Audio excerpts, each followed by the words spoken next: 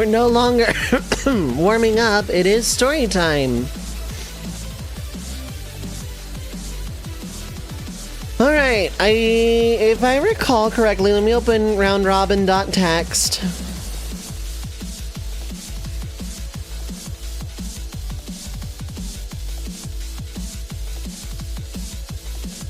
This one was like some amalgamation of this story was suggested by Affector, Mint, and myself.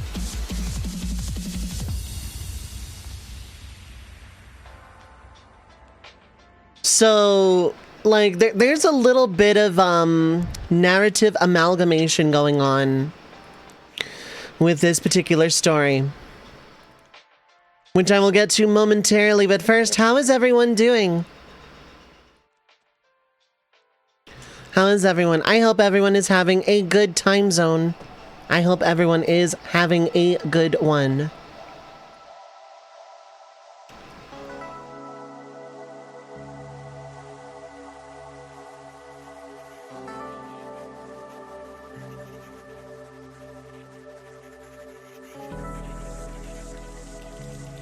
Doing okay? How about me? I'm doing great. How's it going, Sax? How are you?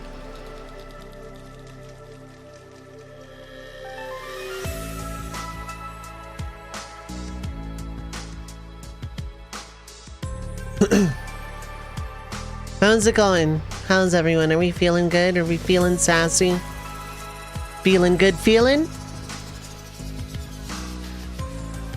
Not a proper noun, but you know what? We're fine.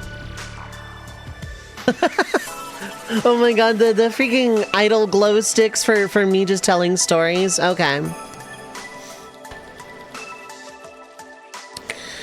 We're going to begin this story. What if Kefka was executed for his crimes in Doma? We're going to set the stage in Final Fantasy VI specifically. We're going to set the stage.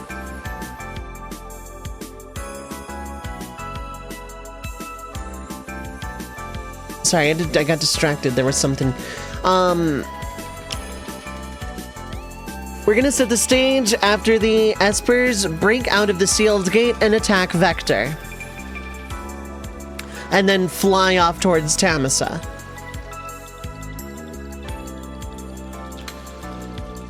The Blackjack has just gone down in the crossfire, so it needs to be repaired. I am totally prepared for this. Hold up.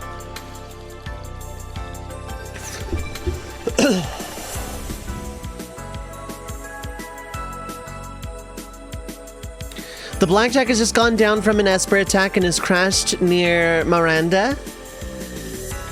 Vector has been leveled by the Esper attack, and the returners, not the named party members, but the returners, parentheses, organization,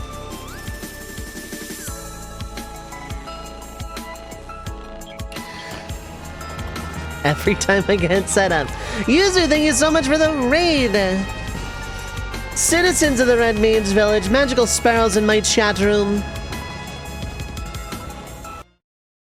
Assemble.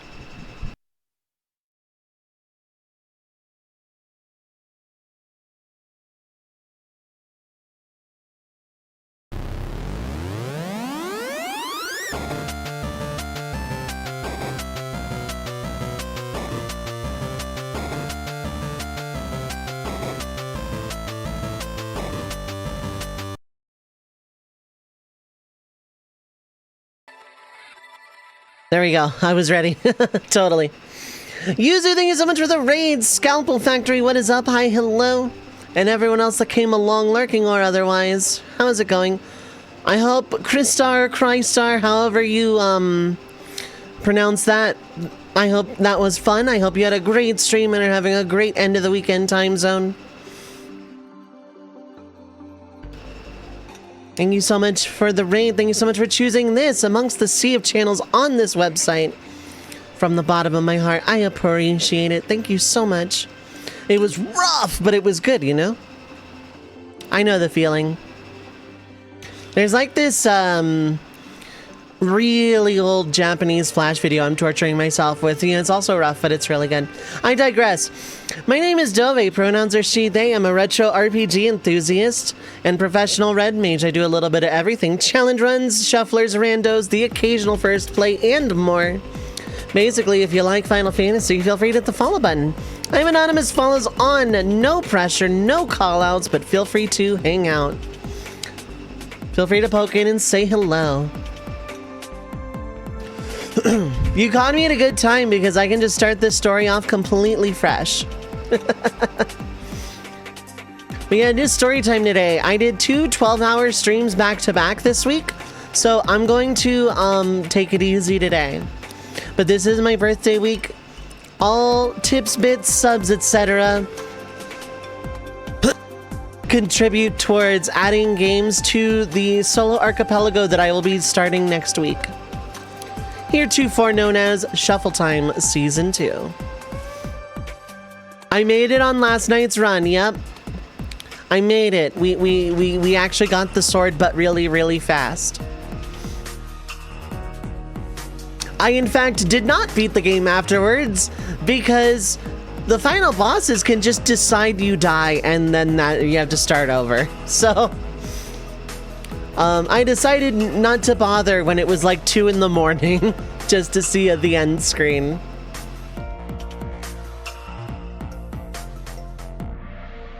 So, yeah, so I decided to just sleep instead, and I slept really well. I slept very well. I don't remember much about what happened after stream. I posted out on B-Sky, and then I just collapsed. I fell asleep immediately. So I feel pretty good today. I need an allergy pill kind of moment, probably. Regardless, we are doing story time today. These are Final Fantasy what-ifs that I have actually done a little bit of cursory outlining for, so as to not necessarily hit writer's block. And our first one, chat room, community, raiders, if you'll indulge me. We set the stage in Final Fantasy VI directly after the Esper's attack and breaking out of the sealed gate. And after the Blackjack is landed by subsequent Esper attack before they flee to Tamisa.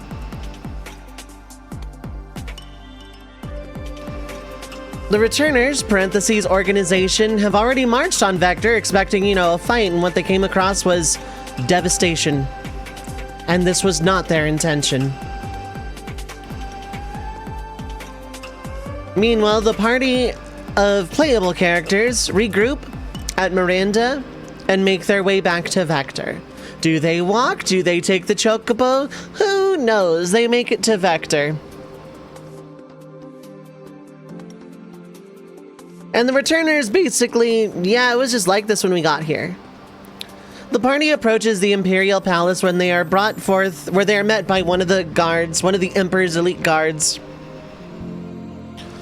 who basically declares that the Emperor is expecting them. Emperor Gestalt tells the party that, yeah, I messed up. Let's have a banquet in toast of world peace, and then we can figure out from there.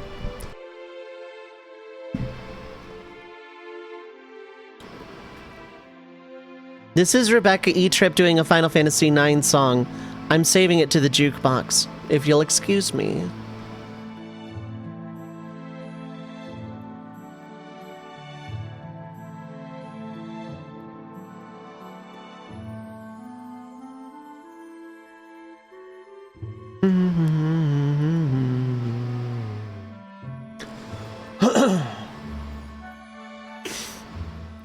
The party goes around, does the talk to 24 guards, whatever moment. It doesn't matter because that's more of a gameplay element. But the banquet happens, and here we reach our divergence point. Because with the party, spearheaded by Terra, because I said so and I always play as Terra at this part of the game. And also you need Terra for the sealed gate anyway, so. But we're gonna say the entire playable cast minus Shadow and, you know, Mog, Gogo, Umaro, etc., the like, whatever. We're gonna say that the party up to that point, minus Shadow, are all present at the banquet this time. Along with Sid on the side of the returners, and Leo not on any side, just kind of sitting neutrally between them. We're gonna say it's a big round table instead of a long square one, basically.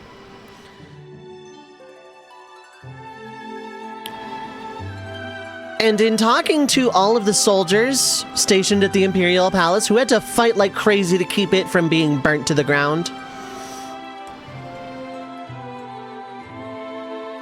there's a little bit more dissent towards the Emperor.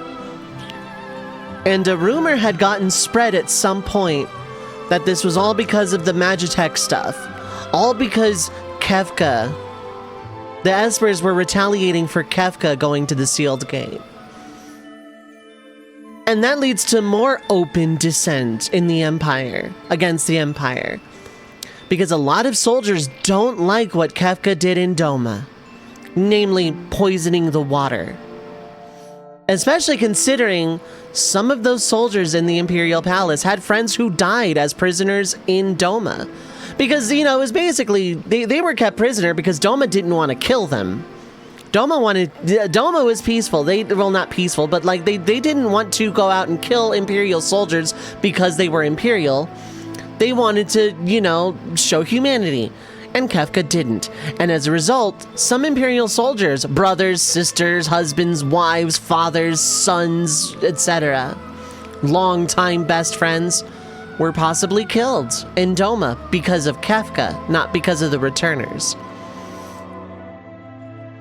And that sort of bubbling sentiment against the Empire is very much undertoned in this banquet.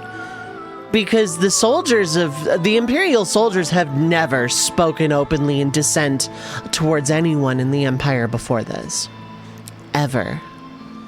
And the Emperor, he has ears everywhere. He knows. He has a finger on the pulse, especially with Leo in his ear. Now, Leo's not going to openly punish dissent like this because these soldiers are voicing very understandable human frustration. And also, Leo is a little bit frustrated himself for being taken off of the Doma thing in the first place. At this point, it is still unclear whether Emperor Gestal sent that letter himself, or if Kefka sent it under the guise of pretending to be Gestal. And I'm going to say for the sake of this story that Gestal never answers that question. Hence, Leo's sitting in the middle.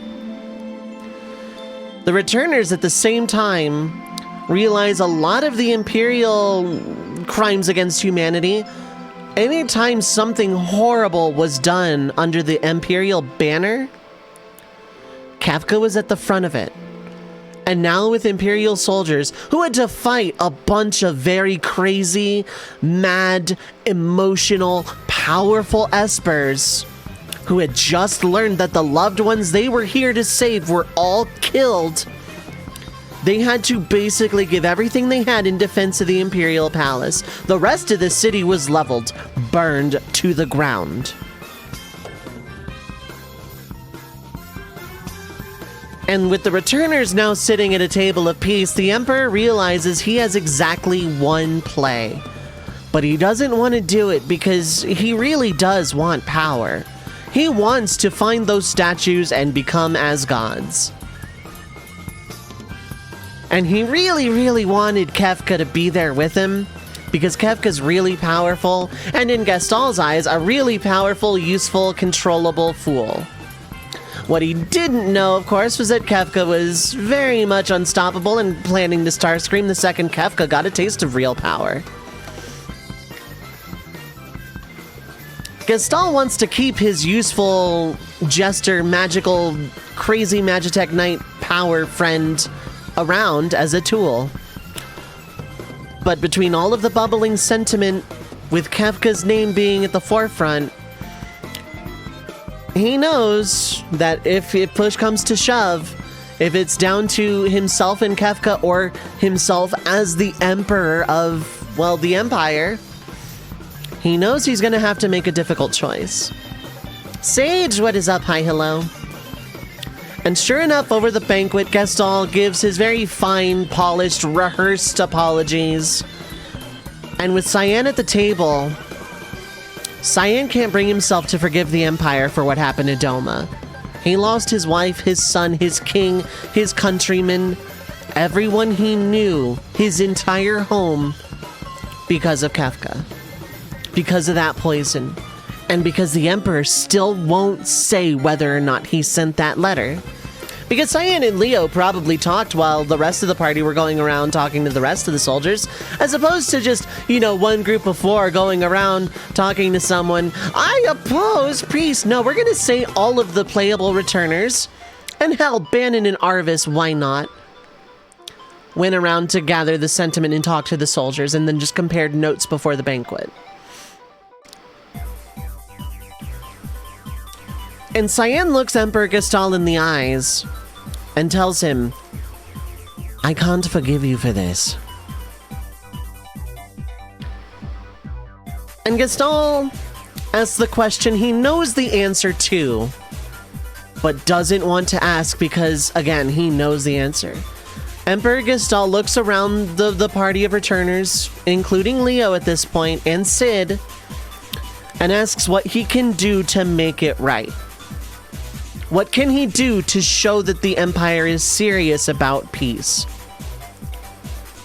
And there is a hushed silence that answers the question for him, more or less. But eventually Cyan words it in a very discreet way. As long as Kefka is a part of this Empire, we will never know peace. And Gaston closes his eyes in absolute resignment and finally says that if that's what it takes to show the Empire is serious about peace, Kefka will be tried for his crimes in Doma, in Narsha, on this continent, God knows what else. He doesn't want to admit just how much Kefka did because then it'll just show that Gaston orchestrated all of it. But he agrees to have Kefka tried. As a show of good faith, as an olive branch, then says if that's what it takes. But meanwhile, he has a favor to ask of Terra.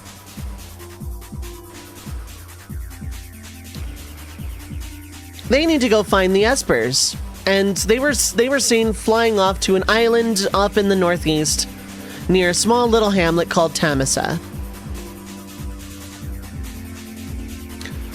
And that, you know, to make sure things go smoothly, Leo's going to accompany them along with another general and someone they hired at the bar. Celeste and Shadow, basically.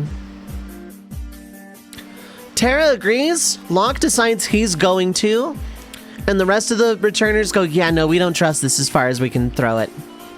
This is the FF6 fiction hour, yep.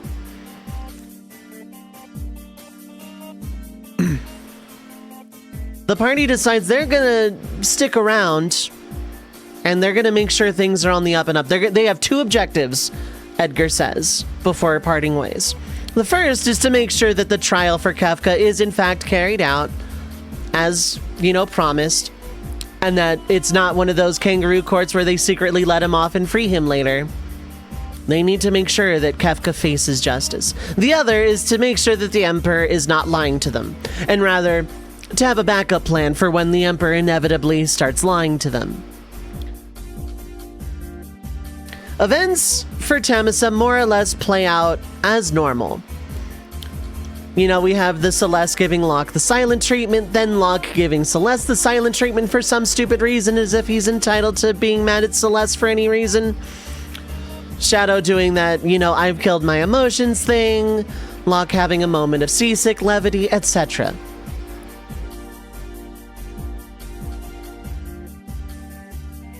The events in Tamasa and subsequently the mountain range afterwards more or less happen as normal. Well, like the burning house, the mountain, the Ultros realm, all of it just more or less as normal.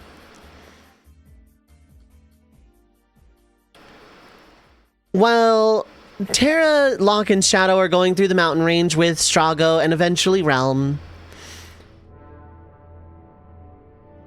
as they're traveling through the mountains, Actually, no, Shadow isn't there, right. As Terra, Locke, Strago, and Realm are going through the mountains to find the Espers.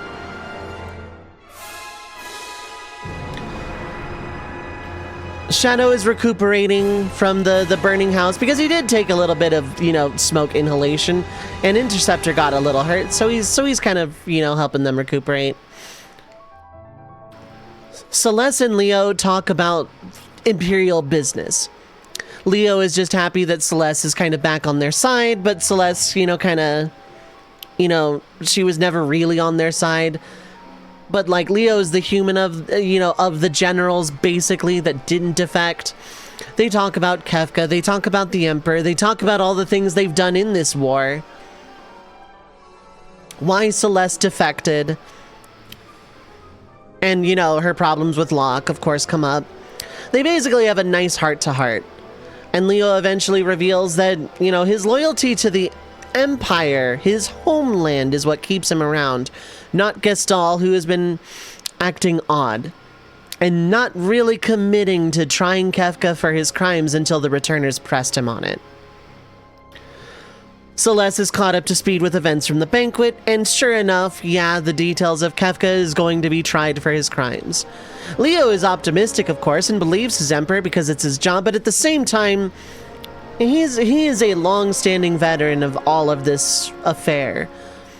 He knows to kind of always keep one eye open and one hand ready for his sword. Even if everything is on the up and up. Because if everything goes to plan, he will continue to serve the Emperor and rebuild Vector and do whatever needs to be done. But he's also not one to stay loyal to a power-hungry tyrant either. When Celeste asks him what he means, Leo says he'll do what needs to be done to protect the Imperial homeland. And leaves it at that. Back in Vector, of course, the trial goes off, and there is no way that Gestalt can spin any court for anything other than a guilty verdict and execution publicly. Because, I mean, he could release Kefka, he could fake Kefka's death, but if the returners ever got a beat on it, and God forbid they find those Espers and wage that war, well...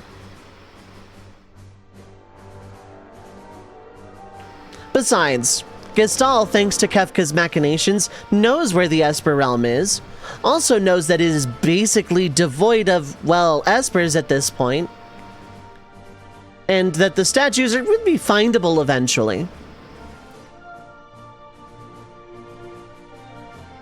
So, he realizes he doesn't need Kefka as much as he needs time. So he orchestrates the public execution of Kefka Palazzo. And Kefka is, of course, not taking it well. They had to gag him and silence him and all this other stuff to prevent him from, well, giving up the game. But sure enough, he is executed publicly. And there is a, like, almost huge sigh of relief both from the returners, the playable ones that are still there, Bannon, Arvis, etc., and Imperial soldiers, who never really liked him because he was very unhinged and marched people to their death like they were just dolls.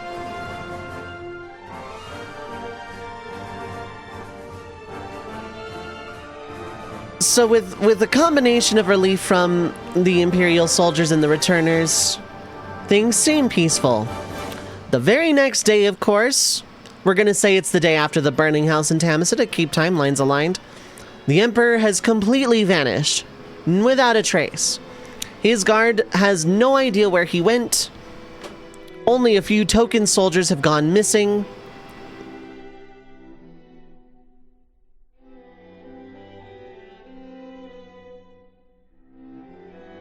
Until one of the Emperor's guards finds a note left behind. Orders, basically.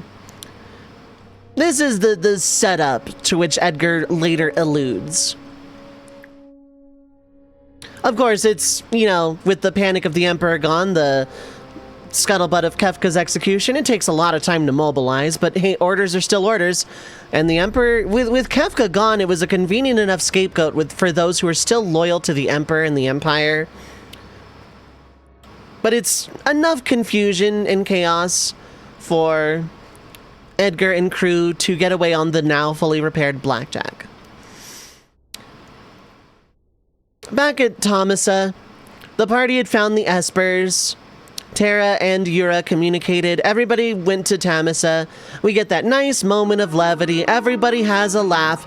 And this time it's not interrupted by Sonic.exe laugh.mp3. How's it going, Chaos? How are you doing?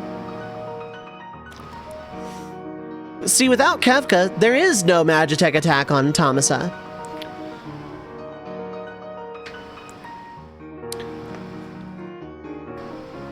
So the party's just kind of like sitting peaceful for a hot minute.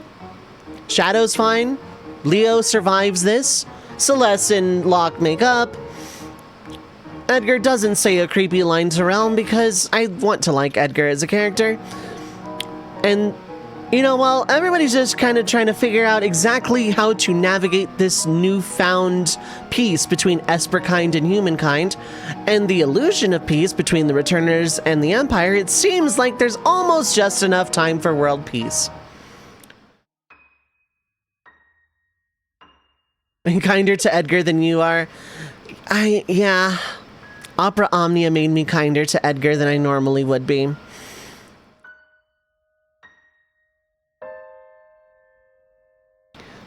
The Blackjack lands nearby, soon after the absence of a Magitech attack on Thomasa.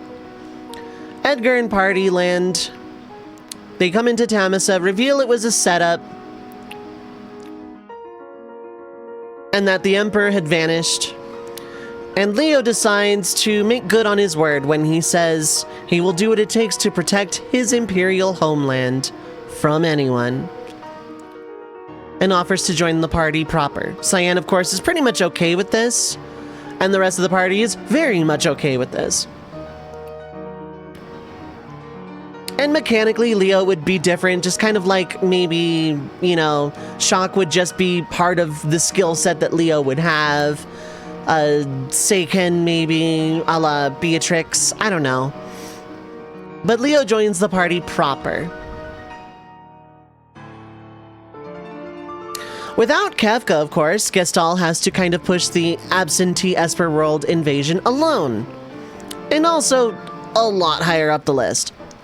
The other part of those orders left to Gestalt's Imperial Guard involved mobilizing every single person who could still fight under an Imperial banner to guard the sealed gate, just in case.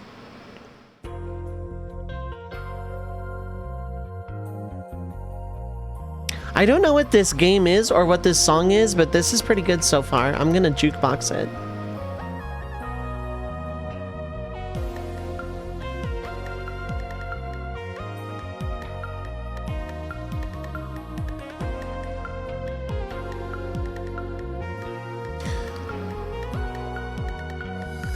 Without much heading, the party decides to head back on the Blackjack towards Vector. Hydrate!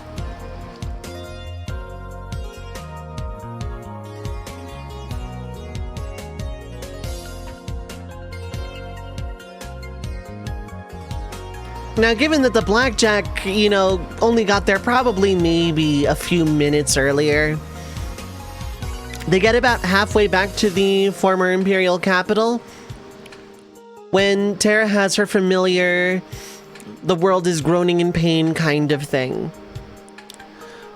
So as the Blackjack, as Vector is on the horizon, the floating continent rises where the gate to the Esper world once was. Because, like, they arrived a little bit earlier, and Gestalt without Kefka probably took a little bit longer. But this time there are Imperial soldiers all over the place.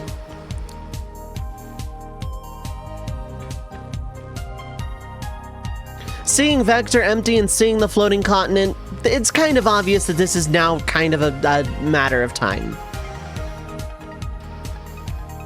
The party makes for the floating continent, fights the Imperial Army, IAF, etc. There's going to be more resistance towards it, because we're going to say that the IAF is a bit denser this time, what with basically the entirety of the Imperial Army, except for whatever deserters are hanging around Vector with the Returners. And more or less, it's going to proceed as normal, if not for some heavier combat.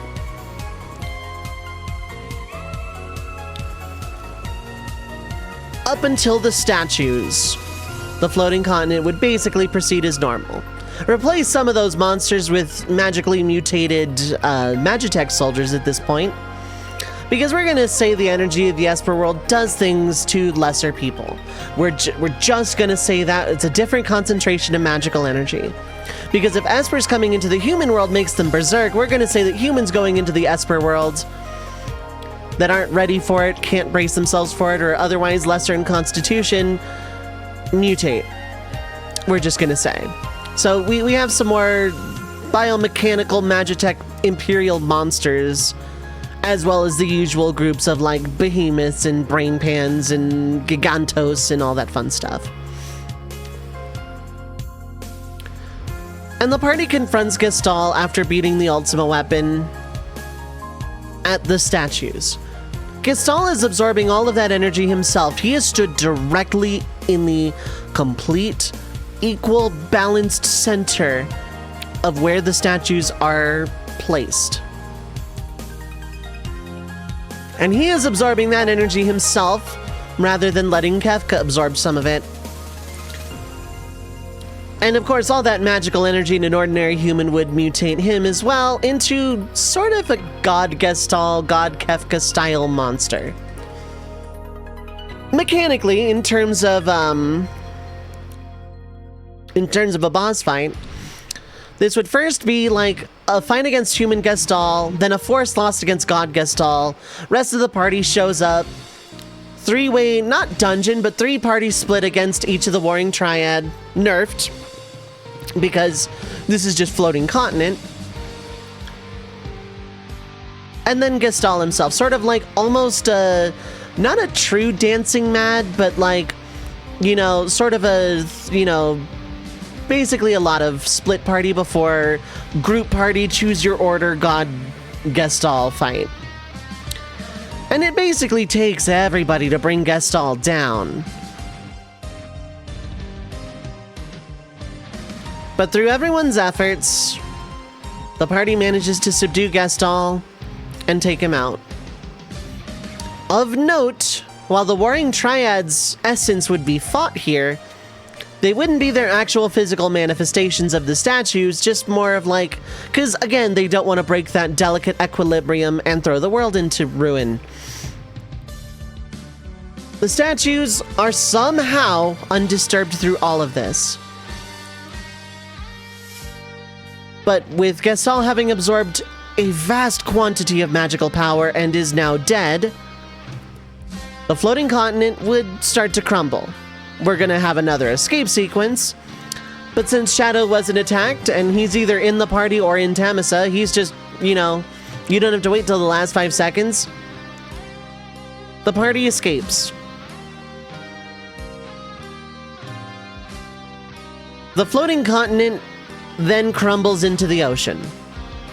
The Warring Triad maintain their delicate equilibrium from each other to maintain the balance of the world, as the part of the continent they were on sinks into the bottom of the ocean. Essentially, no world of ruin.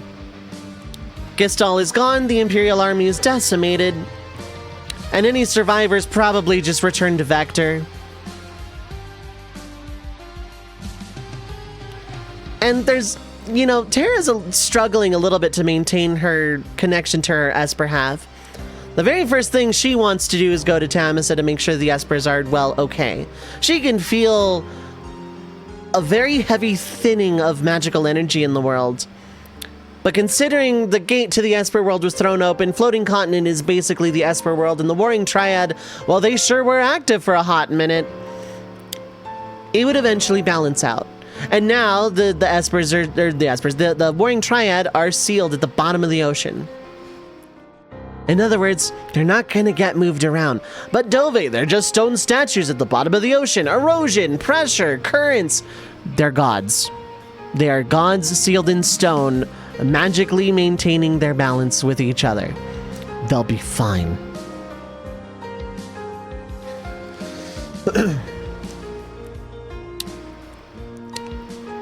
However, even though the world is no longer in ruin, I narratively want to do a fun thing. We're gonna have ourselves a 1-year time skip just like in the original game.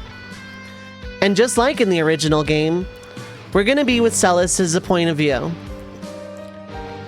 1 year has passed, and Celes has been in Vector more or less just trying to see, you know, to its reconstruction more than anything. Because even though she made up with Locke, she's still feeling incredibly lost. Because immediately after the events of the floating continent, Locke wanted to go back on his adventuring to find a way to free Rachel from her stasis. And Celes and Locke, they patched up, but they didn't really do any of the work of actually healing and mending what caused that lack of trust in the first place. Not to mention, they really weren't that close. Locke just kind of had this savior complex in saving Celes from her Imperial execution. And then as soon as he found, like, a peaceful enough environment, he bailed to help his first girlfriend. Celes, needless to say, is not really all that happy.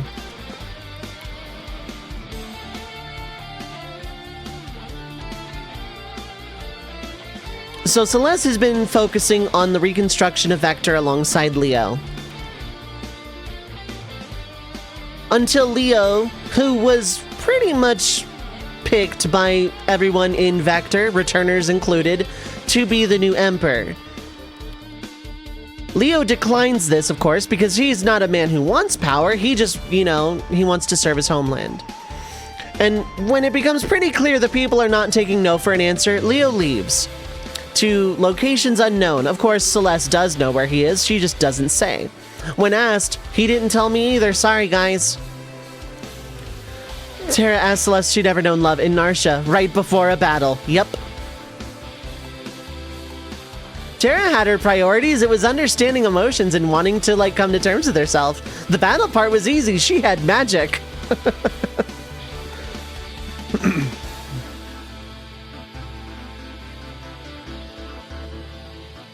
Do I have Bannon listed here at all? Probably not.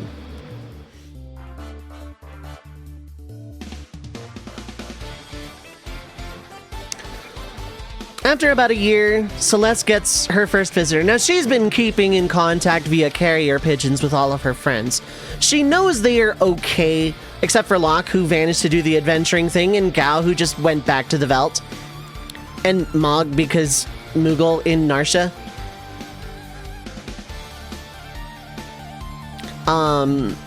The first visitor she gets is a very familiar, singular airship descending near Vector. It's Setzer.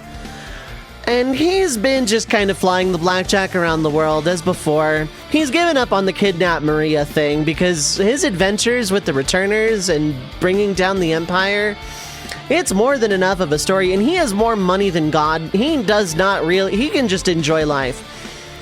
But in that peaceful quiet, he realized something. He had a little bit of unfinished business of his own.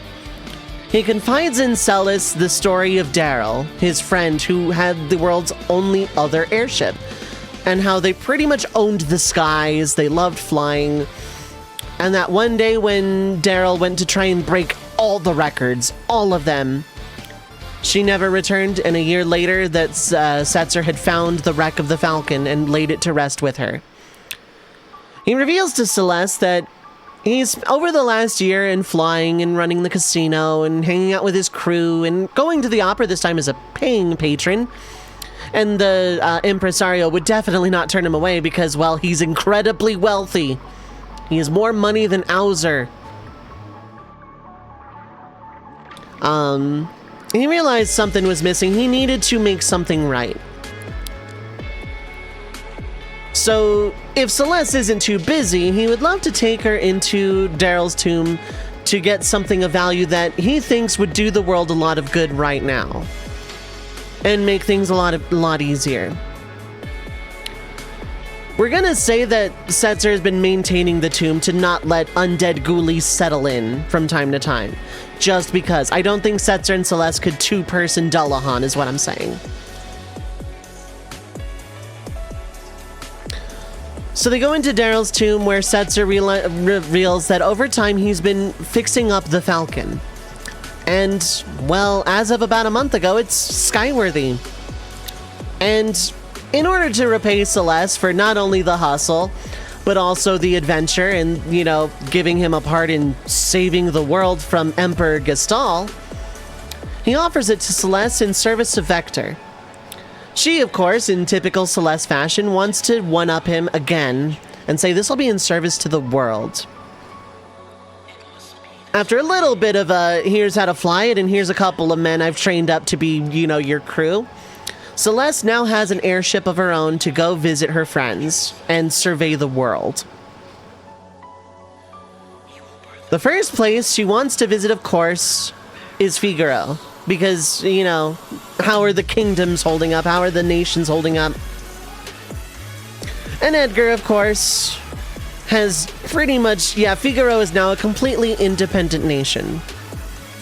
The first thing he did was kick out any Imperial loyalist spies and send them to Vector or wherever. He didn't really care. As a show of Figaro is no longer a nation of the Empire. We are our own people. The second thing he did was he took the rich man out of South Figaro and basically, like, appropriated all of his wealth, kicked him to the curb, and then subsequently turned that money around to build up South Figaro more independently. The rich man who sold South Figaro out to the Empire, he's somewhere. But he was exiled by the town and his funds appropriated as, we're gonna say a "you tried to burn our town down" tax. Celeste is also surprised to find Cid helping out around Figaro. Now, she knew Cid's been coming and going ever since the Magitech Imperial Research Facility was not only destroyed by Espers, but also completely dismantled completely after that. And while a lot of technology was certainly lost, a lot of it, you know, while mostly used for studying Espers, probably had some medical benefit. And while it's horrible to think that, you know, you gotta find your silver lining somewhere, and hey, if this technology can actually be used for good. Cid has kind of been the post-imperial ambassador for Vector, or for Vector and Figaro. And so he's been hanging around a lot around Figaro to help Edgar out with technological advancements. And while it's mostly been used for Figaro's enrichment and benefit, it is still useful to take some of the technology, like anything medical, for example, that can be distributed worldwide. And Edgar, of course, sharing his technological advancements in kind. Now, we're not turning Vector into a sinking beneath the desert palace, but, you know, basically a trade of tech. Also, all of the criminals that were just there to rob the castle, whatever, those band of guys, Gerard's men, yeah, they're rehabilitated. They either went off on their own to either, you know, commit more crimes or just proper citizens in South Figaro, who knows. South Figaro has expanded a decent bit at this point as well because of, well, the world peace, the technological advancements, there's not a rich guy hoarding all the resources anymore, etc. So the town's kind of really looking great. Edgar has been doing great for himself, ruling this new independent Figaro with a focus on technology and independence. Sabin, of course, has been close by, popping in every now and then to visit with Edgar, absolutely happy with the nation that he built, but Sabin still needs to continue his training. He wants to watch from afar. He's still not fit to do this king business, but he's always welcome in anywhere in Figaro territory. Also, one day he did discover Duncan at his old cabin. Those dishes that were Sabin's favorites, they were actually Duncan's. Wait, hold up, I can do this better. Where's the,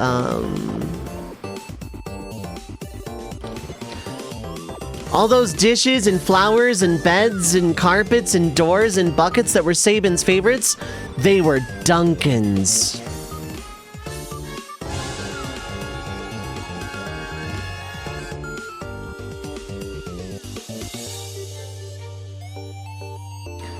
So yeah, no, he still completes his training. He learns Bum Rush or Phantom Rush, whatever, and he pops in from Figaro from time to time.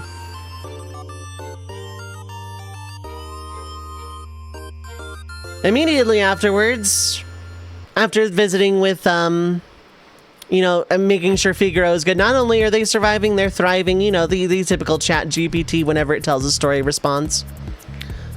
But how did those flowers taste? We're gonna say that Sabin ate one of the flowers, and how it's discovered is that Gao ate one of the flowers, and Sabin commented on the taste, with some wide eyes from the party, and then they just move on. And now everyone knows that Sabin has eaten a flower, canonically. I mean, he's a monk. He doesn't have money. If he ever needs money, he just goes to South Figaro for, banquets and dinners, and Sabin really just wants to eat, and Edgar wants to take care of his brother. Like, Sabin eats just fine, but when he's traveling, it's a little rough. Celeste takes the Falcon then to Doma. And, of course, it would be revealed to the viewing audience that Leo has been here ever since being nominated for Emperor and just deciding to bail. Leo is, trying to make amends and also relieve himself of his own guilt for his part in the assault on Doma. Now, while Leo did not commit any of the atrocities that led to the Doman people basically being wiped out, he did let himself leave his post and thus Kefka take over.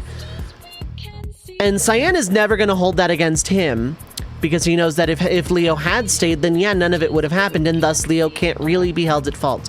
He did what he needed to do and what he thought was right by him. It's not his fault that Kefka did what he did. Although between the two of them, it is very clear that Cyan has trouble believing that himself sometimes. But alas, he does welcome Leo's help. The few scant survivors of Doma, along with some Imperial deserters that Leo took with him, are rebuilding Doma.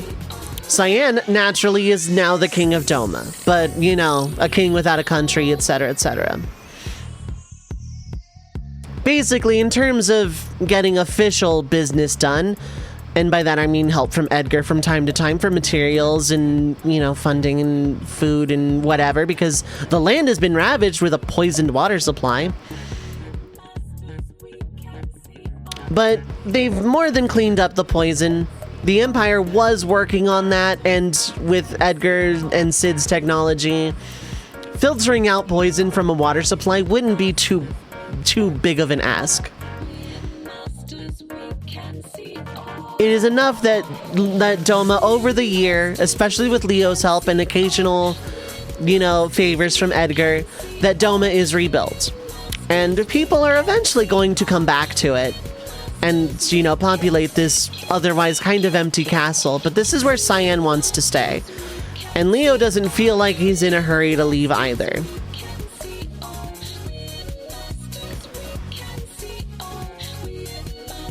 Flying over the veldt, of course, Celeste and Setzer spot Gao just existing on the veldt. Maybe he reunited with his father and that horrible scene played out. And I don't mean horrible as in badly written. I mean horrible as in what a horrible guy to throw a child after losing his wife into the veldt. But Gao is fine. Gao?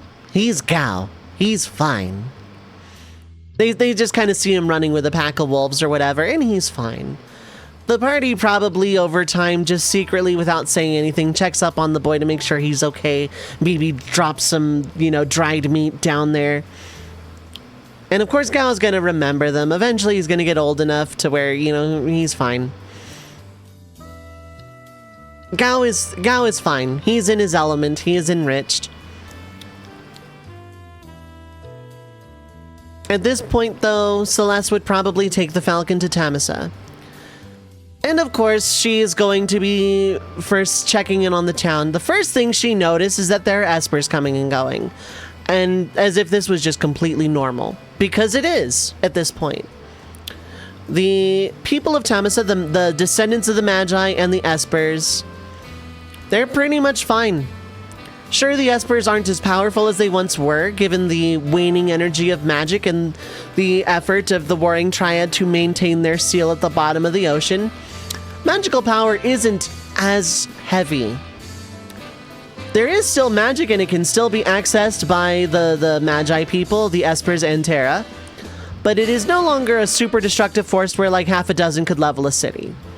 They're definitely stronger than the average human, but now they're just kind of living. Now, they wish they had their own home back because, yeah, things are fine now, but generations from now, people will probably covet that power again. But it is, you know, they're kind of thankful for the waning magical energy to kind of give them a little bit of cover. And besides Setzer and now Celeste, no one really visits Tamasa anyway. It's really out of the way by any travel that is not airship.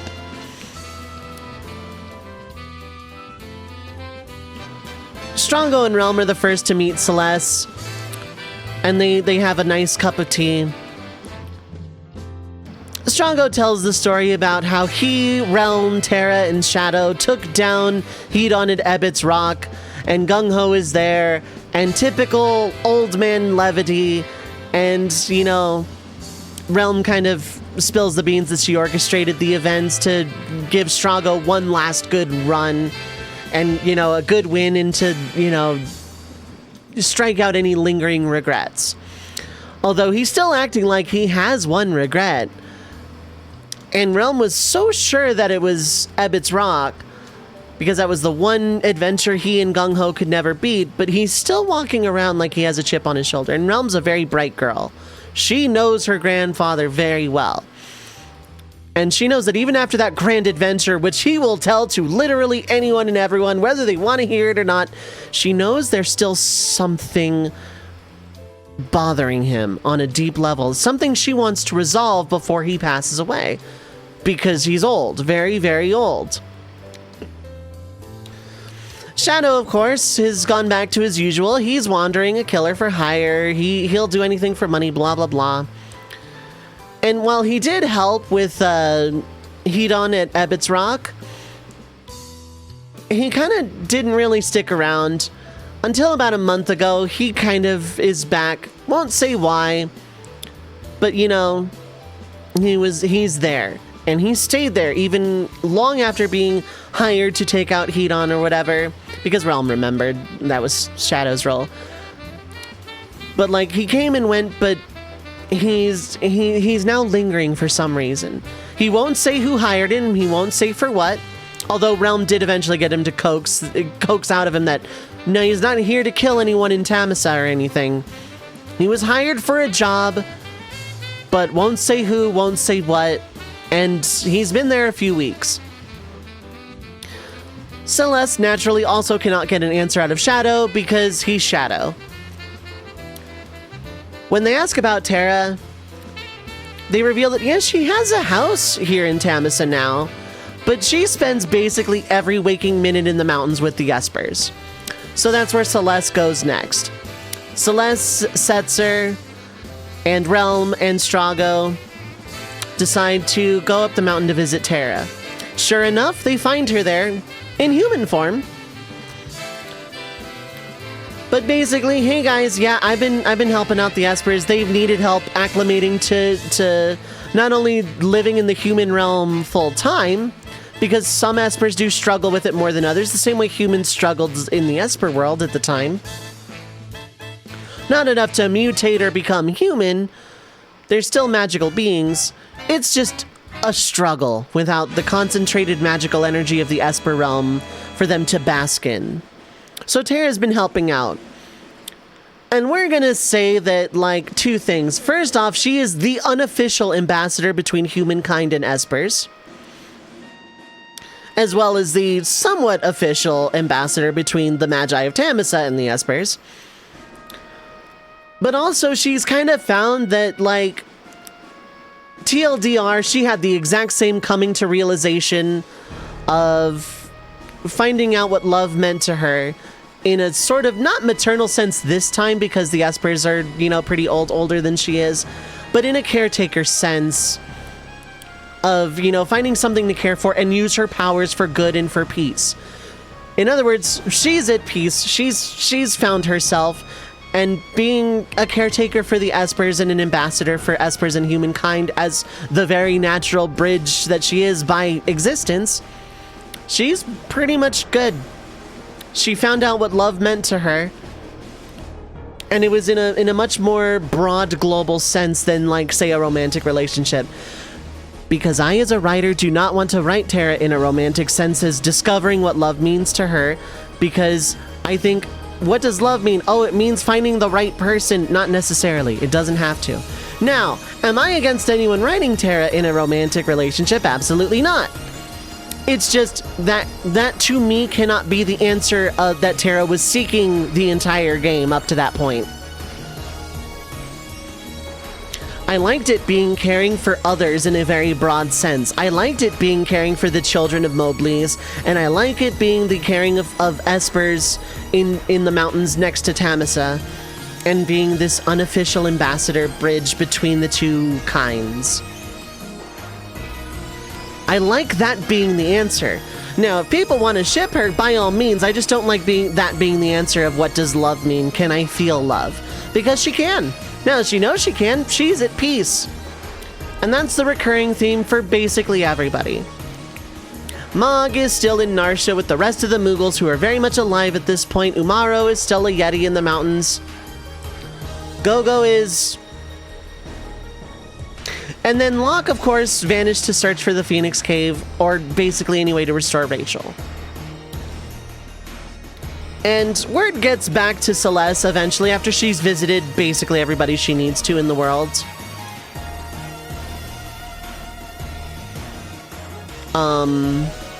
She gets back to Vector to find a letter from Locke basically saying he's found what he's needed.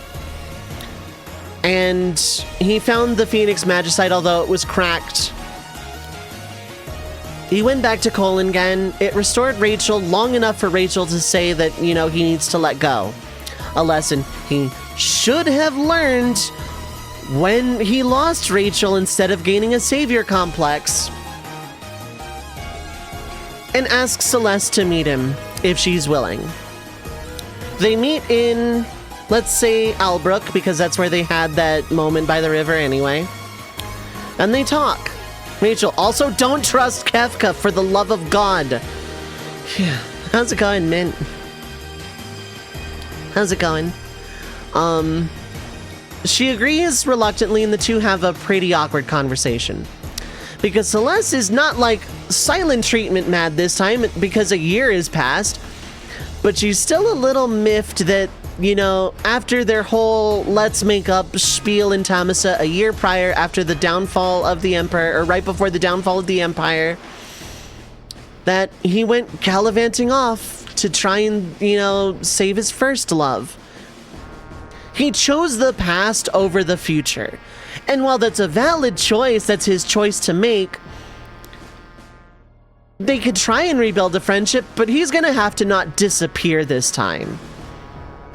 And also, Celeste has other stuff to do. When asked what that stuff is, Celeste says she wants to gather everyone together, ironically, to remember the good old days and all that fun stuff in an Imperial banquet. Well, not Imperial. You see, she has an announcement to make because the people of the Empire, while originally okay with Celeste kind of taking the interim role of Empress, has decided she's going to use that power exactly once. So everyone in the party that had fought with them, except for Shadow, who is just not interested in Gao, who is wandering the Veldt, gather for another Imperial banquet. And it's the last Imperial banquet. Celeste announces to the party, while they're just kind of enjoying each other's company after a year of being separated and catching up and everything, Celeste announces that her one and only act as pseudo-empress of Vector is to dissolve it into a republic. Did I just pull a Final Fantasy XIV? Yes, I sure pulled a Final Fantasy XIV. Only this time the wine isn't poisoned. Vector will be reorganized into the first non-Gestalian republic. And this is where Bannon and Arvis have been the whole time, helping the reconstruction of Vector.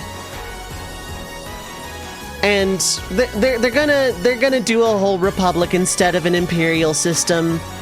This is going to involve basically liberating and pulling representatives from Sen, Miranda, and Albrook Yeah, put that on the map. First non-Gestalian Republic. To spite Gestal? Probably. Sid has a seat at the table. Leo has a seat at the table since he's no longer being pushed into a throne. Bannon and Arvis have seats at the table. Representatives from the 3 cities on the continent have seats at the table. The guys that run the Chocobo stables in the forest have a seat at the table. Why not? Imperial and Returner representatives, senators, whatever you want to call them. And sure enough, yes, world peace. The world of balance is no longer, it is the world of everlasting peace. Will it be everlasting? No. In a couple hundred years, someone will try some stupid stuff.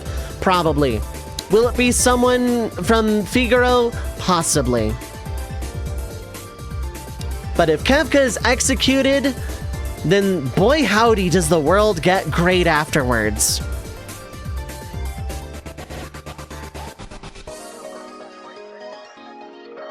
My notes originally had Bannon, establishing the Republic to replace the Empire, but I wanted Celeste to do it as I was telling the story, because it's Celeste's POV, and that is her one and only active power. She removes herself from having a seat at the table. She just wants to, be in the Empire, or be in the Republic of Vector, and just kind of use her power for good as well. And considering how much her friends are thriving, she'll be fine. Locke will be fine, and everyone else is straight up thriving. As long as nobody is teleported anywhere ever again. Exactly. 3 minutes of ads are gonna play, so feel free to get up, stretch your legs, get something to eat or drink, stay hydrated, take your meds if you need to. But don't go too far, we will be back with our next story.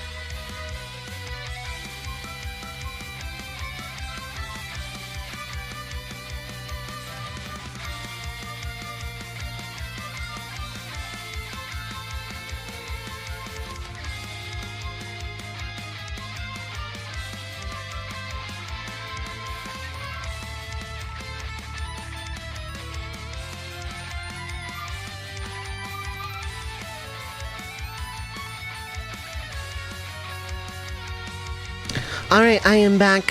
Hello, hello. Thank you for thank you for sitting through the ad break, as always. I appreciate it.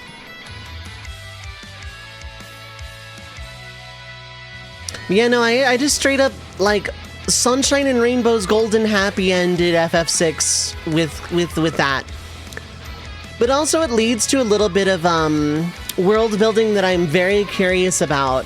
Notably, the situation around Tamasa after, you know, the Warring Triad reseals themselves now at the bottom of the ocean. Is that Esper and Magi society kind of thing. Because where the world ends up, Figaro runs a lot of tech stuff, and they especially do share this with Narsha, considering they're, well, a mining town, so a lot of the technology that would otherwise have been used for war or self-defense now is like, hey, let's make a bunch of cool drills and see what we can mine out there. And we're gonna say that, like, Valley Garmonda really doesn't like the idea of this mountain being drilled into, but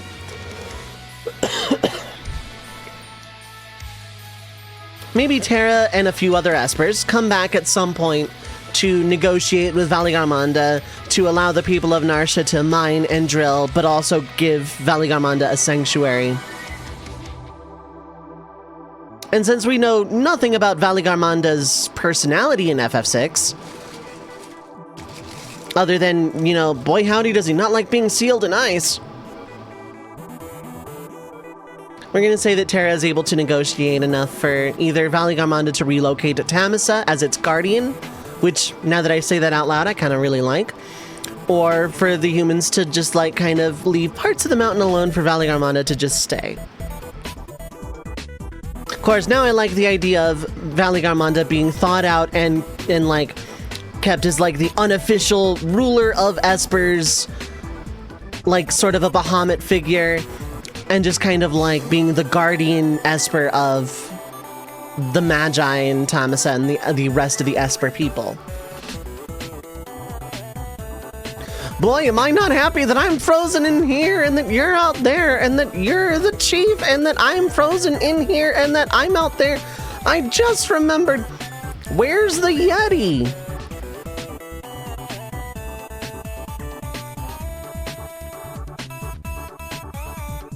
Kupo! That's a really good emote. I like that emote a lot. It's a Nep emote, too.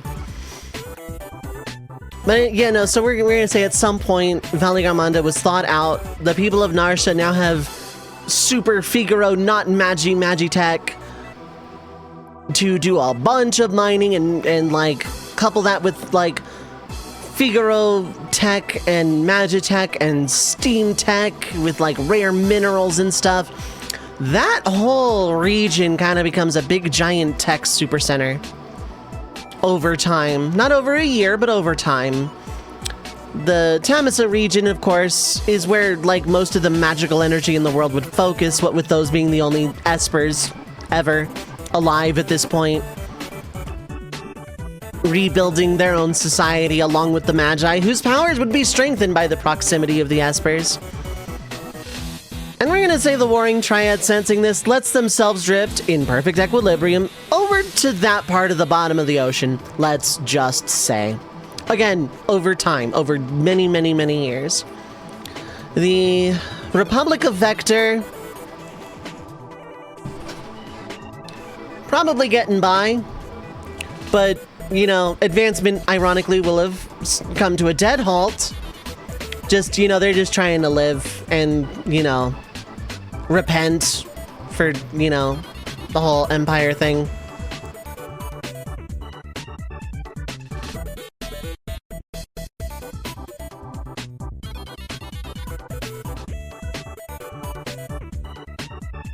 Doma's reconstruction is, of course, slow going, but they're just kind of a very peaceful nation off on their own. Setzer probably becomes a staple of Jaidor because he is now the wealthiest person in the world. And he likes the attention, but has to keep the other rich people like Auser in check.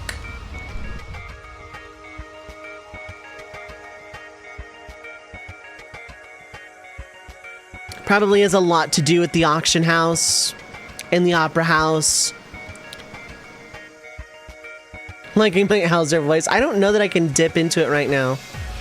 It's terrible. My painting is possessed by a demon from hell from the Bible. Only this, like, 10-year-old girl with a paintbrush can save me. Something like that, I think. This is a hard one to get into, but...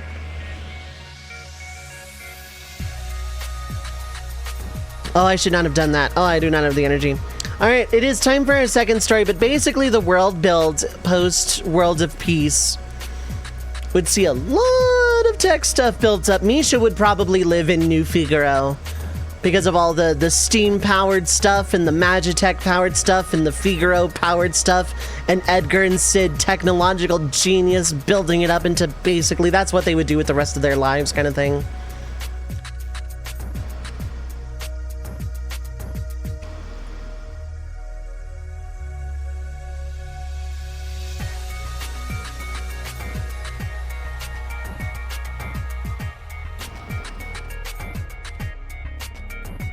It is a storyline exercise that I would love to write fiction in that particular World of Peace era, Final Fantasy VI. With the party members, like, becoming, not figureheads, but, like, important people or leaders. Edgar already was a king, but, you know, Cyan is king of Doma. Celeste is ambassador for the Republic of Vector.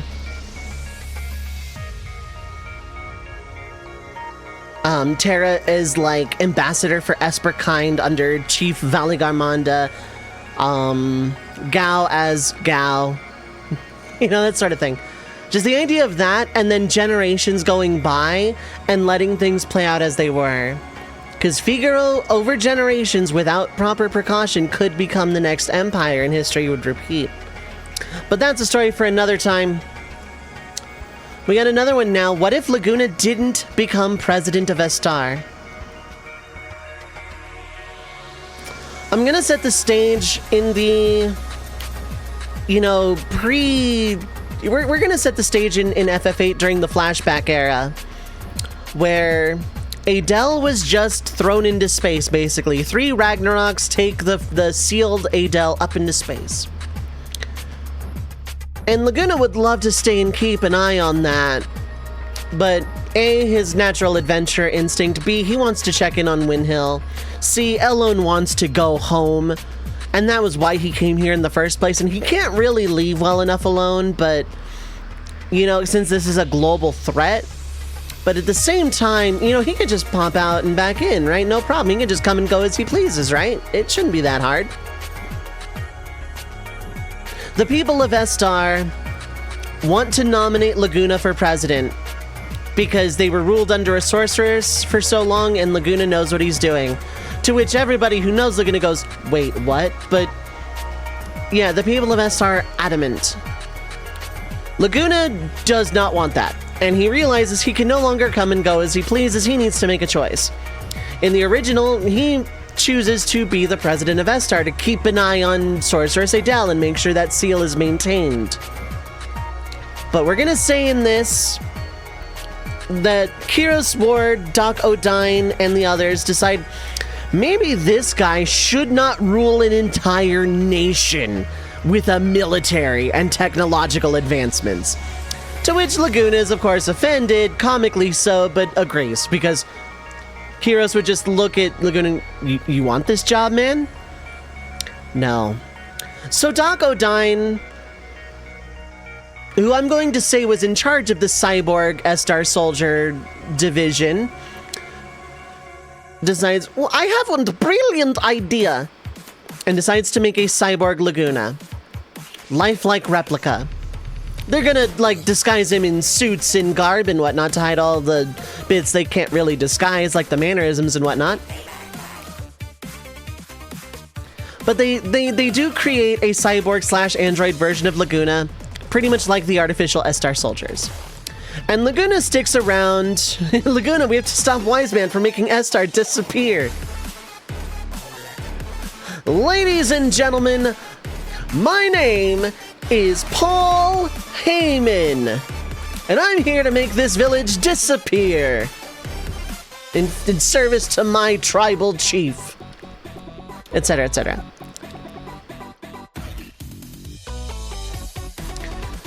Laguna sticks around long enough to make sure that the cyborg version of him is good enough, and of course he has a lot of criticisms, a lot of critiques, but you know, they do a test run of having the cyborg Laguna out in public with Kiros and Ward. And the fake Laguna more or less plays the part perfectly, and Kiros and Ward fill in the rest, mostly Kiros, because Ward can't talk. And meanwhile, Kiros and Ward can actually do the presidential administrative things along with Dovei and the others behind the scenes, while this fake Laguna is the figurehead that the people actually want. Don't know enough FF6 to track the story so far, but I have low background noise. Suddenly, Paul Heyman. Well, I've shifted into an FF8 story at this point. But yeah. Balmafula fanfiction? Oh my god. Well, Ward got his throat, like, cut by an S-Star soldier, and Valmafra got her tongue cut out by Delita. So, maybe. I don't know. Oh my god. I gotta write something in the round robin right now. I got the fourth story.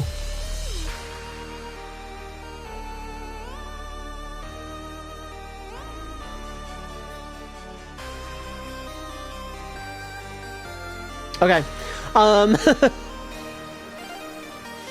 Alright. Am I putting Warding Valmafra in the round robin? No. Not quite.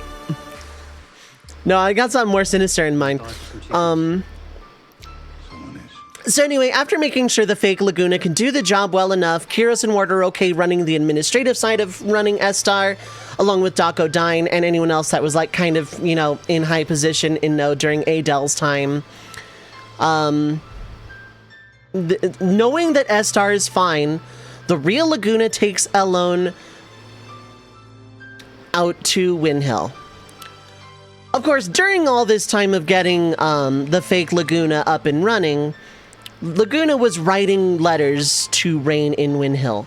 The first of which being, we not only got... Okay, first off, Elone is fine. She's alive. She's safe. I'm safe. I accidentally committed a coup d'etat on S-Star. I'll write back soon. The nature of that letter being so classically Laguna is... Realistically, that is going to be very important here in a minute. That was the first divergence. Here's the second, if you'll indulge me again. Rain doesn't die this time. She does get ill during her pregnancy that she did not tell Laguna about, he didn't know about, probably because he left before she knew she was pregnant. She falls ill, and it's an extremely difficult delivery because it's her first child, and that it always is. But with the people of Windhill doing everything they can to try and keep her going, one particularly old lady from the flower shop gets a hold of a letter and decides, you know what, it's from that guy we hate, but maybe it'll lift her spirits. I mean, they did get married. So Rain reads this letter. First off, Elone is fine. That is enough to ease Rain's spirit considerably. She's alive. Very good. So am I. She's relieved. Because she knew he was marching into danger to rescue Elone, and under Sorceress Adele's S-Star, it could have been bad. Knowing that eases her spirits considerably. Also, I may have accidentally committed a coup d'etat. I'll be right back soon. What the It is enough incredulity for Rain to kind of snap herself into reality, and it's enough to basically give her the strength to hang on, because she has to know what the hell her dumbass husband did over there. Mint, congrats on your 185 stream streak. Pick a sound from the soundboard that you know about. That is not the boo. and I will play it in celebration of your stream streak.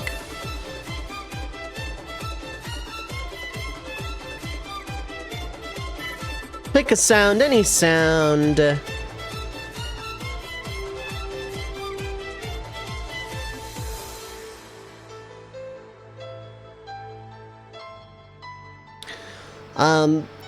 Hang on, yeah.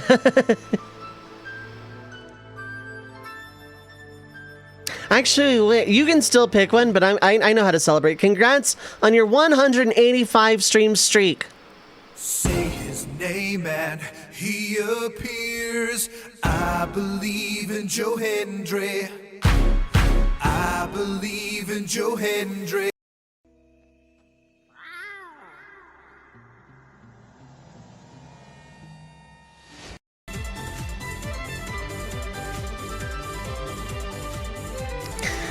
There you go, I did both. Thank you so much for the streak.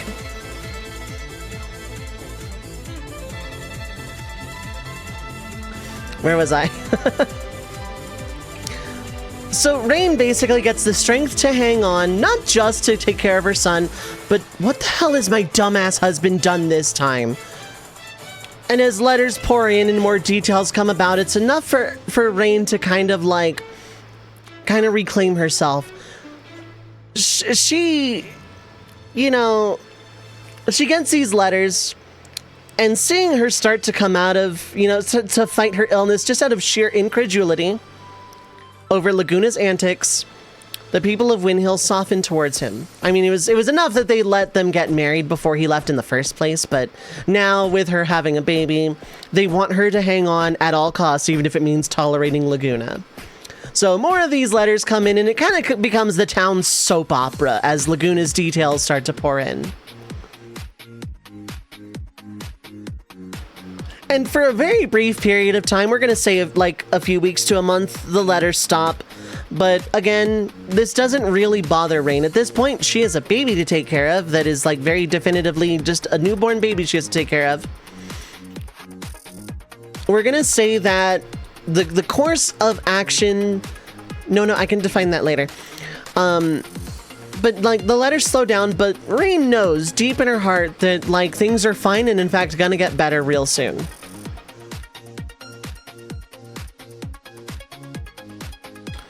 Laguna and Elone eventually get out of Estar once Laguna knows Estar's in safe hands with the fake Laguna,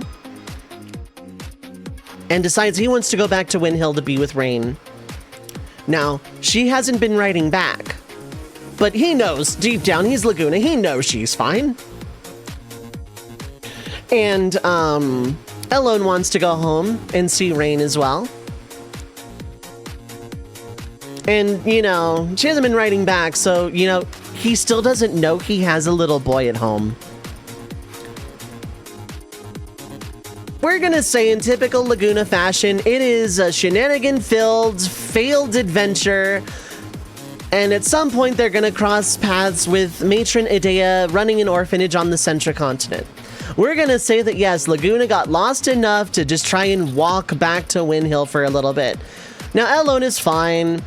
Docodyne, you know, provided enough scientific advancement. We're gonna say that food and stuff wasn't really a problem. But they come across Idea's orphanage with a few children in it, minus two very high-profile children, Elone and Squall. But you know, it's a product of the Sorceress War. It's the thing at the time. Idea and her husband run this little orphanage, and her husband's got this other little project going on. And you know, little tiny Zell, Selfie, Irvine, Quistis, slightly less tiny Cypher, they're there. You know, at this point, we're gonna say they were orphans from birth, because I have nothing to prove that they weren't. Squall isn't there because Rain is alive and Elone is currently traveling with Laguna. Through some shenanigans and man with the machine gun, and you know, it's a typical adventure for a little girl like Elone to go on with her uncle Laguna. We're gonna say eventually, yes, they make it back to Wind Hill. Maybe they cross through Delling City and have one last, you know, actual reunion with Julia and General Caraway. And Elone isn't, or not Elone, Laguna isn't surprised to see that Julia moved on afterwards. I mean, he was shipped off to the Sorceress War at that point. He was shipped off to fight against Estar, and General Caraway's a good enough guy, I guess. And she's had a baby too, little baby Renoa, we're just gonna say. And they catch up, and they're friends, they're on good terms, and Laguna tells his stories, and boy howdy is General Caraway fascinated by these stories. Man, this Laguna, you must be like killing it with your stories. People really do like you. Suck it, Kiros and Ward, I'm not annoying. Gather all the information you can on our former enemy in Estar. This may come into play later. It's mostly still like, you know, listening to a story in good faith from a friend of your wife, but at the same time, you know.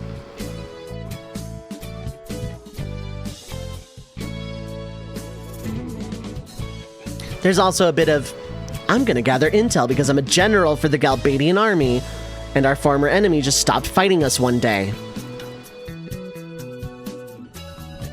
We're gonna say shortly after this also that the fake Laguna does reach out to Galbadia with an official cessation of hostilities and a treaty, an armistice, whatever.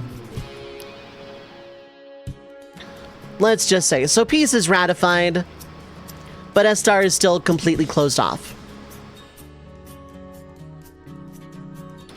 And eventually Laguna makes it back to Windhill, and he comes across pretty much just a stage above bedridden Rain. The illness took a toll on her, especially considering it was around the time she was giving birth.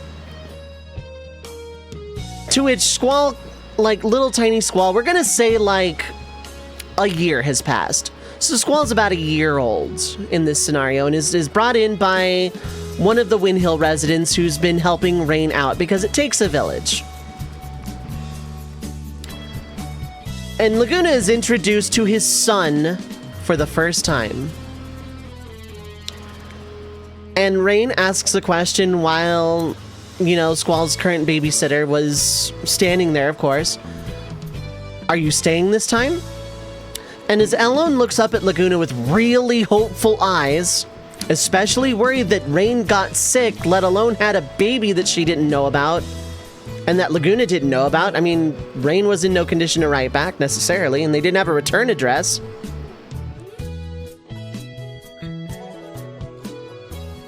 Laguna says, yeah, I'm sticking around.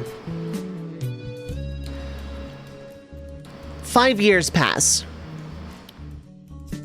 The people of Windhill have accepted Laguna as just a step above the town idiot. But he's one of them now, because true to his word, he stayed. He's taken care of Rain, he's taken care of Elone and Squall. Squall is a little shy around his dad, a little bit too loud and annoying for his taste, because Squall's personality probably doesn't change that much. He's still introspective and analytical and a little bit moody, not like, you know, Advent Cloud moody, but, you know, a little bit moody.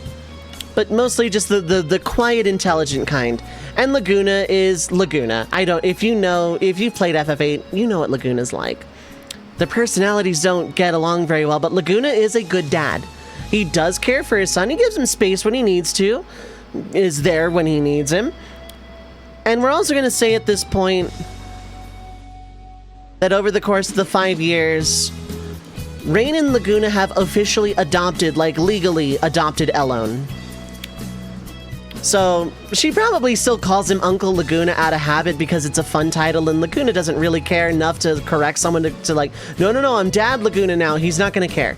Uncle Laguna's fine, but in terms of, you know, the eyes of the law or whatever, Laguna and Rain are now Elone's official parents. So now they're parents of two, but like they were always taking care of Elone anyway, so functionally nothing really changed. Over the years, Laguna, true to his word, has been staying.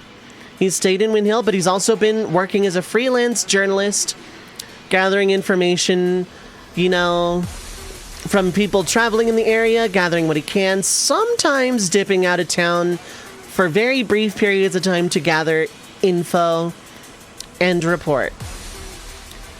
And boy howdy is one of the biggest goings on right now the rise of President Vincent Delling, and the subjugation of Timber. And Laguna is still Laguna. He wants to travel. Some things never really change, you know, especially with a story to chase. And at this point, after 5 years, Rain isn't necessarily 100%, but she's recovered enough that taking care of like a 10 or 11-year-old and a 5-year-old isn't so bad, especially because the village is still a village. Windhill is still absolutely taking care of Rain, Elone, and Squall and helping Laguna whenever possible. And while they don't like the idea of Laguna leaving, a few of the more, you know, elderly residents, I knew you couldn't stick around, young man. I always hated you, blah, blah, blah. You know, typical old people. Menace Potion, thank you so much for the raid.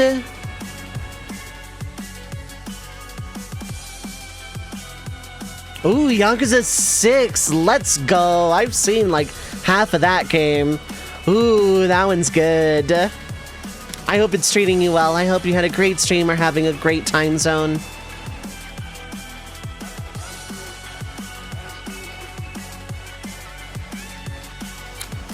But we're gonna say that, yeah, Laguna, he wants to travel. He wants to chase this story.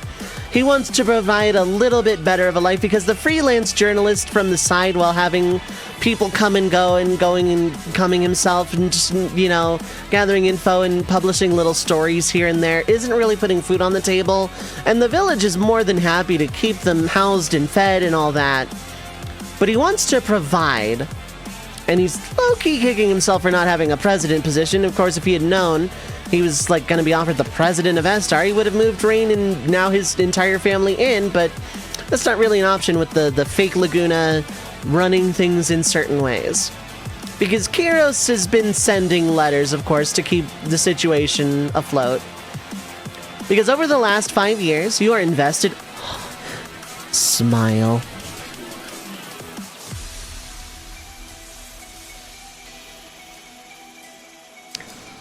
I have seen the back half of Yakuza 6. It's so good. Whew. So good. I'm not gonna spoil anything, but like, it's so good. Over the last 5 years, Estar has been focusing pretty much primarily on its space program, namely the lunar base, to, you know, keep Adele sealed. And they realized that, yeah, the fake Laguna is doing a great job, but they had to build a second one because interstellar travel with the cyborg wasn't really going all that great. There was a lot of repair work, and it led to a lot of rumors that the president was getting ill going into space, and it led to some low-key panic that, oh, the seal's gonna break or Adele's gonna control President Laguna. He always comes back sick. She's gonna unseal. She's gonna destroy the world. So Dakodyne had to go up into space, build a second fake Laguna to handle the lunar base side of things, while the other president, fake President Laguna, stayed on the ground and just they kept him in the presidential palace whenever the space mission was on base. And that was a really good cover for other maintenance work for the presidential fake Laguna. But over the last 5 years, they've been maintaining Adele's seal. The fake Laguna has been doing a great job as a figurehead. Kyros and Ward have been handling things administratively. It's kind of become a shadow puppet government, but like, not in a bad way. But it's also enough of a complicated situation that if the real Laguna showed up and started acting like an idiot, it could cause problems, and Laguna realizes that. Besides, he has to chase this Vincent Delling story. Because over the last 5 years, some stuff has gone down, like Timber being occupied, for example, and Vincent Delling building the D-District prison out in the freaking desert, and amassing more and more power on the nations on that continent. And that's a story that Laguna really wants to chase. I mean, he overthrew one corrupt government. What's another one or two, right? He makes sure, of course, that Rain is okay, and she is. Physically, she's not 100%, but, you know, enough to help take care of you know, enough to manage the kids along with the village of Windhill. Elone is 10 or 11, more than old enough to help cover the gap without losing her childhood being a second parent. And besides, Squall is relatively low maintenance. He and Elone get along great. She is absolutely his rock, his confidant, his big sis. Only this time she's not being spirited away by White Seed, but you know.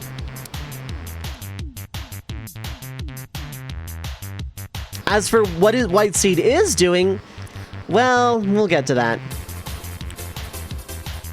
In other words, Laguna is sent off with Rain's blessing as long as he writes back and comes home from time to time. She understands it's going to be longer periods of time with radio silence, considering she's not naive. She knows the story he's chasing. She just tells him, listen, you idiot, above all else, come back alive. That is your priority. Don't die for this. And as Laguna pulls off his usual, what, me? No, I'm invincible. No. Look at me, honey. Don't die for this. And Laguna answers a lot more seriously this time. I'll keep myself alive for you and for our family, for our kids. And with Rain's blessing, he makes his way into Timber, occupied, as a freelance reporter. And given his permanent nat 20 in charisma and nat 1 in intelligence, he finds his way to the Timber Maniacs, finds an editor who really liked some of the stuff he sent in and kind of wanted to headhunt him a long time ago. But, you know, while he's here at the office, throw him behind the desk. Surprising 0 people, Laguna gets a job with the Timber Maniacs. Surprising 0 people, he is swept into one of the myriad resistance groups in Timber. I'm gonna say, for the sake of the story and for my own narrative self-indulgence, Laguna gets swept up into the Forest Sparrows. Proper noun, resistance group. Made up of mostly a bunch of other people in journalistic fields. Hiding in plain sight kind of deal. Laguna is the only one from Timber Maniacs itself, but the rest of them all have journalistic backgrounds or otherwise really good eye for getting their hands on information and getting that information out to where it needs to go. Not necessarily in the hands of public. Oh no, they'd get caught. But enough to kind of create whispers and rumors, that sort of thing. It's a way that doesn't necessarily arouse suspicion, but it's enough to get the truth of Vincer Delling's rise to power out. Because if something should happen to Timber or the rest of the Galbadian continent, or God forbid, Vincer Delling wants to start going to war with other nations, they'll be ready. 12 years pass. Laguna, true to his word, has been keeping in touch with Rain, Squall, and Elone the whole time. And when he can get away, he goes to visit them. And Rain is more or less 100%. Squall is a moody teenager, but that surprises no one. They briefly considered trying to send him abroad to school, possibly at one of the gardens, but he's a little bit physically frail compared to his mother. That doesn't stop him from picking up a fake wooden gun blade that he found in Laguna's things and swinging it in the backyard when he thought no one was looking. And of course, Elone was always looking because she always has her eye on Squall. But, you know, it's not enough for him to be sent to garden away from home because he kind of is a mama's boy and a you know, he really, really needs his mom and big sis. But, like, he still keeps to himself, but they don't know how he would function away from home just yet. They've been getting him an education through the, you know, resources of Windhill, pulling in books, pulling in tutors, whatever. Squall and Elone are educated, you know, as well as anyone can be. It's not quite homeschooling, but they do, you know, manage to get some tutoring into him. And 12 years pass in relative calm. One rule Laguna kept was not letting Rain in on anything that was going on with Delling unless it was pertinent. Meaning if there was ever a whisper of Delling even thinking about going to Windhill, he would leave, go grab her, and off to Estar they would go. That was the backup plan Laguna kept. And Rain was okay with this because if she didn't need to know, she didn't want to stress about it. She didn't need to know what Delling was getting up to that could jeopardize her husband.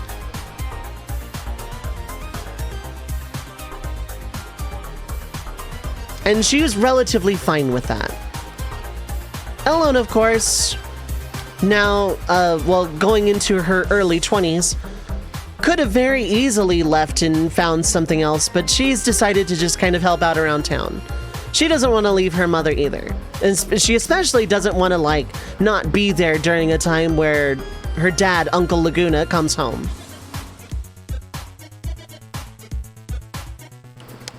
And over the next 12 years, it's relatively calm, if not unbelievably tense, what with the geopolitical affairs of Vinsor Delling and Galbadia.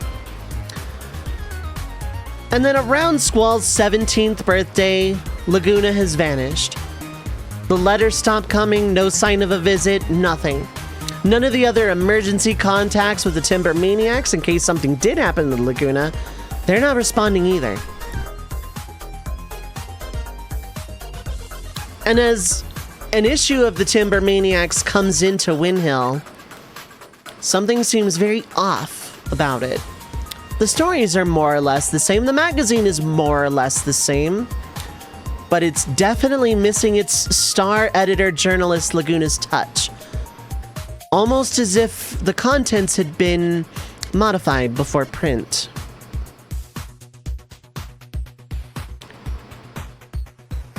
And Squall, being slightly more frail than his actual FF8 counterpart, considering he did not have a lifetime of military training and, you know, Rain was very ill when he was born, he's a little powerless to help.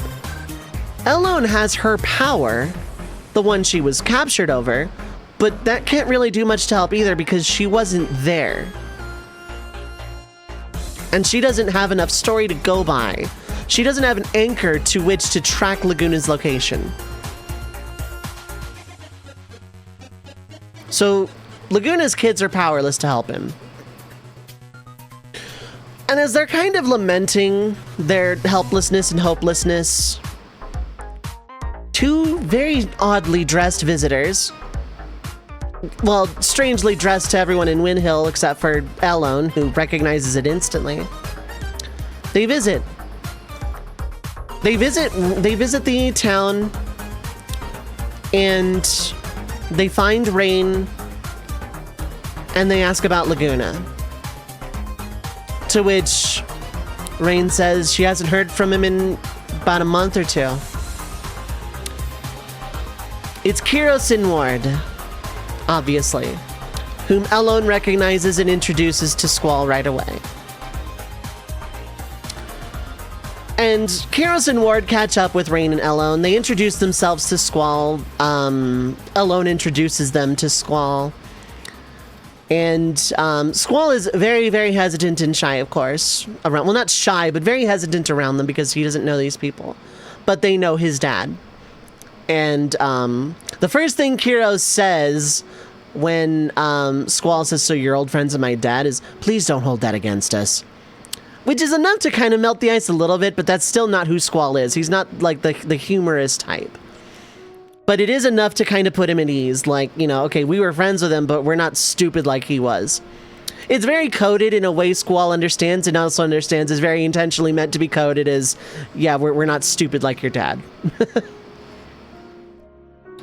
They explain they also haven't heard from Laguna in a while, which kind of reveals that while working for the Forest Sparrows and Timber Maniacs, Laguna has been keeping in contact not just with Rain and Elone and Squall, but with Kiros and Ward and Estar as well.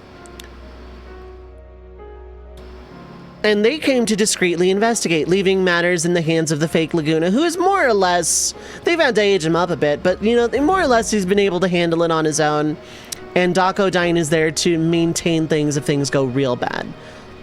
They have a figurehead mouthpiece in case something happens to Laguna. But they found enough of a break to come by and investigate themselves. But they came by to investigate personally, because if Laguna has been captured, especially by Vinsor Delling and the Galbadian military, it would reveal that the Laguna that's been running S-Star is in fact a fake, and it would cause an international incident. Now, they can't act directly because they are very well known as, high-ranking officials in the S-Star government. No amount of disguising can really cover that, and over the last 17 years, they don't fight as well as they used to. Like, sure, Ward can probably throw around a giant boat anchor, and Kyros is still probably really fast with those blades, but taking on a military is not something that they can do 17 years after the last time they did. Besides, it would be an act of war, and they're not about that either. Kyros suggests hiring Seed, a mercenary group running out of Balam Garden, to act in their stead. And since, Squall and Elone are kind of powerless otherwise, and Rain kind of really doesn't know, they're pacifist more or less by nature. But, when Kyros explains what Seed has been up to the last, however many years, that it can be jobs of any kind, they're not just fighters, they're not just a private paramilitary, but they can be used for espionage and gathering information as well. Kyros has done his homework, in other words. How? Well, smile. Laguna's family agrees. Kyros and Ward set up the meeting, and Elone is chosen to go meet with Headmaster Sid, since Kyros and Ward can't. Because, again, if anyone spotted Kyros and Ward, high-ranking administrative officials in the S-Star government, going to Balam Garden to hire Seed, it would again cause an international incident. They do, however, provide a letter of introduction and authenticity to Elone to present to Headmaster Sid of Balam Garden. And that it is, in fact, an official request from the government of S-Star. Elone is supposed to go alone, but Squall sneaks off because, he is Laguna's kid, and also he doesn't want to sit by helpless, especially if something were to happen to his big sis. And these two friends of his dad's are sticking around Windhill for, any kind of reply or what to do, planning, whatever, but also since they fought with Laguna, he can trust them to watch over his mother while he goes to watch over his big sister. So he sneaks off, despite having never so much as set a single foot outside of Windhill in his entire life.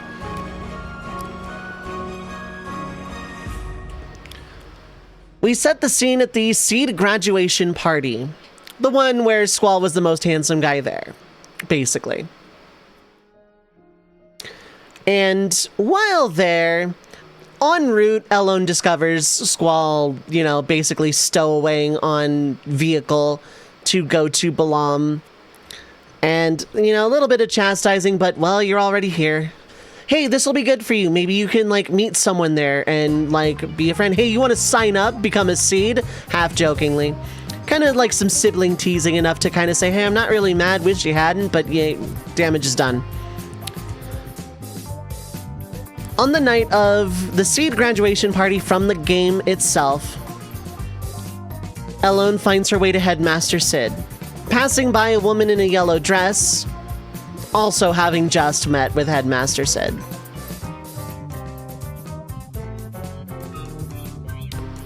And while that's curious enough, said girl in yellow dress catches eyes with Squall. This time Squall actually can't dance, but that's not important right now. Elone meets with Headmaster Sid, gives him the letter, introduces herself, and of course, being Elone, her personality also hasn't really changed. It's very easy meeting. Slightly easier diplomatically than the last one that he just had. Appreciates the officialness of, the S-Star government, and wow, this is a big job. They will pay bank for this. And also how organized it is by comparison.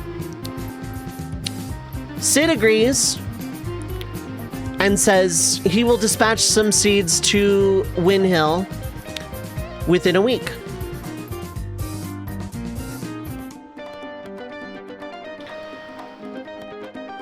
Elone and Squall, now very much red in the face and a little flustered, return to Windhill.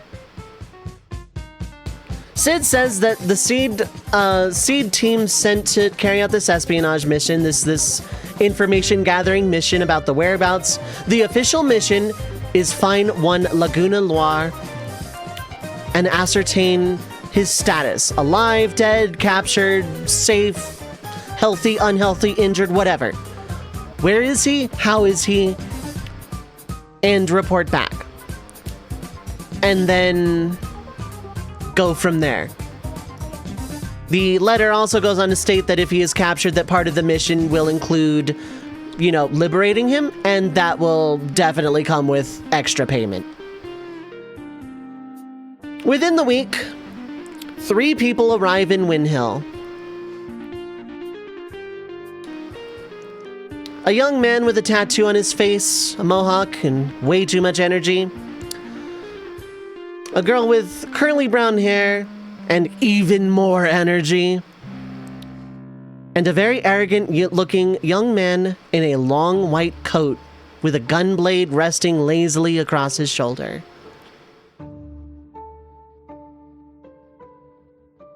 Cypher, Zell, and Selphie arrive in Windhill to meet with Kiros and Ward to brief about the upcoming mission where they're going to go. And of course, it's difficult talking with Cypher, but in this version, he's arrogant, sure, but not because he has something to prove, but because he already has. And yes, Cypher is a seed in this version.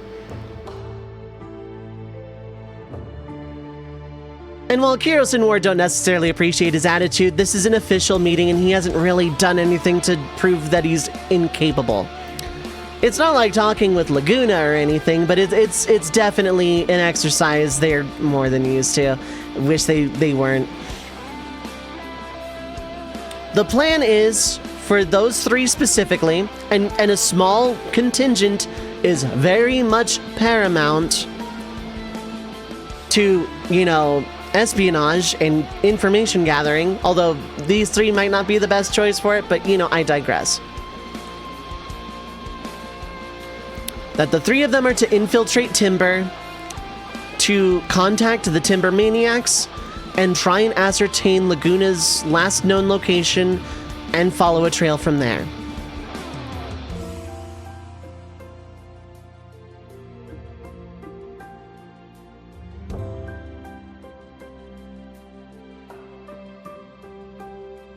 And I'm going to cliffhanger that for now because I will get back to it after the ad break. So for people that are new, came along from a raid, what have you, I run 3 minutes of ads every hour to get rid of the pre-roll. Of course, no content actually happens during this time. So feel free to get up, stretch your legs, get something to eat or drink, stay hydrated, take your meds if you need to. But don't go too far, I will be right back.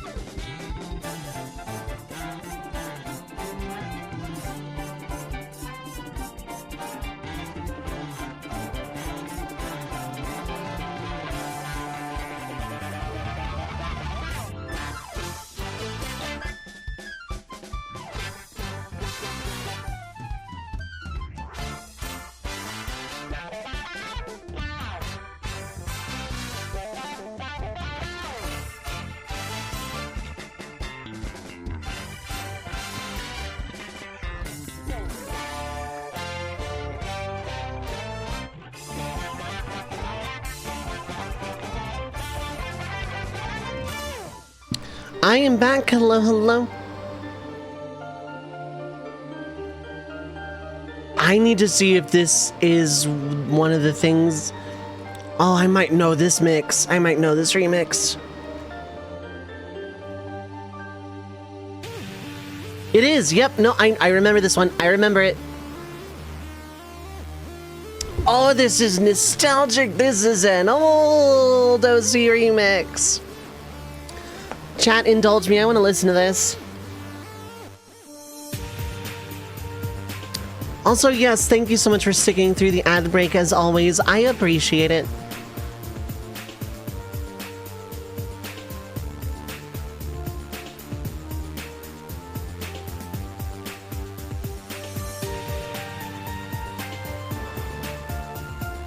How is everyone doing though? I hope everyone is having a good time zone, good weekend, the whole shebang. I hope everyone is having a good one. I hope everyone has had a good my birthday week. Because, Super Wah.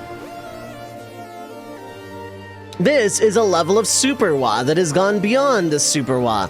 But you can just call this a Super Wah too. Alright, Burn, go even further beyond.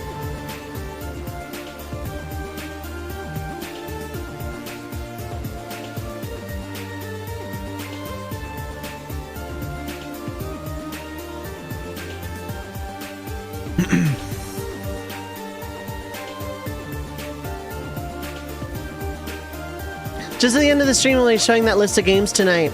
No, because it's not complete. I just know how many games going in each, but there's some that I needed to retest. There you go, Burn.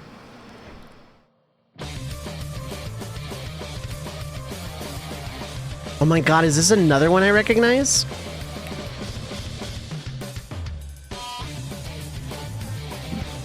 I might recognize this one too.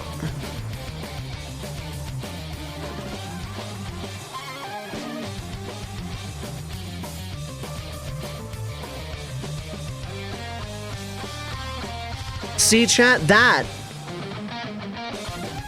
is a Super Wah 3.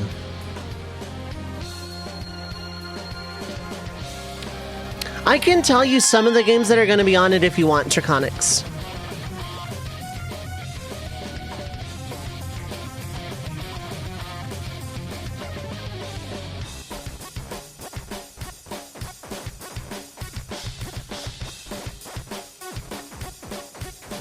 Because where are we at? We're at that pack. That pack has been completed. Okay. Sneak preview. The usual randos that I play: Ocarina of Time, A Link to the Past, Super Metroid, SMW, Kirby's Dream Land 3, and Mystic Quest are in there for sure. Well, Super Metroid, if I can ascertain that it's working or broken, I have an option to replace it. Same with SMZ3, because that was in the first batch. Other settings for ALTTP and Ocarina of Time: Link's Awakening DX, Kingdom Hearts 2, Pokemon Emerald. If I can get it working, SM64.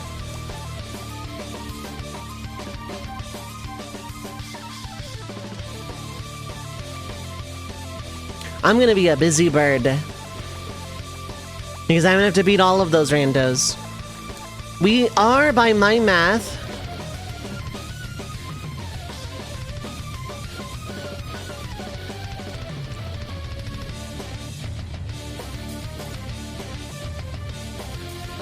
over 20. I think we have over 20 games in the Shuffle Time Season 2.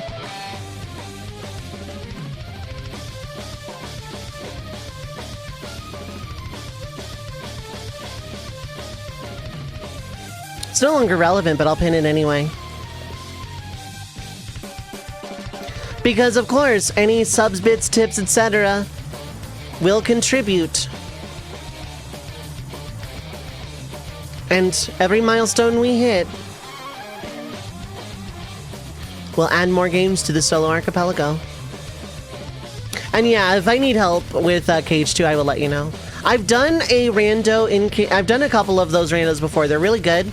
I've never done one for Archipelago, so I'm curious to see.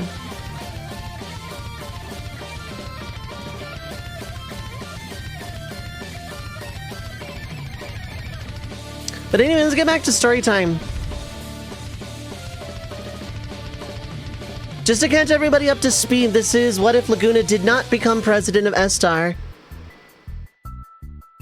The long and short catch-up is that Laguna had a fake Laguna made basically the same as the artificial S-Star soldiers that Danko-Dine and other scientists have been maintaining. And over the last 17 years, a second one had to be built to help run the lunar base because there was too much maintenance and technological issues by having the fake Laguna actually travel into space. You're back. Welcome back, Dylan.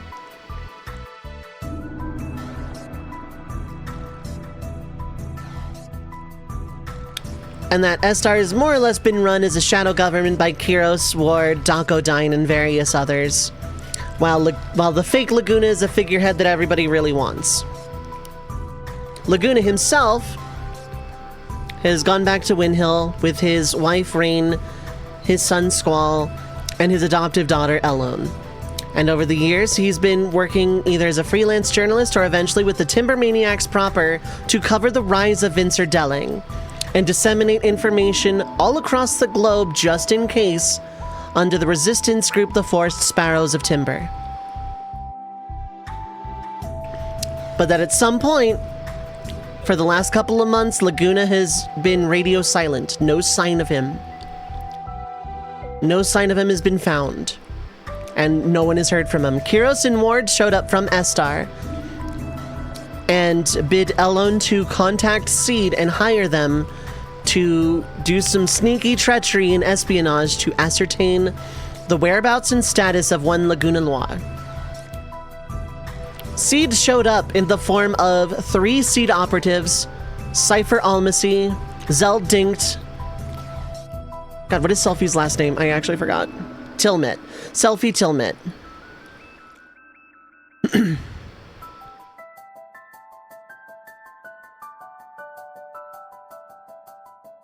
And yes, I made Cypher a seed in this version, and I'll explain why over time. Squall, now 17, with Elone, who is, I want to say 22 or 23 in FF8. 5 years older, roughly. Meet up with these seed operatives who have been given their marching orders to go to Timber and ascertain Laguna's last known location and follow a trail from there and figure out what happened to him. Elone and Squall, well, mostly Squall says he's going too. And Cypher very brashly and arrogantly shoots it down right away. They don't want to get a civilian mixed up with this. And when Squall tries to say, hey, it's my father, I want to see with my own eyes, I want to know. I don't want to wait for news. I don't want to wait for a letter or contact, especially from an asshole like you. It causes a little bit of a fight, which Cypher wins very handily. Cypher beats this version of Squall easily because Cypher has had many, many years of military training. He is a seed. He is an operative. Squall is a sickly little boy from the sticks who swings a wooden sword in his backyard. Although Squall does get in one nice lucky hit before he goes down. He goes down quick, but he does get a nice hit in, and it does catch Cypher's... It sparks something in Cypher. So, while Squall is kind of sulking, licking his wounds, and Zell and Selfie are yelling at him over, you know, hey, don't get into a fight with the locals here, man. We got a job to do. Cypher says, you know what? Fuck it. Come along, kid. Try not to get your stupid ass killed out there. And Elone decides to follow him because, well, she needs to now protect her baby brother. And while they're not military trained, they can't junction Guardian forces like Seed can. They are pretty good at getting by. And Rain hates this idea, but again, Kyros and Ward are going to be there to protect her. And Seed is going to be there to protect Squall and Elone. Ward pulls out a very small envelope of some advance payment, hands it to Cypher, and Kyros says, third objective, don't let Laguna's kids bite it out there. Basically a threat of, the Estar government wants you to protect these two people who are very important to the real president of Estar. Don't screw it up. And Cypher catches the subtle hint and threat pretty much perfectly, and he has his arrogant way of going about it, but it's orders now. Now, I need to address the elephant in the room. How the hell did Cypher become Seed? And why is he actually taking an order from his client? Without Squall there, both in the orphanage and in Garden, Cypher didn't really have anyone to challenge him. Zell, yeah, they fought a lot, but Cypher won those every single time. And without a rival to really push him that much higher, and also being the single Gunblade specialist in Balam Garden, he kind of really had no one challenging him for the top spot, and he got a little comfortable. Enough to play ball. Now, he's still the arrogant prick he always was. He's still cocky, he still wears his coat over his uniform, but without anyone to really challenge him, he doesn't really feel the need to push back all that hard. He's at the top, and everyone knows it. So there's no real reason to really throw a fuss about it. As such, when it came time to do the seed exam, the trip to Dalit, he was more amenable to orders this time around. Especially with Zell and, well, maybe let's just say Selfie for simplicity's sake in his squad. And while he was complaining and throwing a fuss about not having anything to do but wait around because it was orders, you know, he whines about it, and he whines about how much the test sucked, and this wasn't really a test, it was dogs training, blah, blah, blah. He still follows those orders rather than chasing an ambitious goal of fighting the entire Galbadian army and liberating, you know, the Dalit communication tower. From the town square, Cypher sees the communication tower come to life, and then the swift retreat of the Galbadian military. Not necessarily a full retreat, but a withdrawal. And they get the order to withdraw, and it takes priority. And Cypher masks it by saying, thank God this place was a shit show, I'm out of here. And even begrudgingly, he followed orders. And it was really up in the air, but ultimately Sid wanted a Gunblade specialist in Seed, and he followed the rules this time, even if he complained about it. Just throw him a bone. So, flash forward to now in Windhill, why Cypher is suddenly okay with this nerdy, gangly country boy coming along to Timber. I mean, he got a hit in, completely untrained. He got a good hit in. Little, like, they were using sparring weapons, but he still got him pretty good in the shoulder near his cheek. And it was enough to kind of like, you have potential. Because Cypher's wanted a challenge. He's comfortable at the top, sure, but it doesn't fulfill his dream of glory and grandeur. What he wants is someone to push him up to those heights. Because Chicken was sure as hell ain't gonna do it. Quistis, the instructor, isn't gonna do anything about it. Nothing is really gonna push him that high. He's gonna either find it himself through seed missions or finding something worth his calling. But he'll play ball until then. And also, he talks endlessly about his dreams. His romantic dreams, his ambitious goals, what he wants to do in life. He wants to be big, important, all that stuff.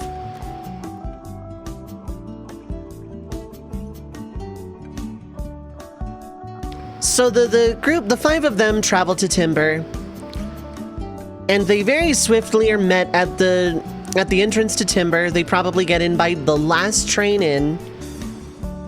And they're met by a young man. The Forest of Timber, sir, have changed. And Cypher just kind of rolls his eyes. Yeah, but the owls are still around. As if, yeah, this whole thing is really silly. You should just know who we are, kind of thing.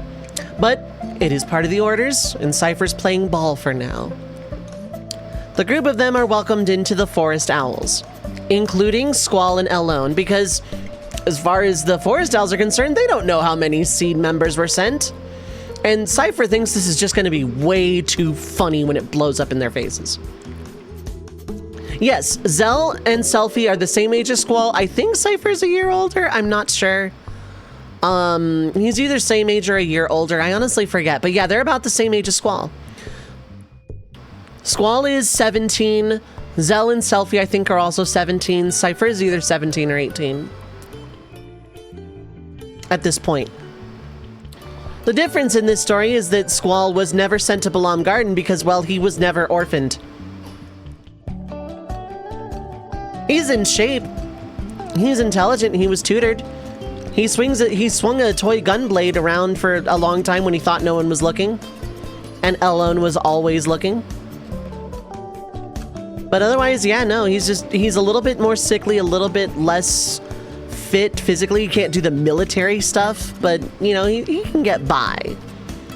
And Cypher, like, Zell and Selfie are nervous about Squall and Elone being there, now being on the part of the mission. And Squall is very confused.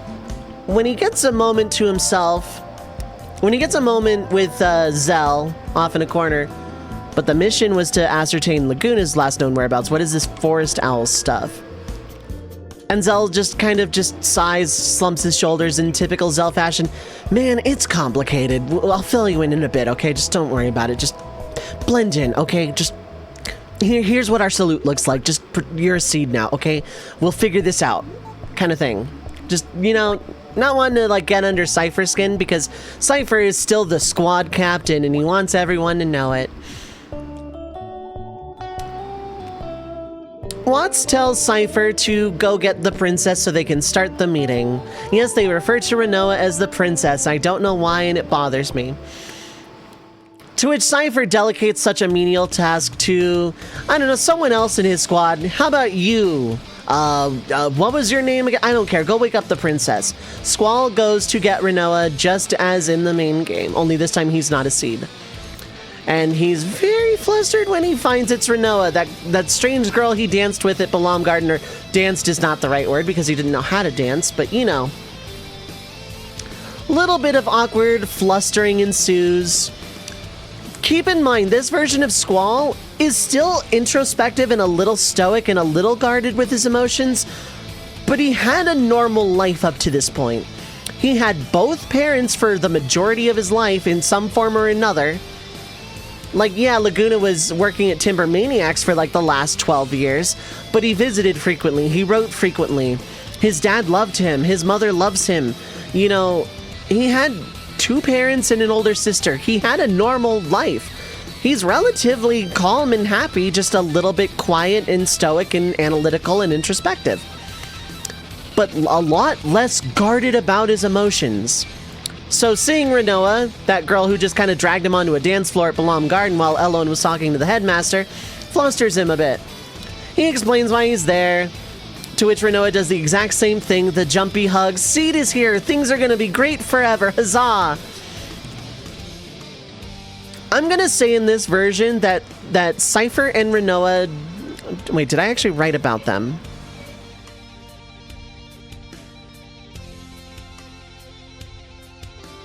Okay, never mind. Disregard what I was about to say. The jumpy hug thing, it flusters Squall. To which Rinoa catches on. She has the upper hand in this little exchange, but it's fine. The meeting and the Timber events more or less happen as normal. The train heist happens without Squall and Elone, but Cypher takes that role. And while he complains about not getting to bust some heads, realizes that once again they're on not 1 but 2, like, missions of subterfuge, basically. Elone and Squall kind of excuse themselves from the mission under the guise of gathering information like Watson's Zone. And that they have another objective, basically. Something Zell coached Squall into saying at some point, or Elone into saying at some point. The train heist, more or less, goes without a hitch. Fake Delling is fought, defeated. Real Delling is about to do a television broadcast. The new plan is to go to the TV station. And traveling in a group of like 8 is probably way too risky. How about we'd like split up and meet up around there? Meet up in the alleyway behind the pub of Timber, kind of thing.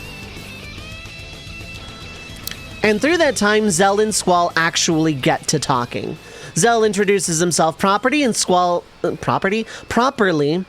Zell introduces himself to Squall properly and extends his hand for a handshake, which Squall accepts because he's a polite young man from the country. Zell gets his handshake. I'm giving Zell his handshake.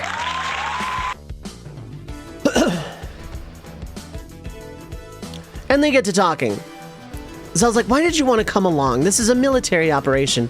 And Squall, a little bit less angrily and defensively, explains. He doesn't want to hear about the fate of his father, past tense, if something happened. He doesn't want his dad to be just a memory. He doesn't want to get that news in a letter or from someone like Cypher. Yeah, Zell gets his handshake even better now, yep. I'm doing right by these kids. Tell you what. Just wait till I redeem Donna from Final Fantasy X in like an hour. Spoilers. So, yeah, Zell and Squall get to talking. And Zell's a little annoying to Squall, but again, he's less guarded. And he doesn't really have a whole lot of experience talking to boys his own age. You know, he doesn't really have... He had some friends, people he met in passing, the garden dropouts, whatever. And, like, some people that came and went, but mostly people that came and went or left town to, like, you know, go to Delling City or Galbadia Garden or whatever. So Squall is kind of low-key, still a little bit lonely and kind of, like, grateful for having some kind of friend. And also grateful that one of these 3 people here to save his dad isn't like Cypher, and that they can talk. And that, you know, he's relatively normal, a little loud, annoying, full of energy, but whatever. And Zell explains the situation in full because part of the orders didn't say Squall couldn't be in the know. He reveals that the princess of the Forest Owls, Rinoa Hartley, the one that Squall danced with. Squall's like, yeah, I know. She made me dance at the what was that, a prom or whatever? Zell finds that funny and endearing enough. No, man, that we were that was our seed graduation. We got fully fledged seeds. But he explains that Renoa was there to meet with the headmaster and, you know, get a mission of her own. Get some seed members out there to liberate timber for the forest owls. And then like 5 seconds later, Elone was there with her request from the Estar government. And Sid realized he could probably do a lot more with 2 stones right now. You can take 2 stones and knock down a really big bird. Because Sid already knows what is going down with Idea and the whispers of everything going on in Galbadia. He's known for a while. It's his business to know. And considering 2 very high-profile cases are coming by, one of which calling for the liberation of timber, the other causing, you know, find the real Laguna Noir before his identity is leaked internationally, decided, let's do this all in one go. Cypher, Zell, and Selphie's official mission is to, in fact, basically just follow Kiros and Ward's mission of find Laguna Noir and then help liberate Timber. But this time, Cypher and Zell and Selphie are in on the know because Cypher wouldn't put up with orders like that. So they were clued in. They are there to basically do espionage on President Vincer Delling of Galbadia. And these missions are official cover. If they are captured or killed, or, you know, they're compromised in any way, the official on the record is they're looking for a private citizen who's gone missing on request from his family, and another to keep one of the resistance groups occupied. In other words, nothing that would come back on Garden. It's all a smokescreen for espionage on Vincer Delling and his intentions and plans, and that is why they are there indefinitely in Timber. To liberate Timber, that's the mission, yeah, sure. But it is a smokescreen for gather information on President Delling and, you know, get the, like, basically Laguna's work. But, like, you know, figure something out, and if need be, if the situation is dire, Sid would authorize either Galbadia Garden's headmaster Martine or Garden Master Martine rather, to give them another mission, one Cypher recognizes reading between the lines right away. Zell explains all of this to Squall, who's kind of a little mind blown at the prospects of it, and especially at how casually Zell can talk about all this. As if it were just a job, as if it were working at the flower shop, which is the analogy, which is Squall's go-to analogy. He volunteered and did some part-time stuff at the flower shop, sweeping floors, wiping windows, cleaning countertops, that sort of thing. But the fact that Zell can talk about international espionage and potential presidential assassinations with the same level of casualness that Squall would talk about sweeping up the floor of a flower shop kind of really blows his mind.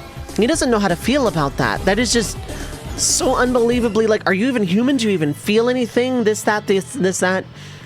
And Zell explains that he, along with Selphie and Cypher, were orphans. Zell was adopted by the Dinkt family in Balam, but he still, you know, was raised and went to school in the military academy of Balam Garden. And that they were raised for this. They were trained for this. This is like their life, basically. And it's what they worked hard to get to a point to be. And it pays really well. That part Zell really likes.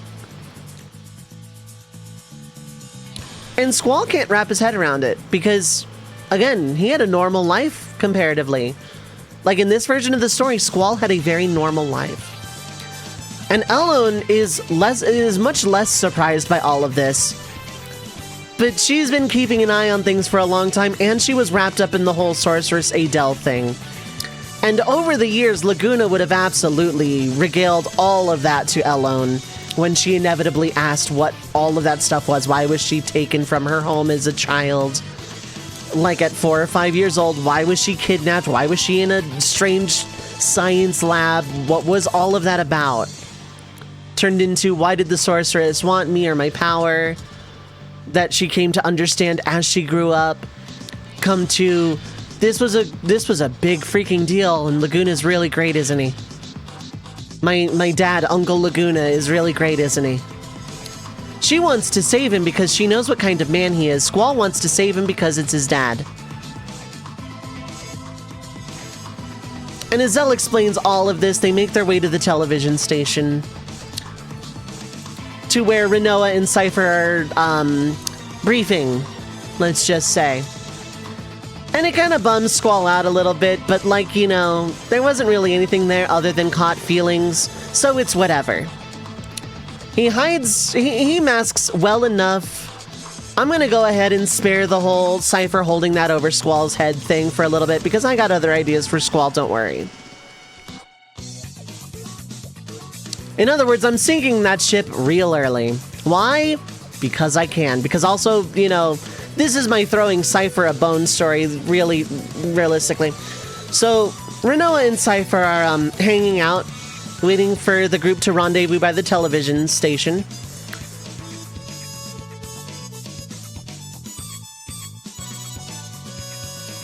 And, yeah, the mission, of course, goes to pot when Watts runs in and says, there's too many guards there, we can't really do the run in and take them by force thing. To which, oh darn.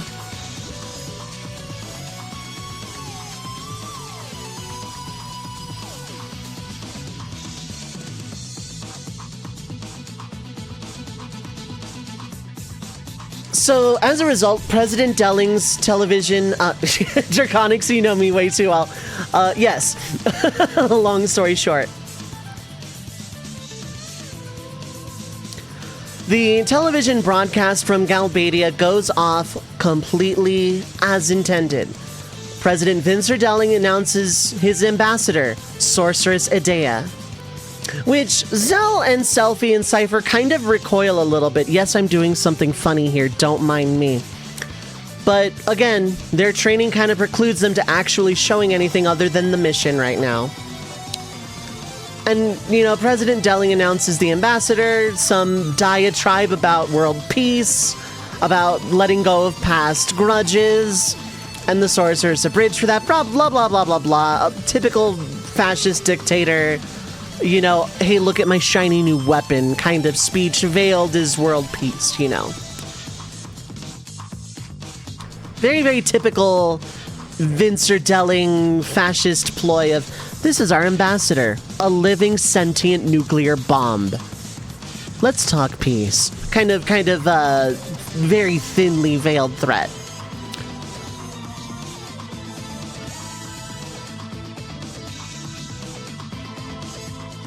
Where did I write? Okay, yeah.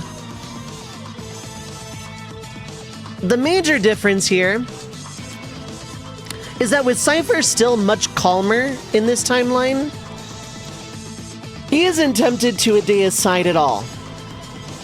Now, don't get me wrong, it's still a delusion of grandeur.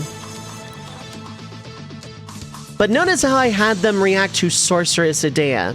There's something there that Cypher doesn't want to mess with. And to any who don't know him, would assume it was the sorceress part, thinking he's, like, out of his league or whatever.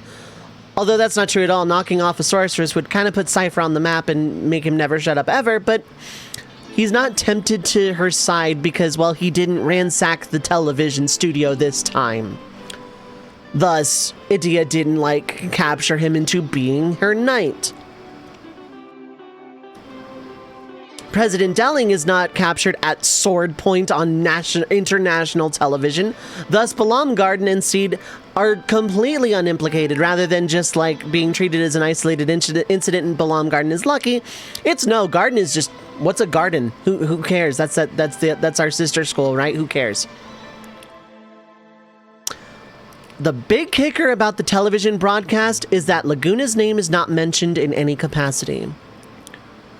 Which is odd, because if Vincent Delling had captured someone who was basically the president of Estar and learned the truth about the president of Estar, that would have been a big deal to broadcast on television. The first live broadcast in 17 years. Oh, this is Toxic X Eternity. I'm saving this. This is one of my favorite. I did not know Toxic Eternity stuff got uploaded to OC Remix. Damn, that's cool. I'm like super distracted. Apologies.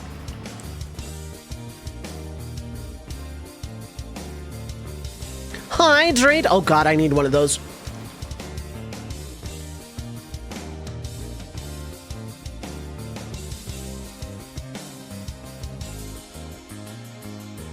Thank you, Hydrate. Oh.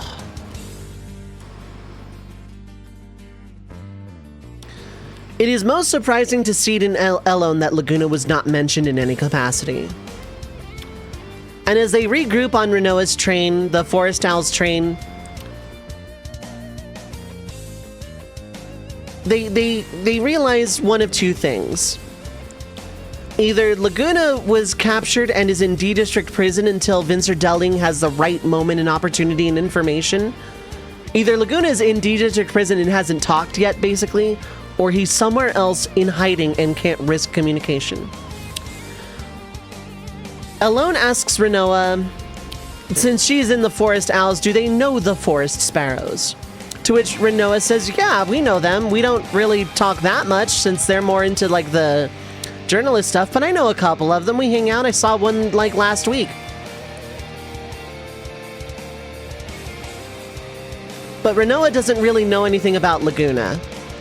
She knows him because he's a very high-profile character, but she didn't. It was only like today she learned that he was in the Forest Sparrows. So it's kind of like they're like a lot more secretive in information dealing than the Forest Owls. Whatever it is Renoa wanted to do there, let's be honest, it was the amateur hour, and everyone else in Timber knows it, but they were also one of the few groups actively doing anything. So, like, you know, if they ever got momentum, they would band together behind the Forest Owls. But until then... But the group, Seed, the Forest Owls, Squall, and Elone, pretty much come to the realization that if Laguna has not been implicated on the first live broadcast in 17 years, then it means he's either in D District prison and hasn't talked yet, or is in hiding. Because if he had been killed, Vincer-Delling would have absolutely paraded his head on a pike on the broadcast and said, you know what, we killed the president of S-Star, we rule the world now. Because Vincer-Delling is very much a textbook fascist dictator. Good music is good, it's okay to stop for good music. Toxic Eternity is one of like my favorite like metal cover creators ever. And like just a really chill dude from what I understand. Squall, being the impatient boy that he is, wants to launch a raid on the prison using the Forest Owls and Seed. Literally everybody else, including Elone, shoots it down, mostly for the reason of not only do they not have the manpower to launch a raid on a national secret desert prison, they also don't have evidence that he's even there. Cypher is, of course, the last person to shoot it down because, I mean, he probably would. Even this iteration of Cypher, yeah, he probably would. Let me just call up my buddies from Balan Garden. Hey, Raijin. Hey, Fujin. Want to go raid a prison? Well, that sounds good, you know. Attack! But the fact that that's what Squall wanted to do first, that was his initial thought process, that also kind of catches Cypher a little bit. But for now, Seed has one other objective. As Timber is about to be, like, shut down because, well, several teenagers have been acting suspicious and the fake president body double was attacked. Well, dang, let's go ahead and, like, lock down the town, whatever. Martial law, go door to door, have you. They have to get out of Timber. And this more or less happens as per the game. Zone and Watts stick around to gather info. Everyone else gets out of Timber. They make it to Galbadia Garden as that's protocol.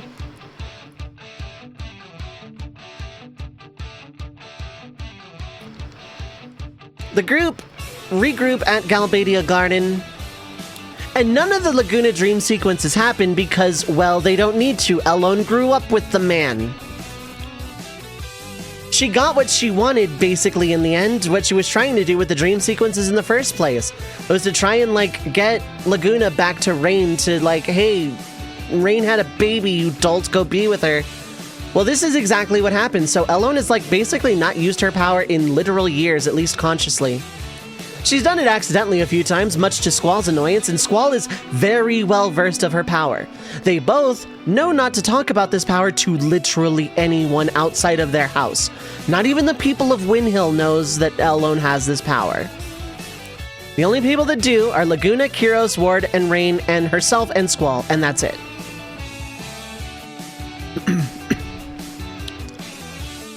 At Galbadia Garden, they're kind of met with some downtime. They meet up with Quistis, another member of Seed, who is only a member of Seed. She has also stopped being an instructor at this point.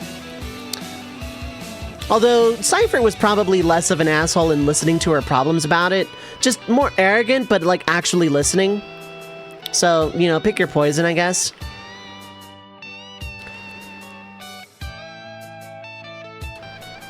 And Quistis basically says that, you know, she set up a meeting with the headmaster and the garden master for what to do next. And while that's going on, there's a little bit of downtime. The group is on standby. Renoa and Cypher promptly find somewhere away from literally anyone else to be.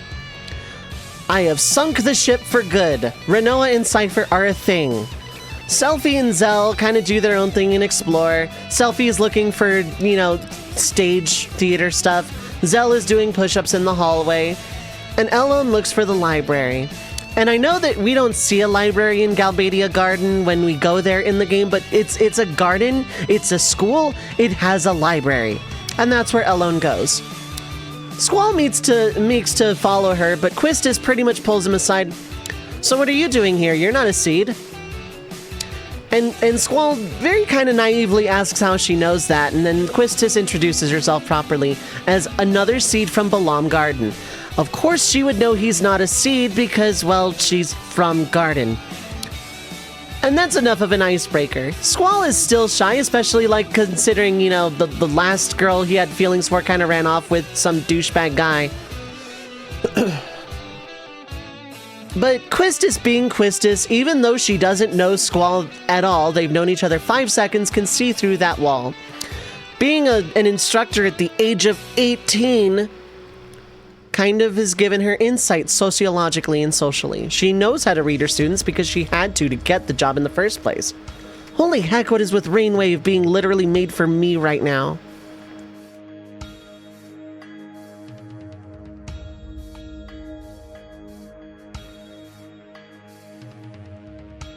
Selfie's still looking for people to join her club, yeah. The Laguna fan club, because, you know, I'll get into their relationships with Laguna afterwards.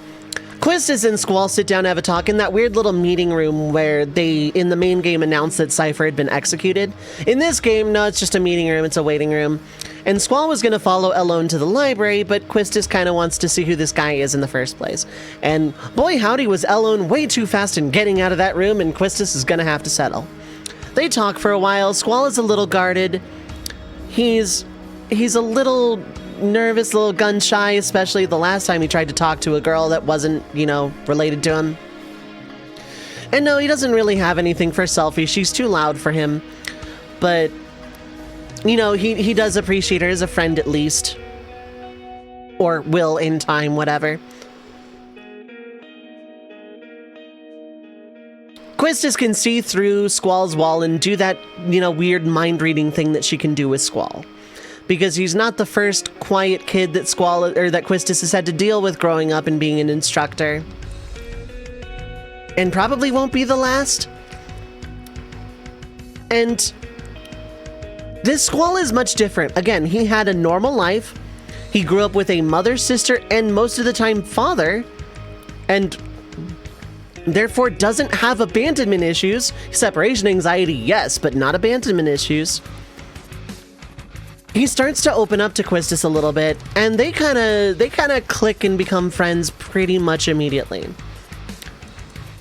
Add on to the fact that they did not grow up together either in the orphanage or garden, and thus, you know, Squall probably doesn't see her in the same way that, you know, he saw everyone else in the orphanage.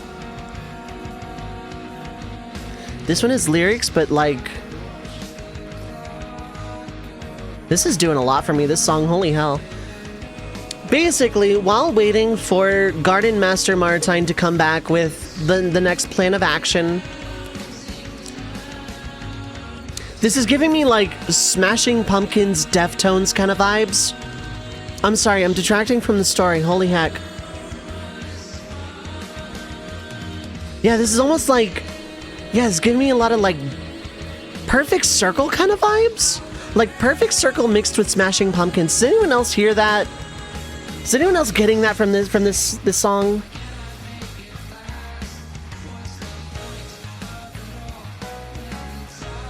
Like, I cannot be the only one who listened to those bands specifically.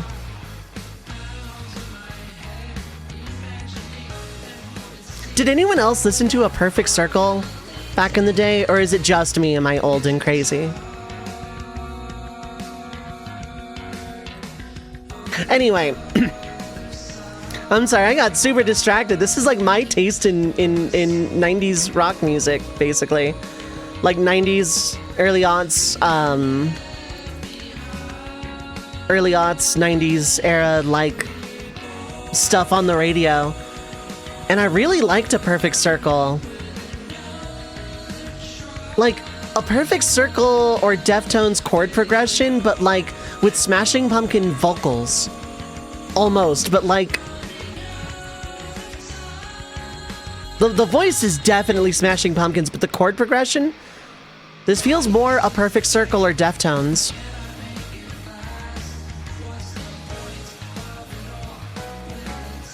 I'm like... I've never been diagnosed with ADHD, by the way. I'm undiagnosed as hell, but not a doubt in my mind. This is why I wrote notes for these stories. I'm gonna just like do that part over. Basically, yeah, Renoa and Cypher go somewhere to not completely, but you know, they go to Teenager. Selphie goes to probably check out the equivalent of the Quater stage. Zell does push-ups in the hallway. Elone goes to the library. Quistis kind of like breaks the ice with Squall by, you know, the whole "you're not really a seed. How did you know? Because I'm a seed" kind of thing. And Squall's wall takes much less time to come down, especially with Quistis's weird, not mind-reading thing of but being able to tell just by body language and mannerisms what Squall is like trying to say. Almost a little System of a Down in the bridge there.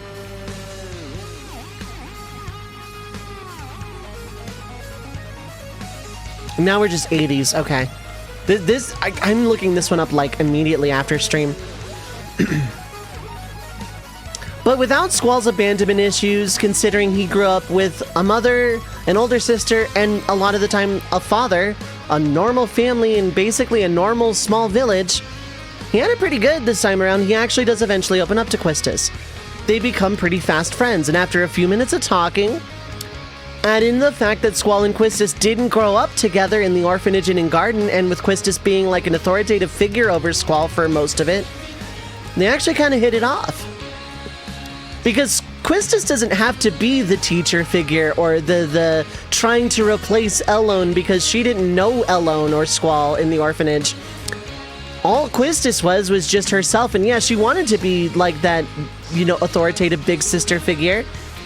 But when that didn't really work out, she was much less crushed by it, which is probably why it was easy to talk to Cypher about it when she was relieved of her position as an instructor in Balam Garden. So she's a little bit more relaxed. Squall is much less guarded and much more mentally healthy. And they didn't grow up together. They hit it off. Before anything can really actually officially happen,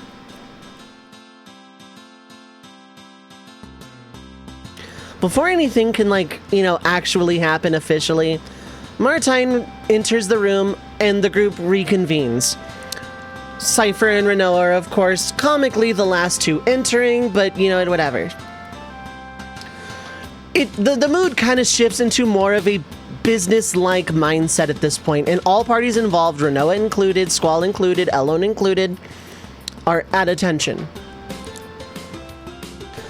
The first thing Martine reveals is that he has authority to be able to speak in front of the non-seed members, Rinoa, Elone, and Squall. And that they are officially a part of this mission, and that, you know, they are responsible for their own safety and security, whatever. If they need to leave, they can, but that they are officially authorized to be a part of this mission on behalf of the Estar government, thanks Kiros and Ward, Balam Garden, thanks Sid, and Galbadia Garden, as per Martine. That this is an officially sanctioned mission on 3 fronts. He reveals that Laguna is in fact not in D District Prison. Martine pulled some strings with an old friend of his to search through the records of current prison roster. And while they weren't completely up to date as of like this minute, they were up to date beyond the point Laguna went missing. And sure enough, Laguna is not in D District Prison. Cypher immediately shoots Squall a very smug look, but also one of, you know, that plan would have been fun too, but maybe next time kind of thing. Laguna has been in Delling City working undercover for said old friend, and has been for about half a year. Even though the letters only dried up a couple of months ago, and Laguna didn't mention that part.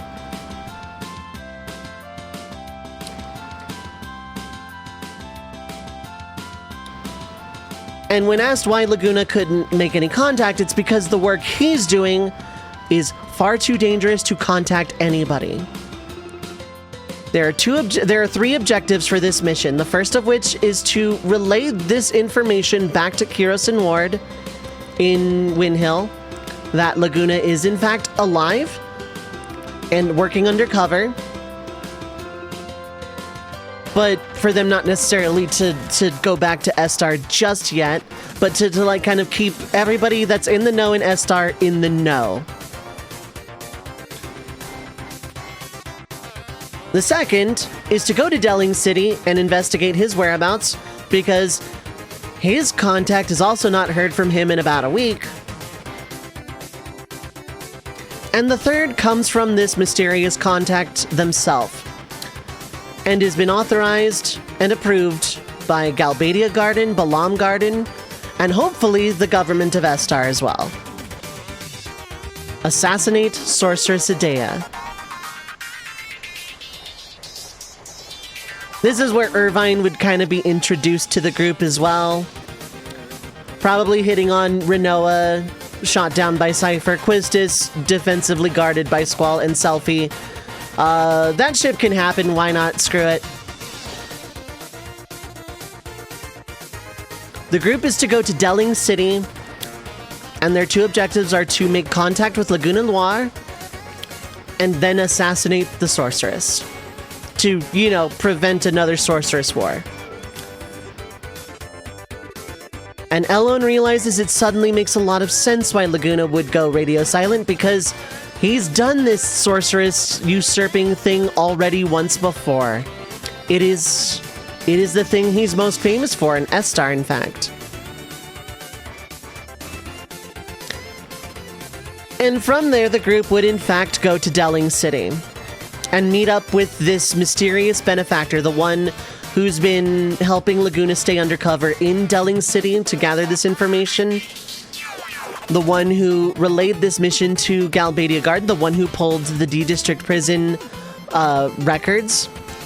One General Caraway, Rinoa's father.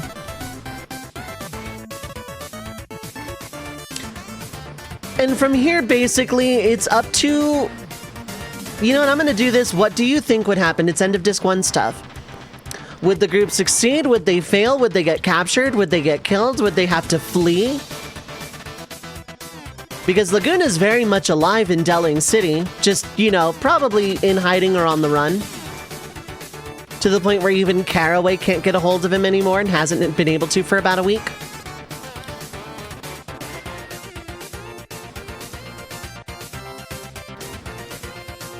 Now, Elone would be the one to go back to Windhill to relay all this information to Kiros and Ward.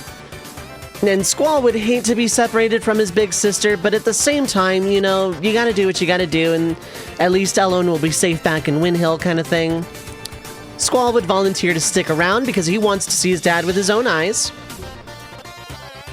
Quistis would join on this mission as well, and Irvine would also be a part of this mission, so more or less the party is the same as the end of Disc 1 plus Cypher. Cypher might get stabbed. You know, that's actually a really good thing. Not a good thing that Cypher would get stabbed, but like, that's a good point. If Squall's not the one fighting the sorceress head on, Cypher would get the icicle to the shoulder, and we'd get really annoying Cypher is dead theories. Because I hate the Squall is dead theory. It's a really dumb, garbage, stupid theory. It's an interesting what-if presence, but it's not canon. The story happens as it happens, accept it.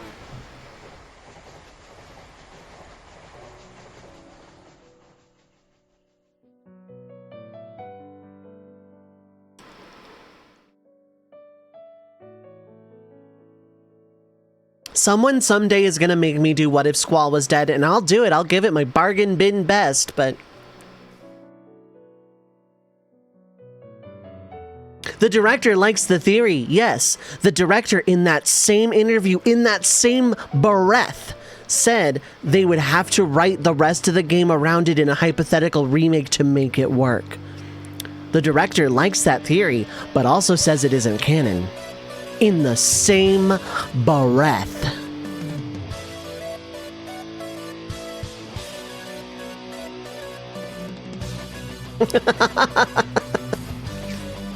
But Dovei, you like Link is dead Majora's Mask? Yeah, because, and ironically, that was a MadPat theory, but I really actually like that one. It's a fun what if to do, but again, it's a what if it isn't canon.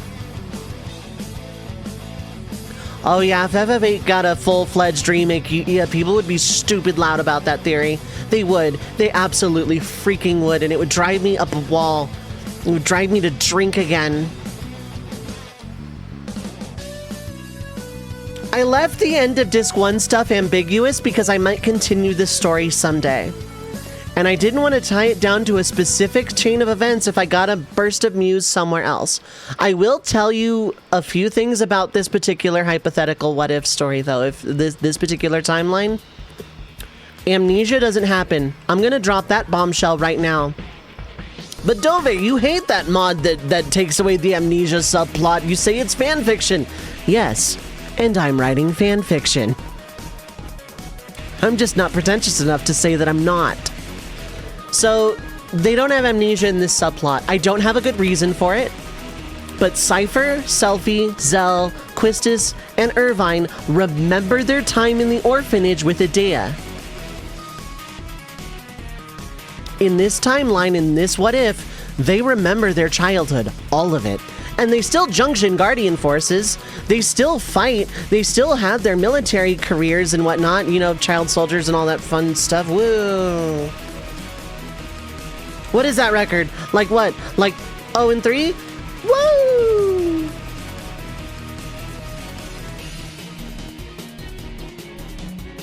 I'm gonna quote that for a very long time. A very long time. I'm gonna quote that forever. God, like that promo was such a train wreck, but Tiffy, my God, Tiffany Stratton is so good on the mic. Like, take shots at me unscripted? Fine, I'll shoot. Really impressive for 25 years old.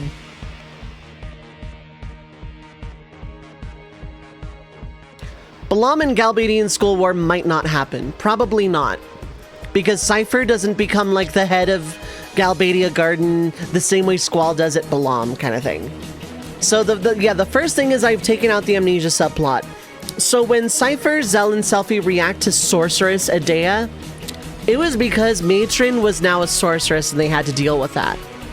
Now, they spent a very long time stealing themselves for it, but the fact that they still viscerally, visibly react means that, you know, they couldn't be deprogrammed at all of it. When they're given the order to assassinate the sorceress, that same flinch happens in all of them, including Quistis. All four of them. And Irvine doesn't like it very much either.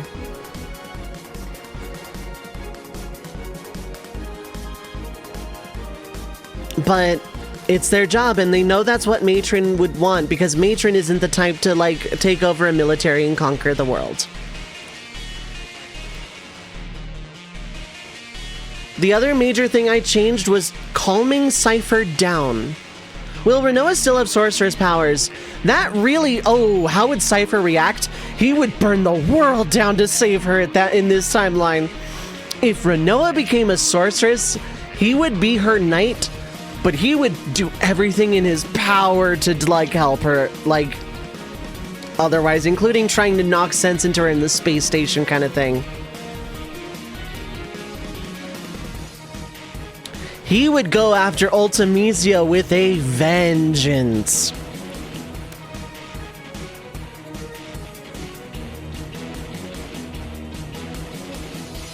Another thing is, yeah, so I calmed Cypher down quite a bit for this what if.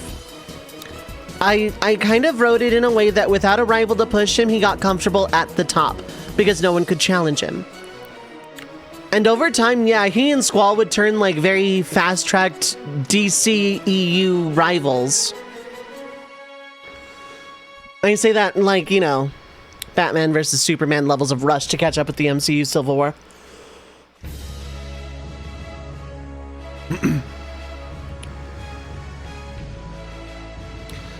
Cypher and Squall would kind of be rivals, but not over Renoa, because I hate love triangles. I hate them. I don't like them. I never like reading them. I never like watching them in movies. Oh, who will the third person choose? This person or that person? Hate it, hate it, hate it, hate it, hate it. Don't like it. It is a very cop-out trope for cheap drama. And I love cheap drama because I go onto Reddit r/AITA. Believe me, I love cheap drama, but I hate love triangles. I hate them, I hate them, I hate them. Oh yeah, no, Squall and Cypher don't have scars in this timeline. Well, not those scars specifically. Squall has none and Cypher probably has a few, but... Love squares? At that point, it's just a polycule. At that point, just, you know what? Nah, everybody's just all collectively dating. Everybody's polyamorous. I don't like the will they, won't they. I don't like the who will they choose. I hate love triangles, so yeah, no. I love spiderweb. Now we're talking, Burn. Now we're talking. So with Cypher kind of at the top of his own little world, he does, like, he still has his ambitions, but he's also reached a point he always wanted to be, on top.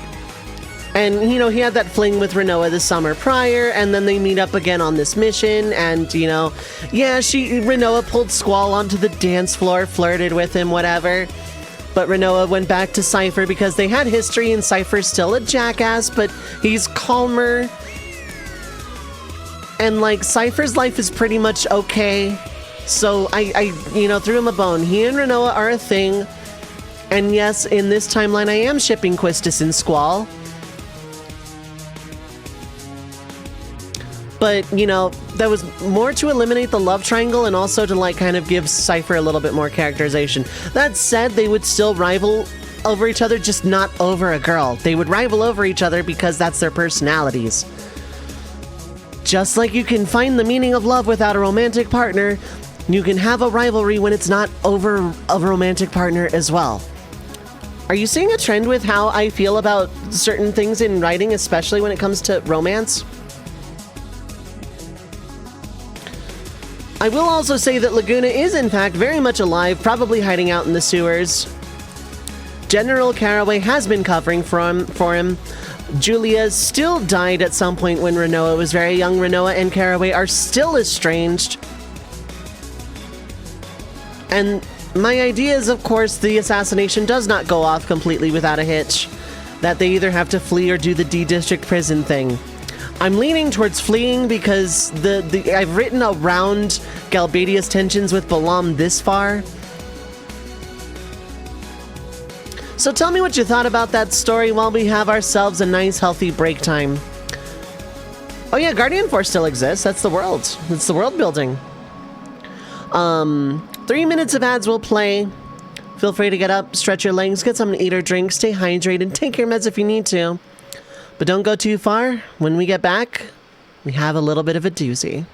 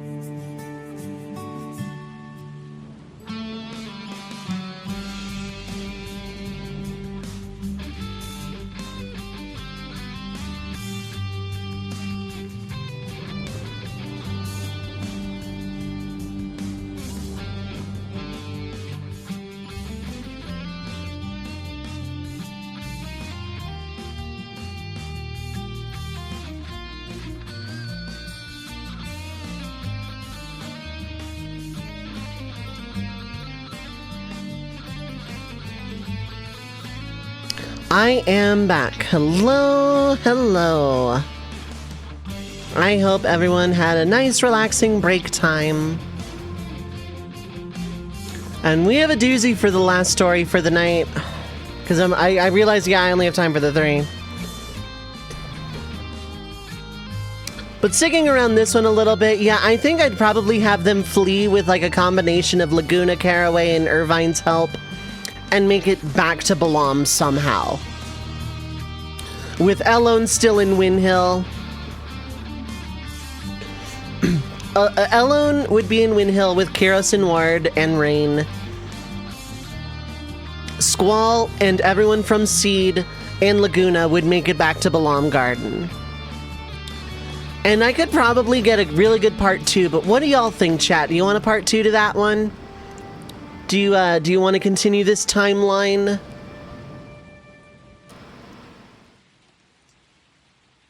Because, yeah, there are a lot of questions. Would Renoa still get possessed sorceress powers from the fallen Idea? And how would Cypher handle that? What kind of international incident would happen when Laguna makes it safely out of Galbadian territory? What happens to Rain, Elone, and Kiros and Ward?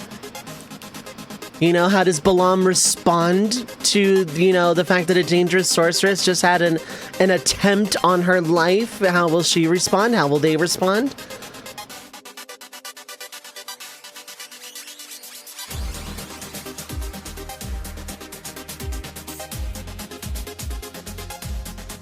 You know, what happens from there kind of thing.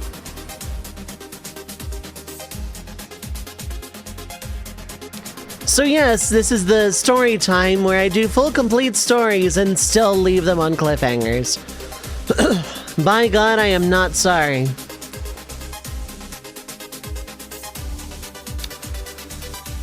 I am a little bit, actually.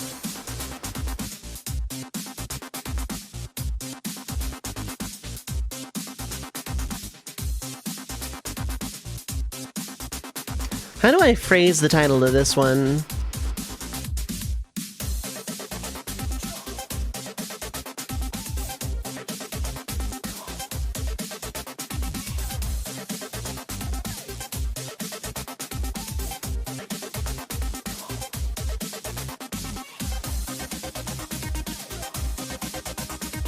Something I need to do with story times going forward is actually put the games relevant in the title of the story.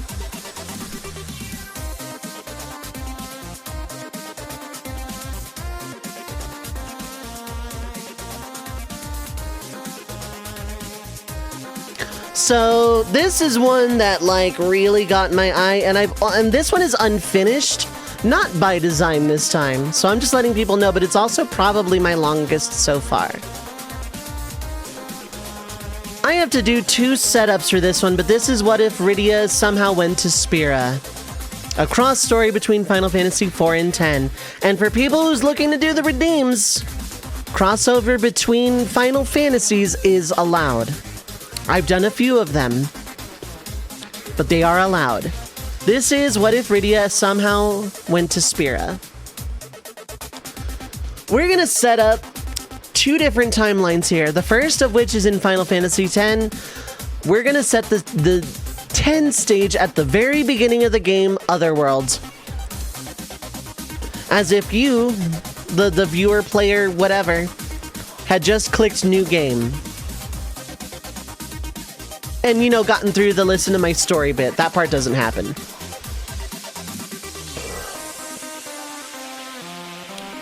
In FF4, it's a little bit more complicated. This is after the end of FF4, as in immediately after Cecil and Rose's wedding. And that's where we're going to set the stage.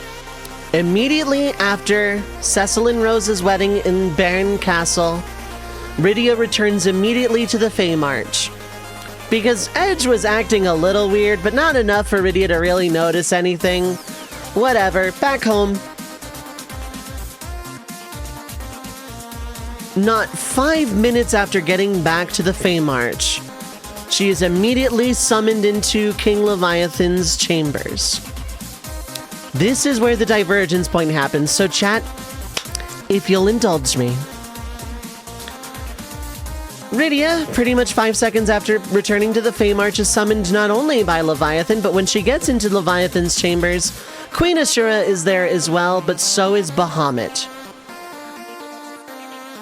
And behind Leviathan's throne, a strange, ominous, dark portal.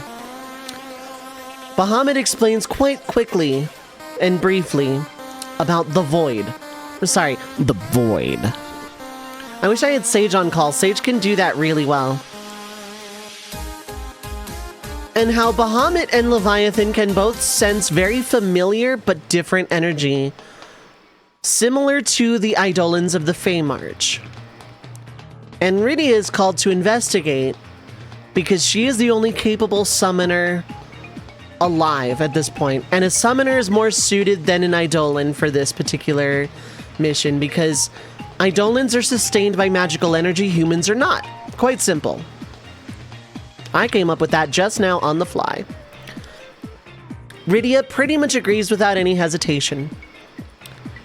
And after traversing the Void, we're gonna mental imagery the FF14 going to the first, I guess.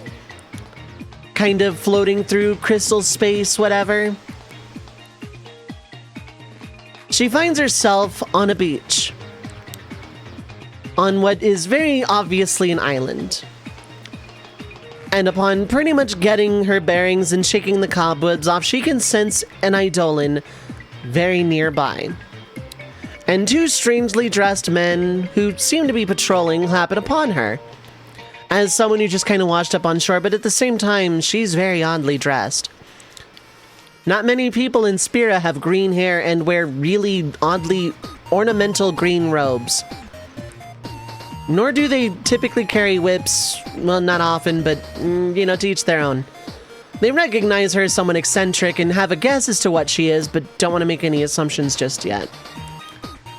But more than anything, a girl is just washed up on the beach, and it is these men's duty to see her escorted somewhere safe.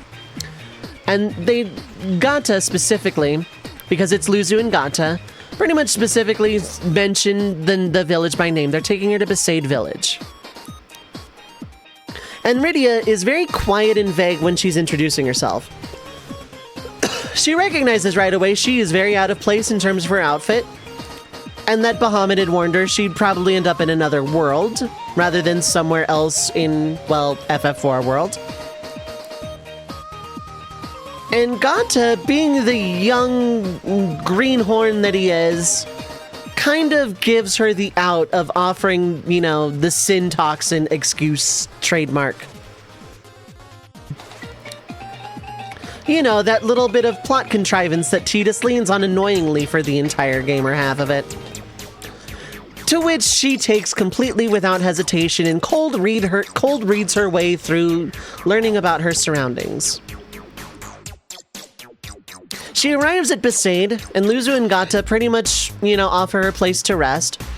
But given what little she was able to osmose on the walk back, you know, praise be to Yevon, little bit of prayer, whatever, she says she wants to visit the temple to see if being in the presence of Yevon will jog her memory. And of course, no one argues with this because it's a small island village that's very extremely religious. She makes her way to the temple. And around this time, like basically around this time, the Cloister of Trials has just been sealed. An apprentice summoner has just gone in to undergo the trials and complete their training. And Rydia, pretty much after some prayer, she picks up the prayer gesture pretty much immediately. And, you know, listens to a lot of gossipy, small village folk about their day and pretty much gets enough to get by through osmosis.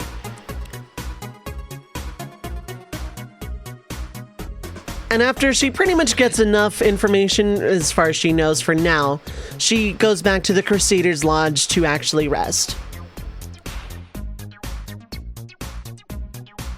Up until it is about at this moment where Otherworld starts playing, Tidus plays Blitzball, Sin attacks, Orin helps Tidus, gives him a sword, your story starts now, blah blah blah.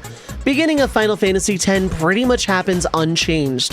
Tidus gets up on the beach, well, wakes up in the ocean, really. Does a blitzball, gets recruited by Wakkas, told a bunch of stuff, but not enough. Because Wakka's a lot more simple and Tidus doesn't have as much cultural osmosis capability as Rydia does. Why am I giving Rydia this much credit? Because she had to grow up real fast. Granted, from her perspective, no, she didn't. But, you know, she kind of did. She's been through a JRPG once already. She knows the song and dance. So Tidus ends up, you know, he goes through all the stuff at Bosch Temple, salvage the Fahrenheit, meets Riku, gets sent to Besaid, gets recruited into Blitzball. Eventually he'll have that one-on-one fight with Kimahri, etc., etc., etc. We get to the point where Tidus hears about the summoner in trouble. It's been a day already. And that the villagers are starting to get worried. And again, keep in mind, all Tidus knows is that he thinks summoners are all crusty old men based on the statues. Even though one of the statues is of a young woman, but that's beside the point.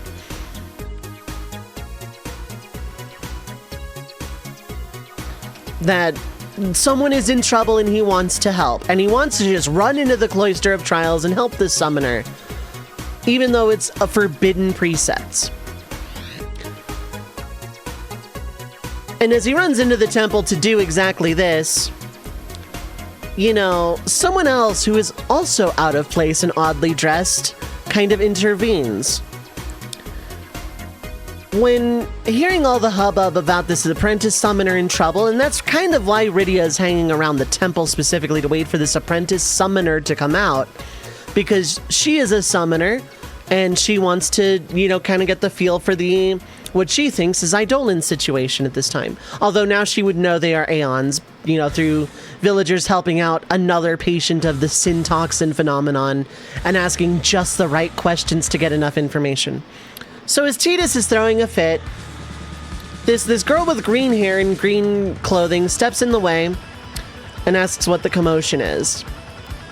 And it's caught Tidus enough off guard that it kind of stops him from like running through the priest and into the Cloister of Trials. She looks at the priest and says, "I got a little bit of memory back as I was praying to Yevon. I was a summoner about to undertake my pilgrimage. Might I go in and ascertain the whereabouts and you know, status of this summoner?" To which the priest's like, "Yeah, but only one can undergo the trials at a time." But it's clear that there's enough worry that Rydia is able to, like, nat 20 charisma her nat 20 persuade her way in and say, well, as a summoner, I can, you know, undertake the trials, coach this other summoner, blah, blah, blah.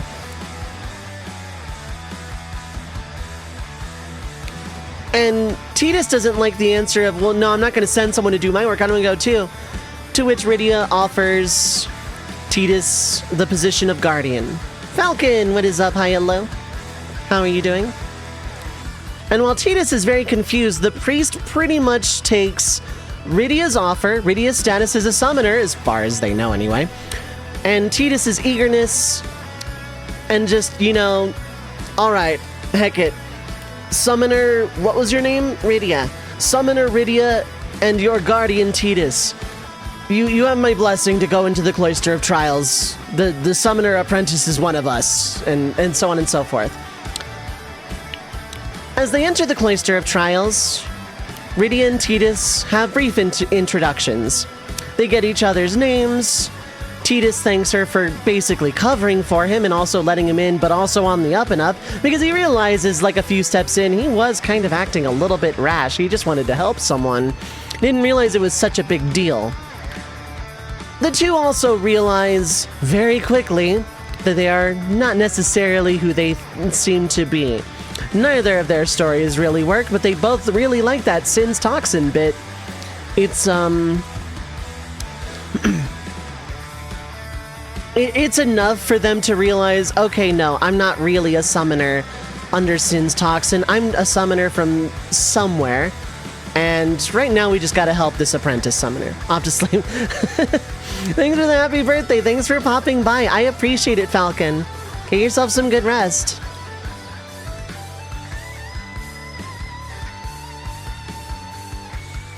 I have this like weird rib pain right now. I had a birthday cupcake over break time. I digress. They don't have a lot of time to talk because the Besaid Cloister of Trials is really short and also really easy, and it seems Besaid Spheres are also necessary. They make it to the Chamber of the Faith. Well, not the actual Chamber of the Faith itself, but right outside of it. And they see Lulu and Kimahri. And Lulu is angry at first. Rydia gives enough explanation to disarm her immediately. She's a summoner, fully fledged. And this is her guardian. She kind of motions her head back to Tidus. And that the priests pretty much gave her the blessing to come in and check on the apprentice summoner. And she sees the sealed little stone Dorito thing keeping the Chamber of the Faith isolated. And it's enough to disarm Lulu completely, especially given the intention to help from another summoner on pilgrimage and blessed by the priest. And before any other questions can really be asked, the chamber opens, Yuna emerges, falls into Kimahri's arms. I did it. I have become a summoner. You know, because they have to match to the lip flaps, whatever. Before she loses consciousness, she catches a peek at Rydia and Tidus. And Lulu and Kimahri leave.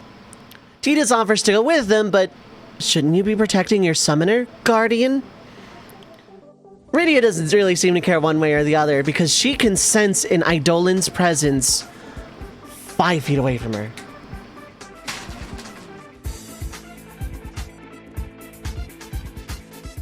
She can sense an Eidolon's presence 5 feet away from her, and she needs to get into that chamber. And sure enough, it opens for her. The Faith recognizes her as a summoner, just not in the traditional sense. Rydia enters, and Valifer's faith manifests after a very brief prayer. And the Faith admits that she could detect Rydia's presence the moment she landed on that beach in Besaid.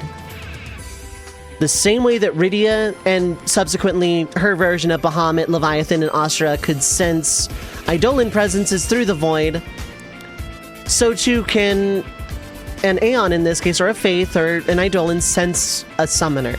Because it is always my headcanon that summoning magic requires a very intense bond, regardless of the Final Fantasy. Except in 7 when it's done through materia, but again, you have to know how to commune with materia, I guess.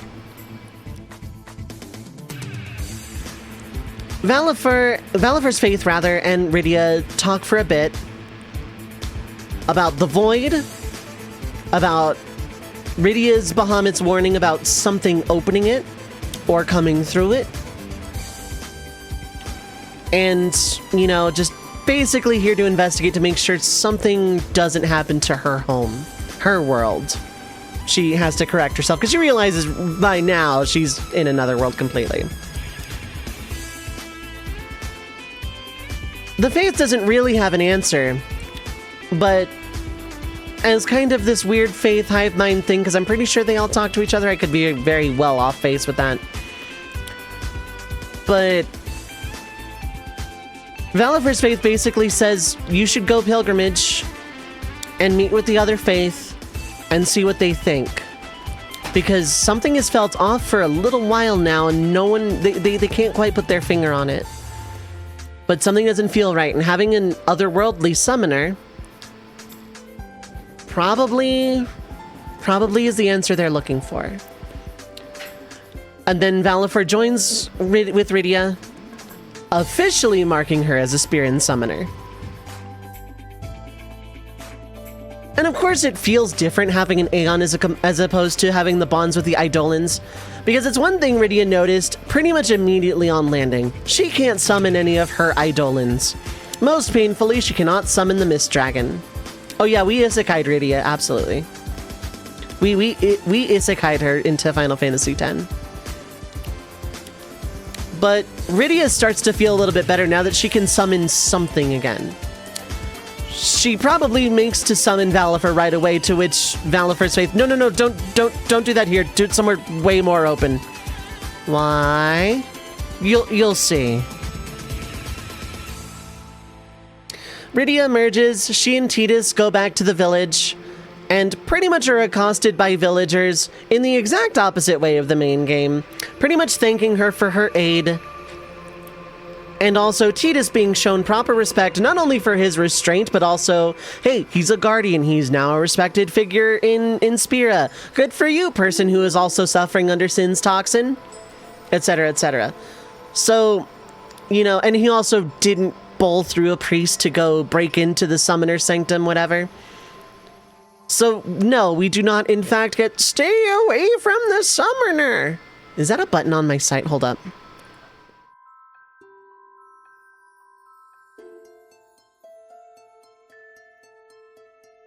I'm gonna mute desktop very briefly here.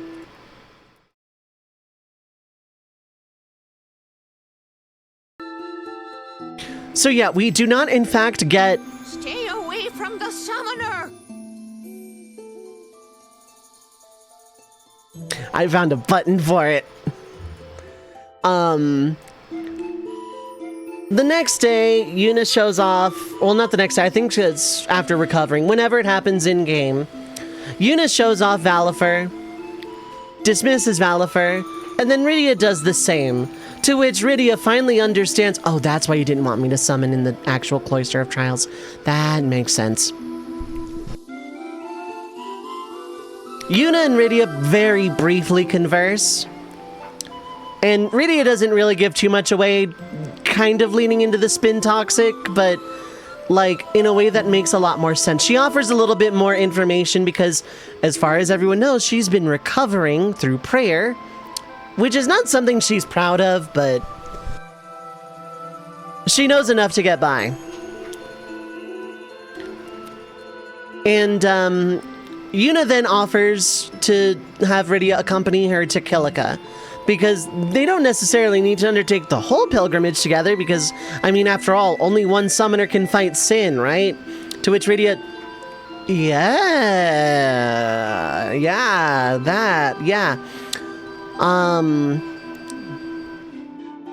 And offers to basically help her out until her memory comes back completely. And, oh, your guardian also has undergone the Sin toxin thing, hasn't he? Blah, blah, blah. Boat 1 happens basically completely as normal. Complete with the Sin fight. Rydia cannot fight underwater. I am not making her a blitzball star, so basically this part of the game is completely vanilla. Kilika is still destroyed by Sin. Yuna performs the sending. Rydia learns how to perform the sending by watching, and after a little bit of conversation with Lulu. Lulu, by the way, is more notably less cold towards Tidus because he is an official guardian to a different summoner. And, you know, because Lulu was worried about, you know, Yuna falling in love with someone because she has a job to do. And, you know... But she is a little standoffish towards Rydia for reasons that are not completely unknown. They're civil. Rydia can sense this, and it's not necessarily mutual, but she doesn't call Lulu out on it either. Rydia has a guess as to why, but nothing set in stone. The subsequent trip to Kilika Temple happens also basically per normal. Fight Lord Ochu, get up to the temple, race, Sin spawn.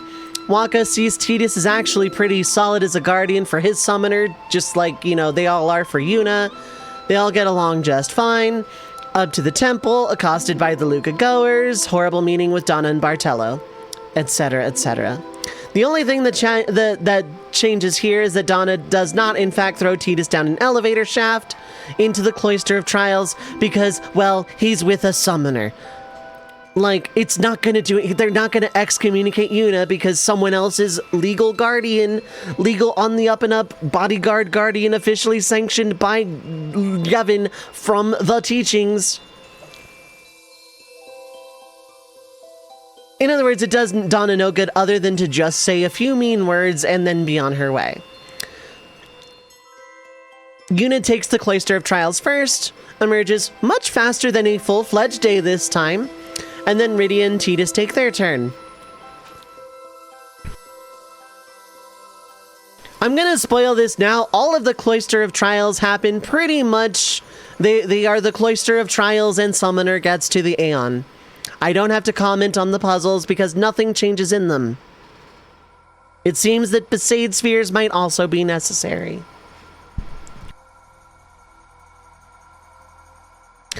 Rydia gets down into the Chamber of the Faith to meet with Ifrit's Faith. And just like before, she acquires this Aeon with a little bit of odd familiarity because this Ifrit looks and feels a lot different, but she also recognizes it as Ifrit.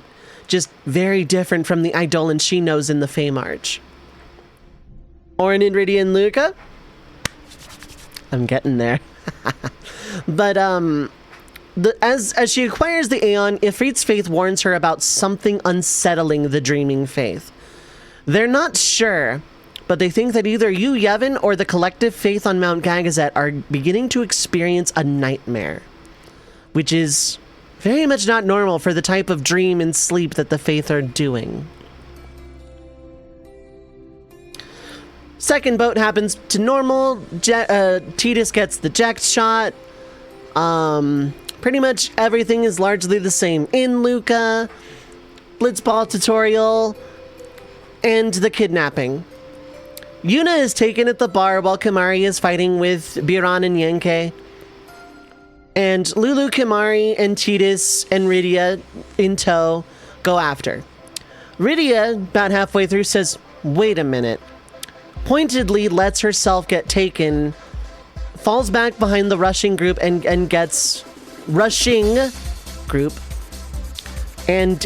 lets herself get taken. And sure enough, she's taken to the exact same boat where Yuna's being kept. Rydia had a hunch that someone was after summoners but had no idea why. She helps Yuna to her feet. The duo fight their way out of the Al Bhed ship. I headcanon that Yuna didn't fight her way out. She did hurt some of the Al Bhed. Because of Lulu's comments to Yuna later. But more, I headcanon that they just can't summon Aeons because it's too cramped to space. So with Rydia's black magic, complementary with Yuna's white magic, they're able to fight their way out much faster.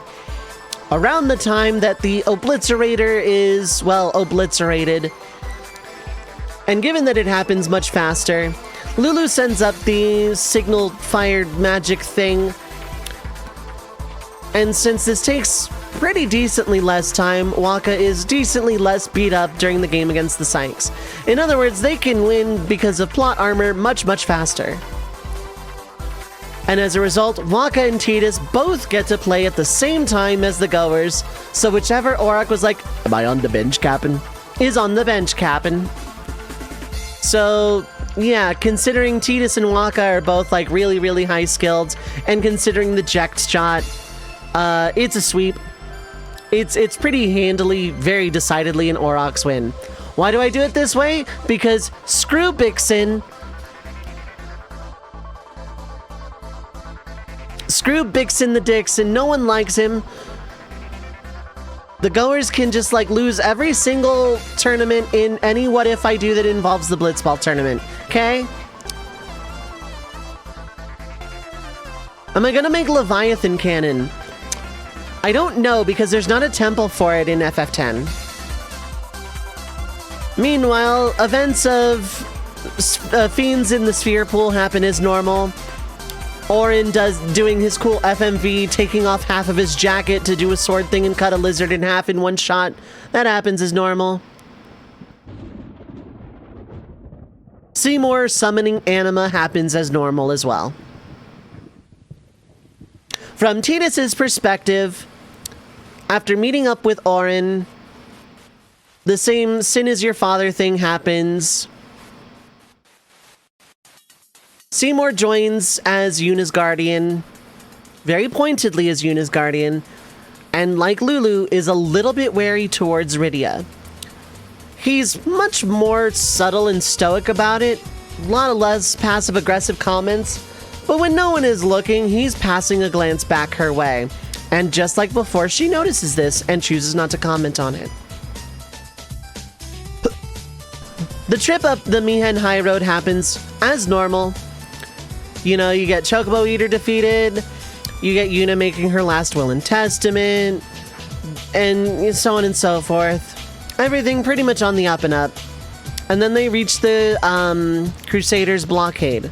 Seymour appears, letting Yuna and her guardians, and only Yuna and her guardians, through to the Mushroom Rock Road, and up to the command center for Operation Mihen. Rydia and Tidus are both left out. And low-key, this is because Seymour's plan really involves isolating Yuna enough to where he can slip in and become her guardian last second. So part of this is the preamble of isolation. But Seymour also gets a weird feeling about Rydia. And since this has happened the third time, I'm going to just be a lot more direct about it. It's because Rydia is from another world. Orin and Seymour can sense it, and Lulu just had a feeling.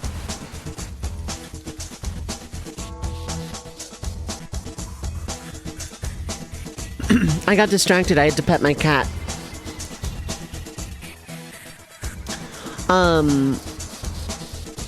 But basically, Seymour, in terms of his plan to become Sin, knows that Rydia is trouble. Trouble he'll have to eventually deal with, but it doesn't matter right now. Meanwhile, a very frustrated and impatient Tidus and Rydia, because Rydia's on a mission here. She's, she needs to figure out what is going on with this void and this nightmare of the faith, and Tidus, he just doesn't trust Seymour and doesn't want to leave Yuna alone with him, because let's be honest, he still catches feelings for Yuna. I am not shipping Tidus and Rydia. I am still shipping Tidus and Yuna in this particular storyline. That hasn't changed. And the two are kind of fuming over what to do, realizing they probably can't take all the Crusaders here, and even though the Crusaders are excommunicated, they're probably still protected enough by Yevon and Yevonites to get in the way of the pilgrimage. As they're trying to scheme and formulate, they are once again met by Donna and Bartello. And this time, Donna's demeanor is much different. Complete 180. Absolute sweet talk here about nepotism and history and, not wanting and taking shortcuts and getting handouts from many guardians and even Maester Seymour. It must be nice being the daughter of a high summoner. Kind of thing. Let's all go to Jose. That's coming soon. Donna is basically sweet-talking Rydia and Tidus and trying to get them to turn on Yuna. Rydia seems to play into this and play along, to which Tidus is annoyed, but he's not catching up on a lot of the subtleties at the moment. And the four of them, well, basically Rydia and Donna, are formulating a plan to get through the Crusaders. And we're gonna go with the old Prison Break classic of, oh, a snake bit me, I'm not feeling well, run. That whole routine to slip by without actually, calling Aeons. And going all magic blazing here. But this plan took time to come up with, to get just right. And right as Tidus is asking Rydia, what the hell was up with that plan? Why are we suddenly buddy-buddy with Donna now? All of them go dead silent as they see Sin's attack on the beach of Jose. The fallout from Operation Mihen's catastrophic failure is sinking in. All of them are basically brought to dead silence, and Donna is completely humbled. Her smugness evaporates. And even more so when they catch sight of Yuna and Seymour finishing off a Sin spawn. And by Yuna and Seymour, I mean Seymour. Because it's very obvious that even without his Aeon, there's enough magic and power from him alone to decimate a sin spawn. And as he leaves, all that's left is the wake of the devastation.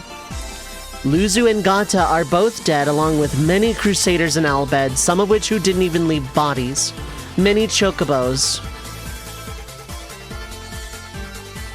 And Yuna's Guardians are completely shocked. Rydia pretty much is the one that snaps the group back to attention and asks, shouldn't we send the people that are, well, still here? And it's enough to break Yuna and Donna out of their trance. And the three of them basically spend a couple of hours sending all the fallen, rather than Yuna doing it all night by herself. Because that was always something that bothered me. Why, like, Donna was there at Jose, why didn't she help send? Or did she? I don't know. The three summoners spend a few hours sending the fallen.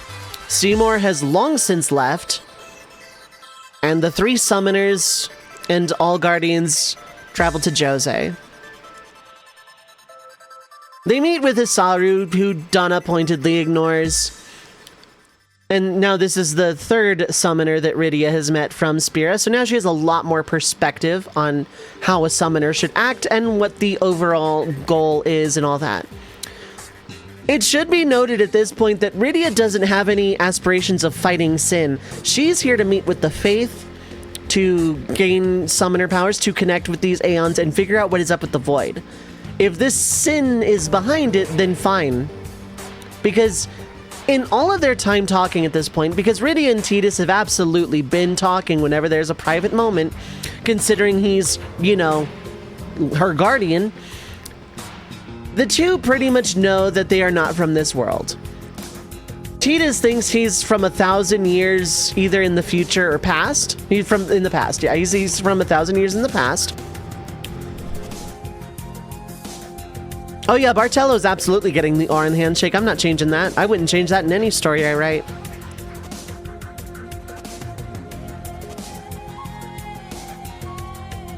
Bartello absolutely gets the Auron handshake, don't worry. Rydia and Tidus have caught up enough. Rydia is from another world and Tidus is from 1,000 years in the past, or so he thinks. And so they're pretty much on the same page.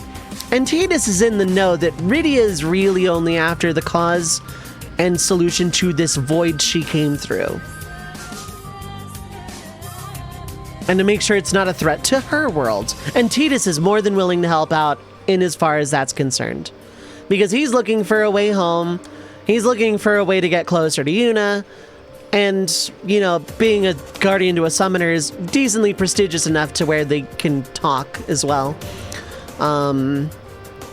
I'm not changing anything about the Yuna-Tidus ship at all, because from Tidus's perspective, there's not much different about the journey so far as it is. So I have no reason to change the dynamics of his characterization outside of characters are perceiving him better, especially by proxy to someone that half of the group is wary of, in Rydia.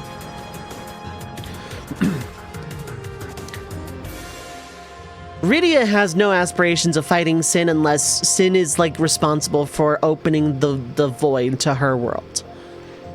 But somehow she gets the sense that that's not actually what happened. Because even though she knows how Tidus came into Spira, you know, through, well, Sin, she thinks there's more of a connection between his Xanarkand and this Spira than Spira and her world. She doesn't have any dedicated proof or anything, she just has this feeling. And Auron won't give her a straight answer, of course. So she figures she's just gonna have to journey and figure out for herself. But as far as Yuna, Donna, and Isaru are concerned, she's absolutely on the pilgrimage to fight Sin and save Spira and bring the calm thumbs up.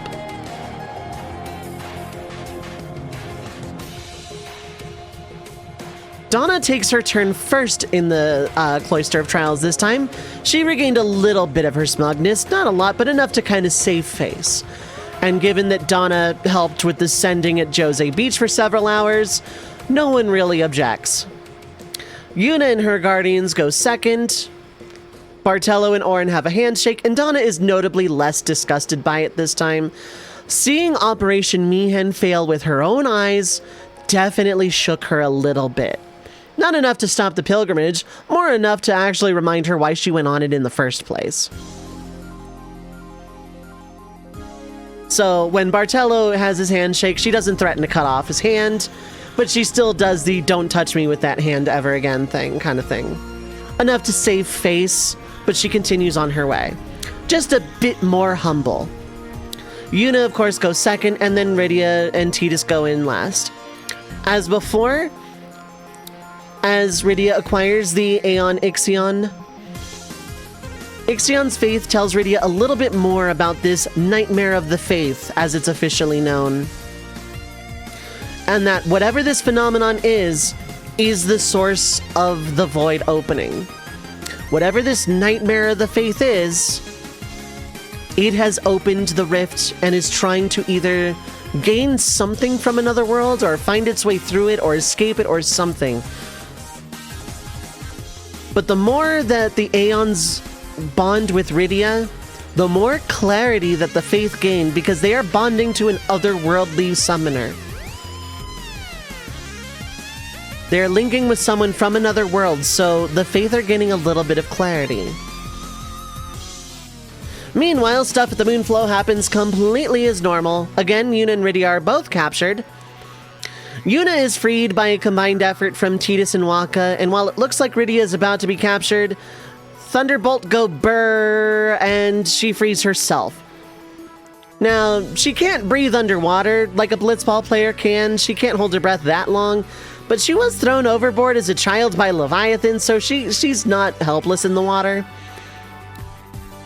She escapes on her own and meets with Riku before everyone else does, because they both just kind of surface on the bank of the river.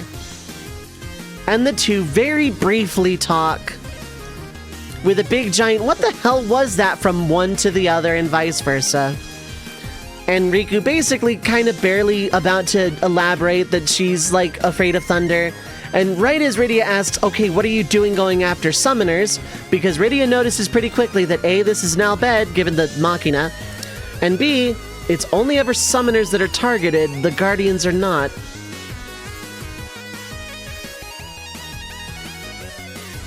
The rest of the party catches up, Tidus being first in line. And thank Yevon he is, because if anyone else had come first, Rydia would have been like, "Look, I captured an Al Bhed trying to kidnap me." But Tidus first is like, "Wait, no, I know you, you're Riku. Yeah, we were friends, you helped me out that one time," and pretty much vouches for Riku's character.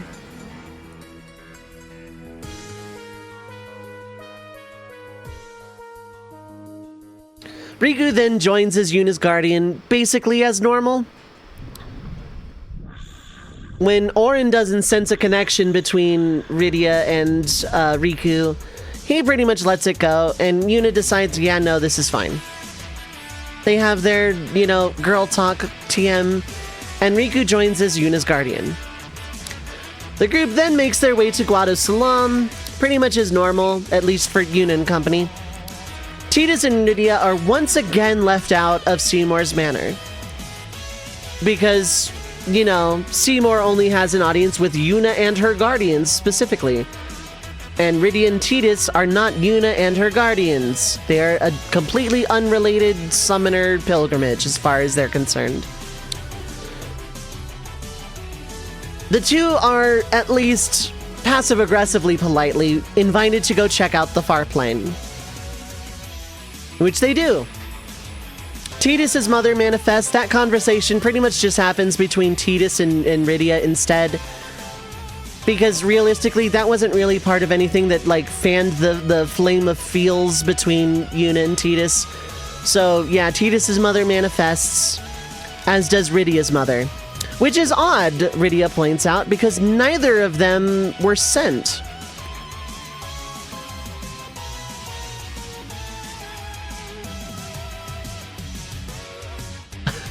Sorry, I'm having a bit in Discord, don't worry about it. Somehow Rydia returned. Reimu, do you want the TLDR for the FF8 bit and how I did Cypher justice? Also, hello, Reimu. So, I made Cypher a seed, He's still arrogant and brash, but I also gave him the Renoa ship in favor of giving Squall the Quistis ship. And, yeah, he's still squad captain, but I made him a seed and he shipped with Renoa.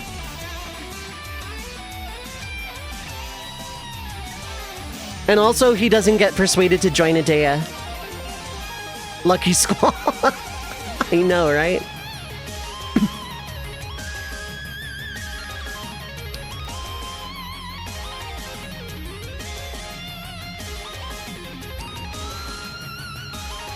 Now, unfortunately, I have to break my rule for this particular story time because I'm basically out of notes. So I kind of have to wing it a little bit and have to invent what the Nightmare of the Faith is on the fly.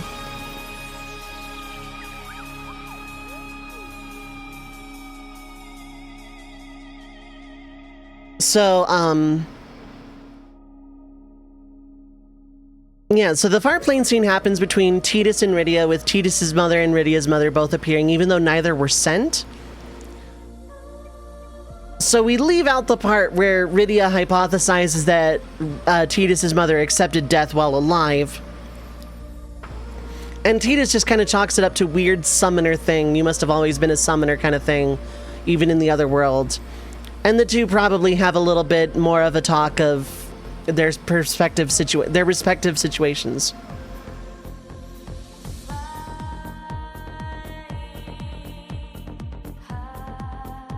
That's the name of the song. Roll credits.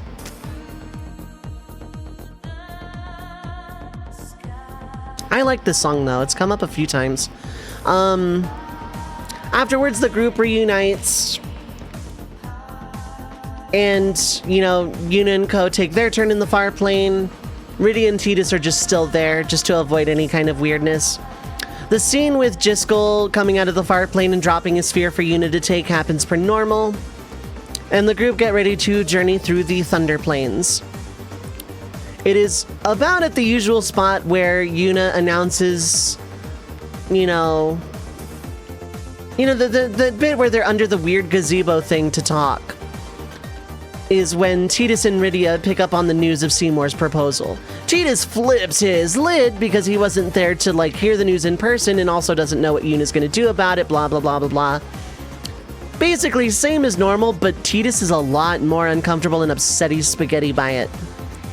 If only Epiphaetus dual tech overdrives, I know, right?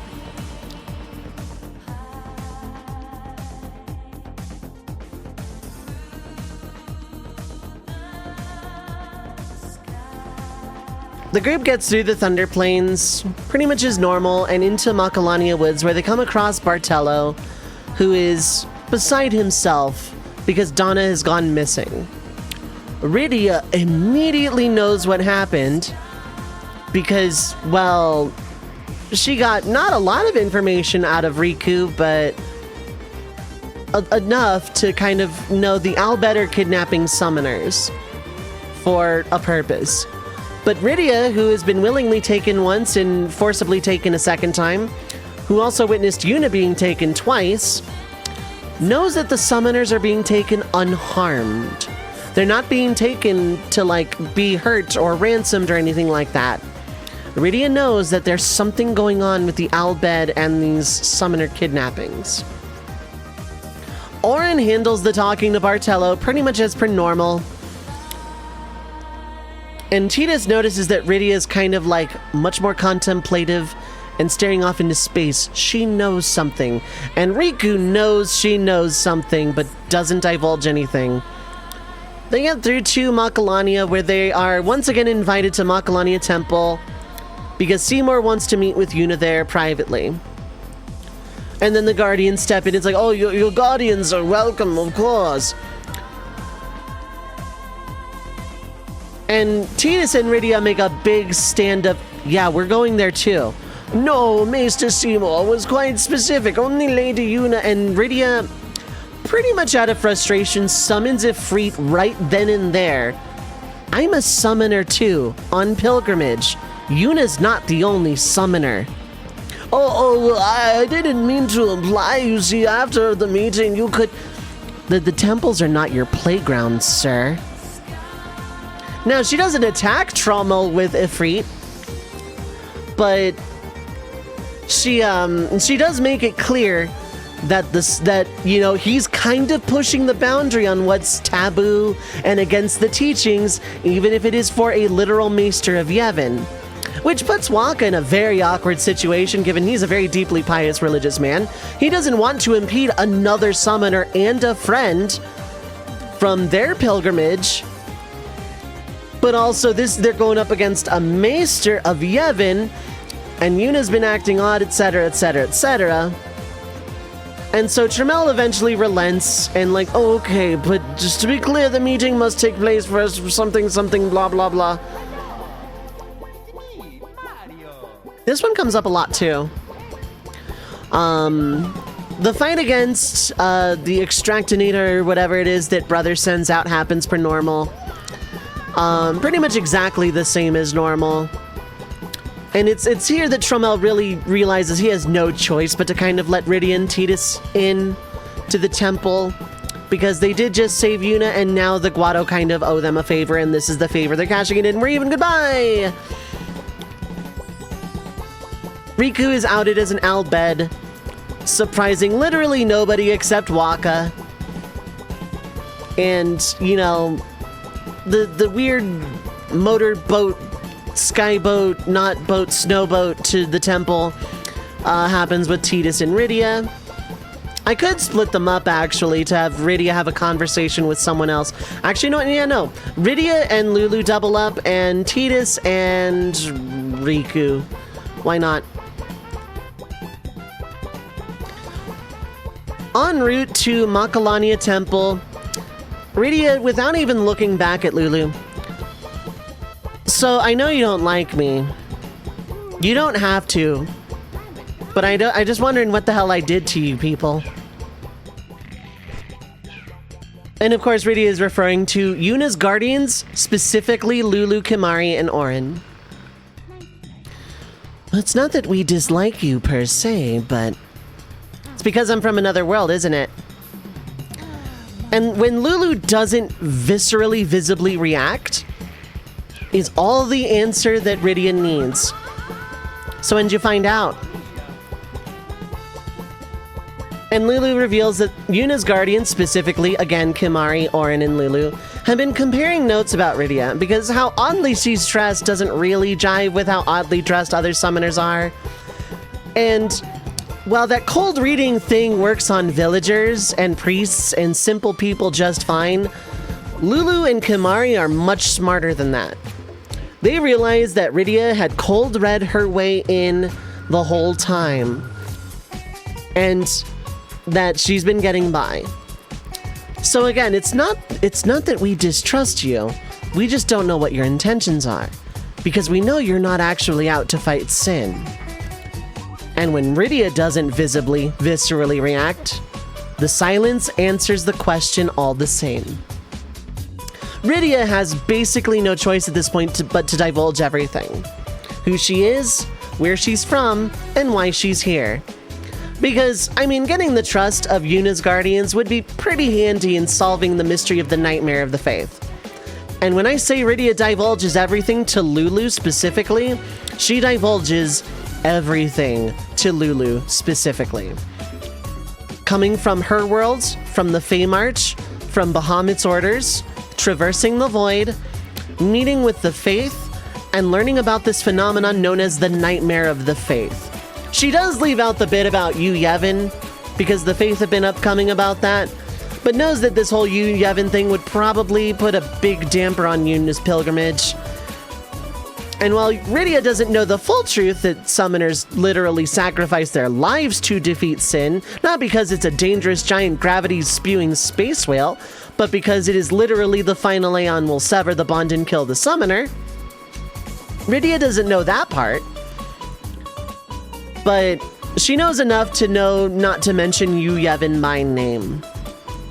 Edge's marriage. Oh, Edge and Rydia aren't married yet. This is like, from Rydia's perspective, she's been away from Cecil and Rosa's wedding from like, she went right back to the Fey March and into this. She like, Edge, huh, he was kind of weird, huh? Oh well. So Rydia divulges basically the full story to Lulu, knowing that Lulu can be trusted with this information. Waka sure can't. Kimari can because he doesn't talk. Orin probably can because she senses something off about him. But, you know, summoner intuition, and she's very careful around sendings when Orin is nearby is all she has to say about that. But Lulu? She can trust Lulu despite the tension before. And when Rydia divulges everything, Lulu begins to melt significantly.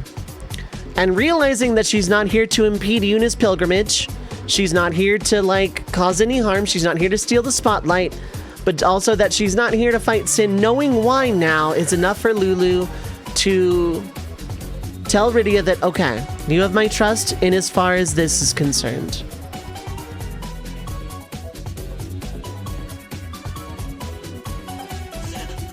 Meanwhile, Tidus and Riku just talk about Waka's overt Albed racism en route to Makalania Temple.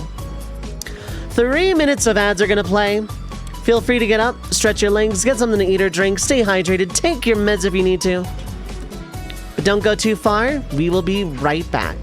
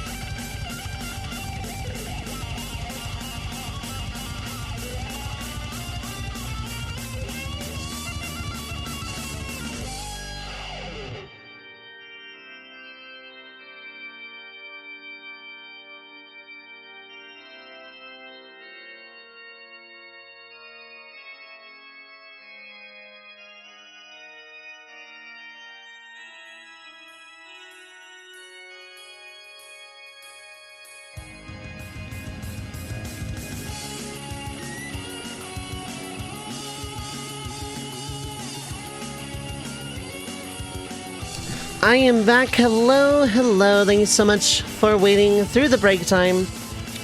As always, I appreciate it. And today is the last day for this gold tracker. If we are to add any more games to Solo Archipelago, it needs to be through today. It needs to hit this milestone today. But if that doesn't happen, that is also fine. Hydrate!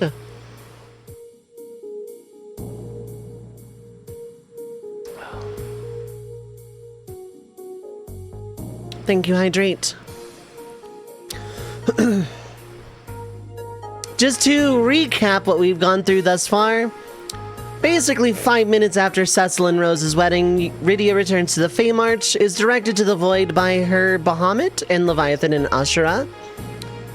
She lands in Besaid, meets Tidus, becomes an official summoner with Tidus as her official guardian, and as she pilgrimages alongside Yuna, she meets with the Faith, who begin to describe a phenomenon that might likely be the cause of opening this rift in the Void as the Nightmare of the Faith.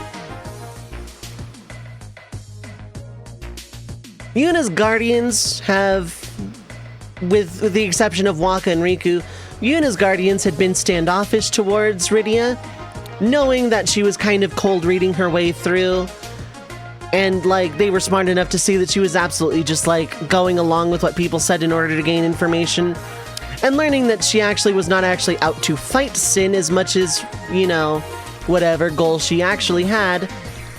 And Rydia, en route to Makalania Temple, divulges all of her story to Lulu, with the permission to pass it on specifically to Auron and Kamari, knowing that, like, Wakka, Riku would, like, not do good things with this information. They would probably be, you know, they would blab it. They would spread that gossip. And Yuna should stay focused on her own pilgrimage, especially with these other problems with Seymour.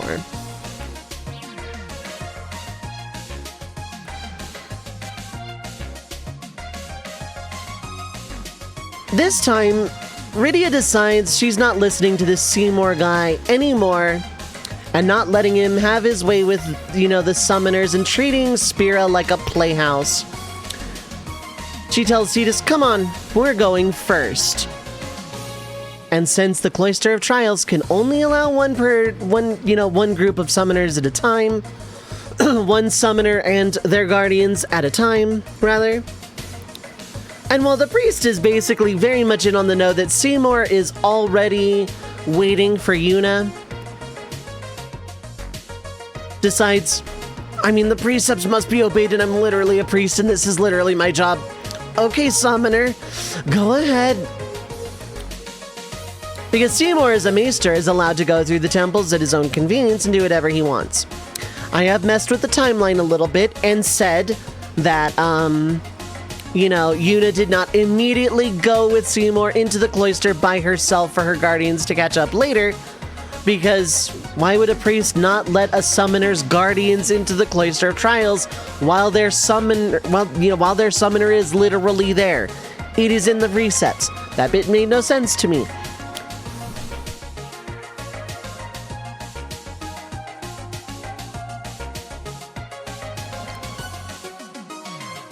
So Tidus and Rydia undergo the Cloister of Trials, and when they reach the Chamber of the Faith, they find a very disappointed Seymour. And Seymour just kind of, I was expecting Lady Yuna. And Rydia pretty much playing the passive-aggressive game right back with a very chomping at the bit Tidus to really hoping Seymour does some stuff so he can draw his sword. But he's like, well, I'm a summoner. I guess I got here first. Anyway, I'm going into the cloister. I'm going into the Chamber of the Faith now. And some back and forth happens until Seymour eventually drops that he knows that Rydia is from another world. And Rydia, just as much of as a no-sell as it was on the snow bike, what of it? What's your business here in Spira, then? None of your concern. I'm just a summoner trying to make her way. Which, in reality, isn't much of a lie. Because it's not about trying to keep to the story, it's more she is in fact a summoner. She was a summoner in her world as well. Just, you know, that world didn't really have sin in it. And after a little bit more banter, with Rydia turning the tide on Seymour about the whole marriage thing, what are you really after, Seymour? What are you really after, Maester of Yavin, trying to marry a summoner on pilgrimage? You know what she has to do, right? Which is very much a bluff and a cold read because, you know, a summoner's duty and, you know, all of that has been given away, but no one really talks about a summoner's self-sacrifice out openly because it's really a depressing topic of conversation. So Rydia doesn't know, but knows there's something. And somehow this meets the persuade check, and Seymour kind of realizes that if he divulges too much of his plan goes belly up. So he has no choice but to kind of relent and leave Makalania Temple and let Rydia commune with the faith. And as she enters the Chamber of the Faith, she makes sure he leaves because she knows if she goes into the Chamber of Faith and leaves Tidus alone, he's gonna do some stuff. And she saw the kind of magic he could wield. It was on par with her own, and keep in mind, Rydia's magic is very powerful considering she went through all of FF4 at this point. She fought Zeromus with this magic, and that same caliber of magic was used to decimate a sin spawn. So, in the interest of protecting Tidus' life and also the integrity of their plan to be able to actually go on pilgrimage,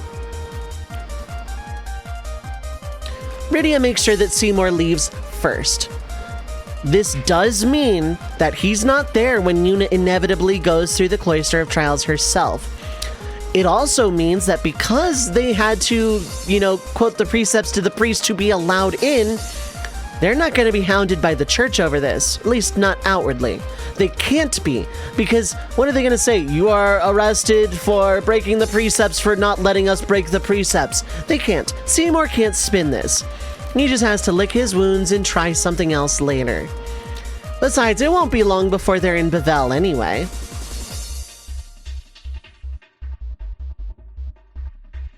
Seymour retreats, taking Tromel and the Guado with him. Rydia enters Shiva's Chamber of the Faith and communes with, well, Shiva's faith. Shiva further confirms that the entity, singular entity known as the Nightmare of the Faith, is causing trouble in the Dream of the Faith. It is causing trouble for you, Yevon, and it is causing trouble for the Faith. Sin's attack on Dream Zanarkand had caused something to stir within one of the other residents, another Dream of the Faith. And its identity had shifted into something else, a memory long forgotten from way before the war even happened. To which Rydia is like, wait, war? Shiva's faith elaborates that the history of the war between Zanarkand and Bavel 1,000 years ago.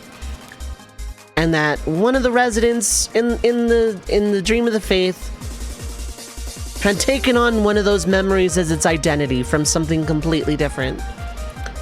And now there's more trouble in Dream Zanarkand than really anything before. And it has begun to manifest this entity as a nightmare of the faith and is trying desperately to get out of the dream. And in doing so has explored many avenues with which to pursue this goal. And one of those was opening a rift into a phenomenon known as the Void. It is the Final Fantasy Void. It is the X-Death Void, the Cloud of Darkness Void, the Gilgamesh Void. It is the same Void. It is the singular Final Fantasy Void. And this Nightmare of the Faith inadvertently caused it to open, but on the wrong side.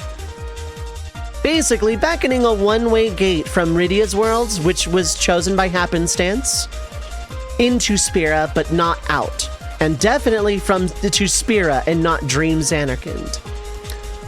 So the Nightmare of the Faith is causing trouble to either try and awaken you, Yevon, or at least stop the dream, or find a way out of the dream itself and reopen the void and escape into another world. To do what, Shiva's faith does not know. Rydia acquires the Aeon all the same, and is bid to go meet with Bahamut in Bavel. Not your Bahamut, the Faith quickly clarifies, ours, who knows quite a bit about the dream of the Faith. Oh, and one more thing, don't tell your guardian about his Zanarkand being a dream. He won't take that existential threat very well. Rydia asks the question that a lot of other people are asking, so my guardian, he's a dream of the Faith? Yes. Is he the one that took on that identity? No. No, we know your guardian is not the entity known as the Nightmare of the Faith. It is something else. Might look similar, though, but we know the entity, the Nightmare of the Faith, is still on that side of the dream. Rydia relays most of the pertinent information to Tidus. The Nightmare of the Faith is an entity basically opening a portal to another world to try and escape to it, to do gods know what, but that it still is causing trouble and is otherwise contained. And Rydia is pointedly calculating in her words to Tidus, not in a way that'll arouse suspicion, but in a way where she's not technically lying either. The two leave and find a very confused Yuna and a bunch of her guardians basically wondering why the hell Seymour stormed off like that. Because, yeah, Seymour wanted to speak to Yuna alone, and the Chamber of the Faith was basically the perfect opportunity for it. But that fell through, so he'll have to find another way. Trammell, on his way out, did hurriedly kind of tell Yuna, Maester Seymour will be expecting your reply in Saint Pavel. And then just like kind of, leaves. The Guado aren't happy, but they can't do anything about it, and neither can Maester Seymour at this time. Yuna then goes with her guardians to undertake the Cloister of Trials, and both of them join with the Aeon Shiva. And at this point, we're gonna diverge again. Given that Seymour kind of had to retreat with his tail between his legs, now is to go back and think of a new plan. The other Maesters are not necessarily savvy to his plan, because Maester Micah would have shut that plan down a long time ago. Maester Kelk Ronzo knows that Maester Micah is unsent. That is the extent to which Kelk Ronzo knows. Maester Keenock and Micah know that, Seymour killed Jiskel.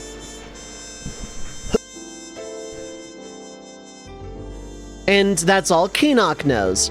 Maester Micah knows that Seymour is doing something and wants to join with as Yuna's guardian to defeat Sin. But Maester Micah's goal has always been the perpetuating of the status quo of Yevon's influence over Spira and the calming of Sin occasionally. He had no idea that Seymour wanted to become Sin eternally and just destroy everything forever.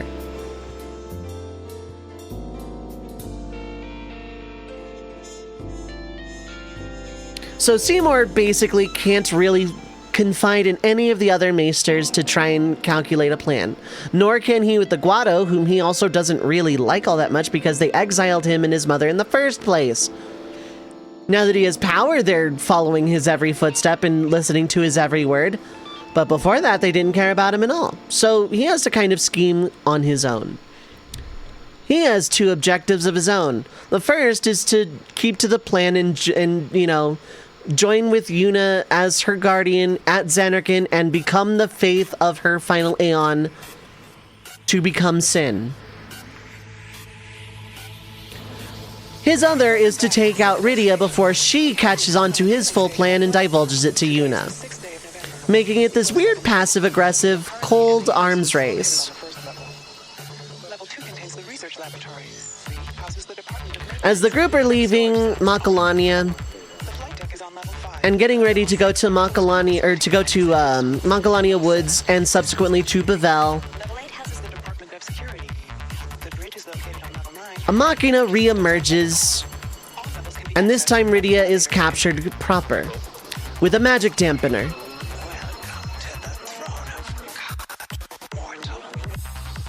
Jesus, Shodan is judging my storytelling right now.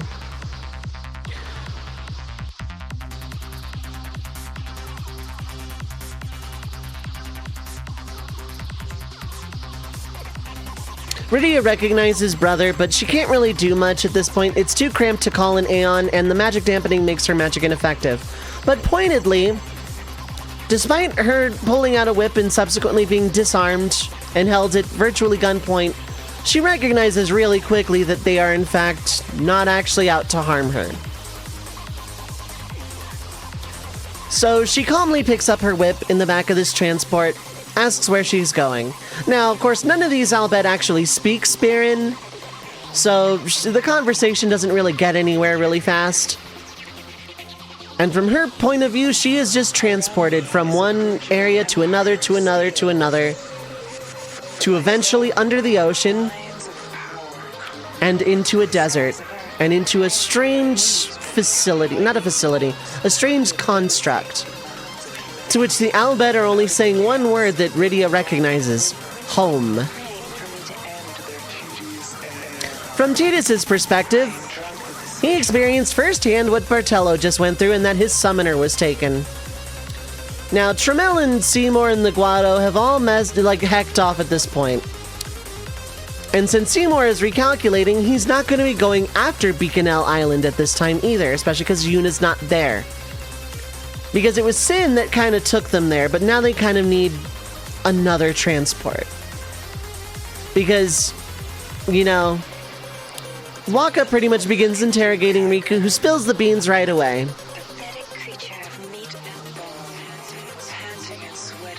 That summoners are being taken by the Albed to Beaconell Island, to their home, and kept in the Summoner Sanctum, because the pilgrimages have to stop. Need sleep? Take care, Burn. Thanks for hanging out. I appreciate it as always.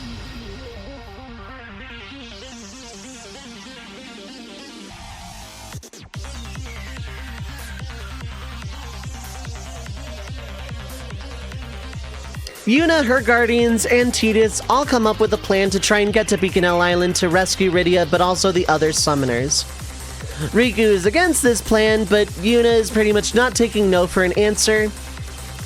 And while Yuna doesn't actively come right out and go like, okay, we're doing this plan or you're no longer a guardian, nothing like that, Yuna says it's the right thing to do. Rydia is my friend.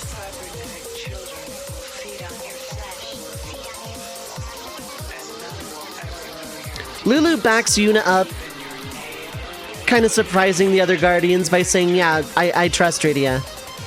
We have to help her, it's the only right thing to do, and free the other summoners.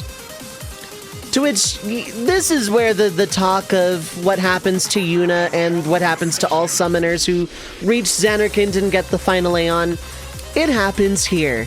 More importantly, it happens with Yuna around. It doesn't happen while Yuna's out of the party.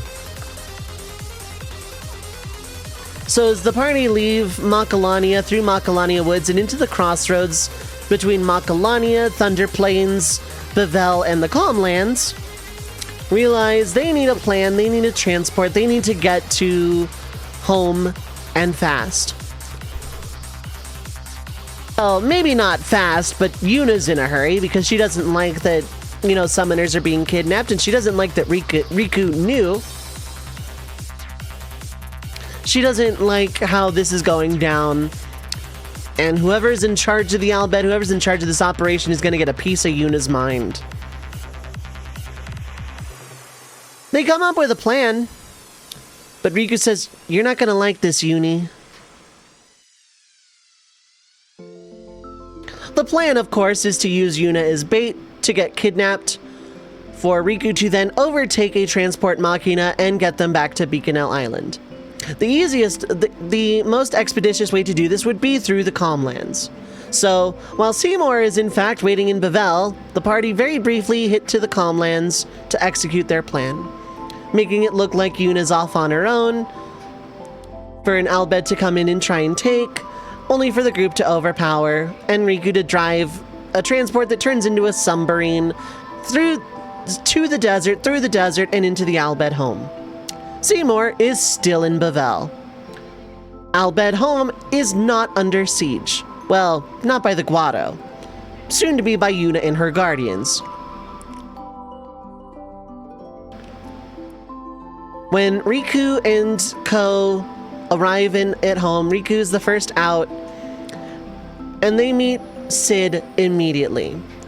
And the two converse in Al bed, but Sid notices that something is off about Riku's demeanor here and why she's been missing for so long as it is, and especially with all that stuff Brother's been saying about, son of a, and then immediately accosted by Yuna, who recognizes her Uncle Sid immediately, and Uncle Sid recognizes Yuna. More importantly, Sid recognizes the raw fury in Yuna's eyes, the same as his sister's, Yuna's mother's. Which then drops the revelation that Yuna's half Albed to Waka, but you know, that's a whole other ballgame. Waka's ready to throw hands and throw blitz balls, but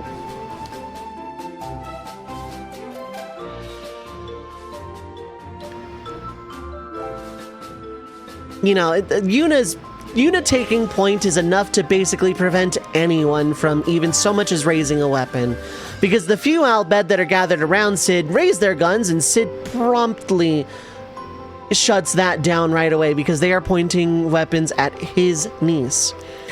And anyone that knows Sid well enough knows that this is a big deal, and when Sid says jump, you say how high, and when Sid says lower your gun, by Yevon, you lower your freaking gun.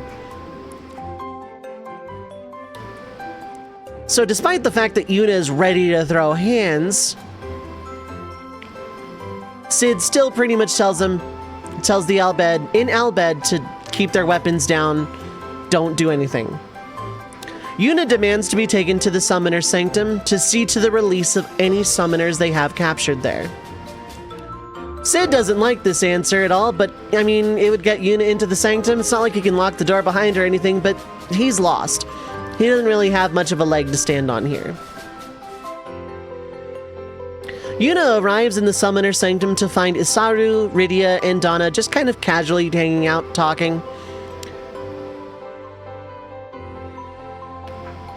Rydia looks up at Yuna and says, "So when were you gonna tell me you were gonna die by killing Sin? When were you gonna tell me the final Aeon was gonna kill you?" Several awkward conversations happen in sequence. Rydia and Tidus are caught up to speed. Tidus has not taken the news well at all back at Macalania, nor is he taking it well now. And when asked if Rydia knew, Rydia replies, "No, I didn't know. I just found out. Donna told me."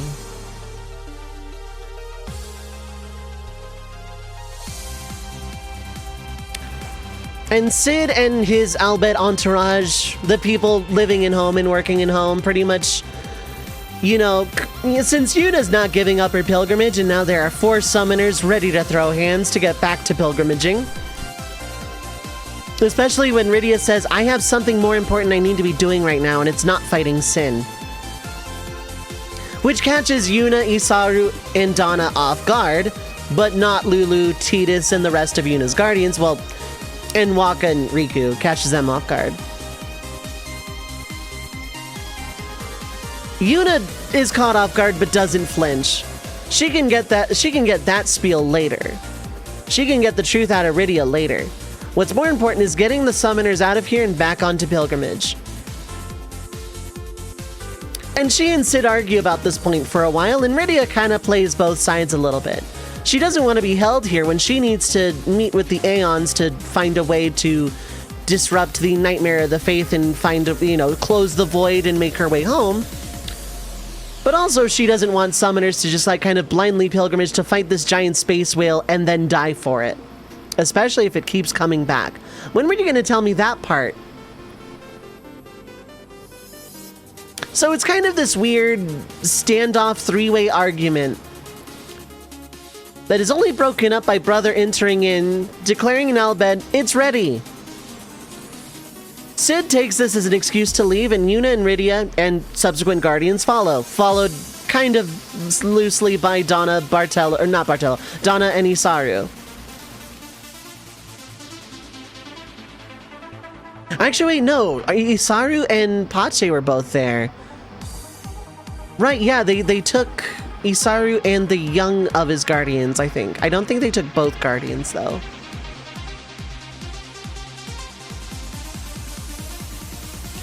Basically, everyone present kind of makes their way and loosely follows Sid, with Yuna and Rydia kind of like very closely behind. They've stopped arguing for now, but there'll be time for that.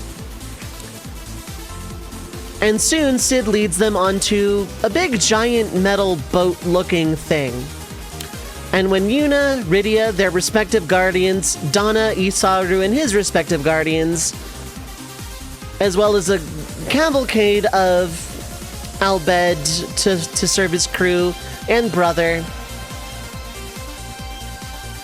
the ship takes off, but not into the water, not on the sand, into the air. The Fahrenheit is air ready, has been fully restored, and the Albed are now in control of the world's only airship. And as the sky comes into view and Beacon L becomes something of a dot in the distance, gods know where Sid's flying to, but they're flying all right and away from Beacon L. It disarms the entire argument. Momentarily. After realizing, of course, that they're in an airship, this is not something necessarily new to Rydia. She's been on plenty in her day. She's caught off guard by the fact that this is the only one she's ever seen in Spira, though. And more importantly, that the Albed are the only ones that have access to it, and also that it was a forbidden machina. She turns to Sid and calmly asks very simply, "So what happens now?"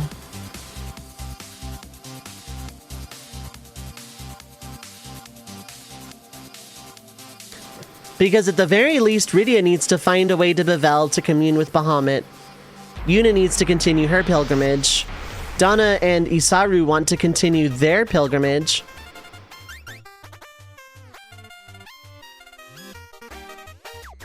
But Sid wants to put a stop to the pilgrimages, and so does Riku and Brother.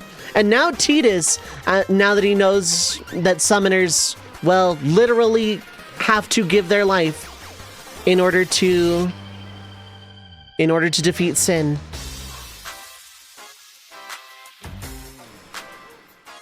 If anyone wants a part 2 to this one, let me know. Same with the Laguna, not president. I would say same for the Kefka executed, but like there's not much I could really do with that one post stream. All right, chat. Tell me what you thought. Tell me what you thought of those stories. I'm assuming people are like, this is a pretty quiet day, so I'm assuming people are like off doing other things, but if people are still around, what did you think of the story? Did you like it? What would you have done different? How would you handle Rydia in Final Fantasy X?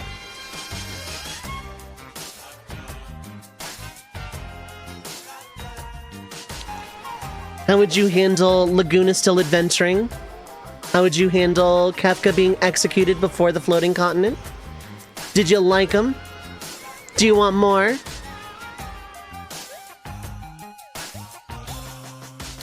But yeah, long and short, if Kefka is executed, the world kind of goes real peaceful.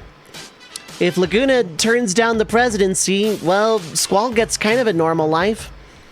And if Rydia ends up in Final Fantasy X, a lot of things go differently.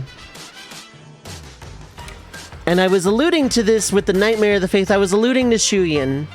I just didn't get far enough in my notes to really flesh that out.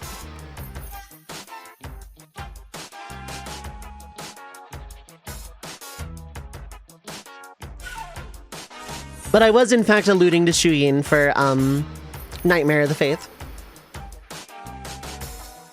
Great grinding session, yeah.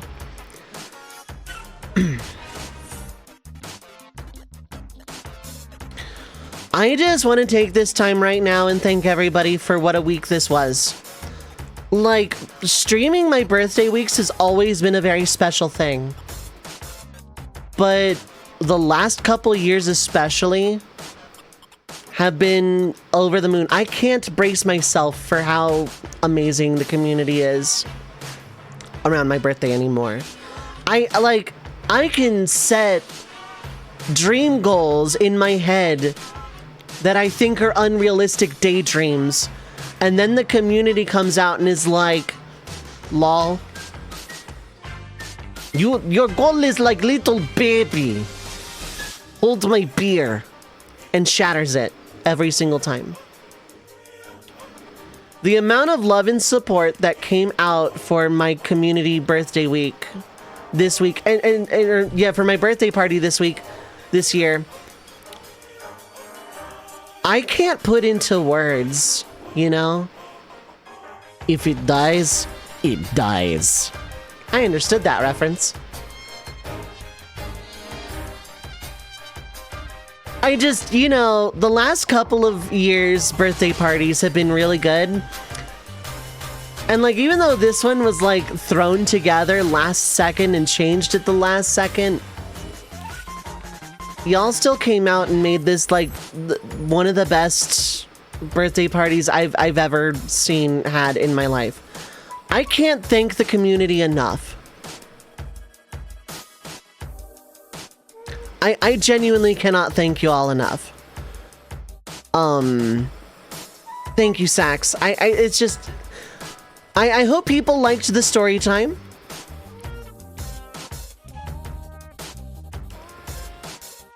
I hope everyone had a good my birthday week. But like, yeah, no, I'm really grateful, like, genuinely. This has been... This has been one of the best weeks ever. Going through these one-off challenges, doing 2 12-hour streams consecutively. Those were a trip, don't get me wrong, but I wouldn't change anything about it for the world. I will say, since I don't think we're getting that last second milestone, and as soon as I end stream, that milestone is closed. So if people are looking for a snipe window, this is the snipe window. Because once I end stream, whatever I have in my tracker is it. There's not going to be a last second post on Blue Sky. Oh, we got like some off-screen donations. We did it.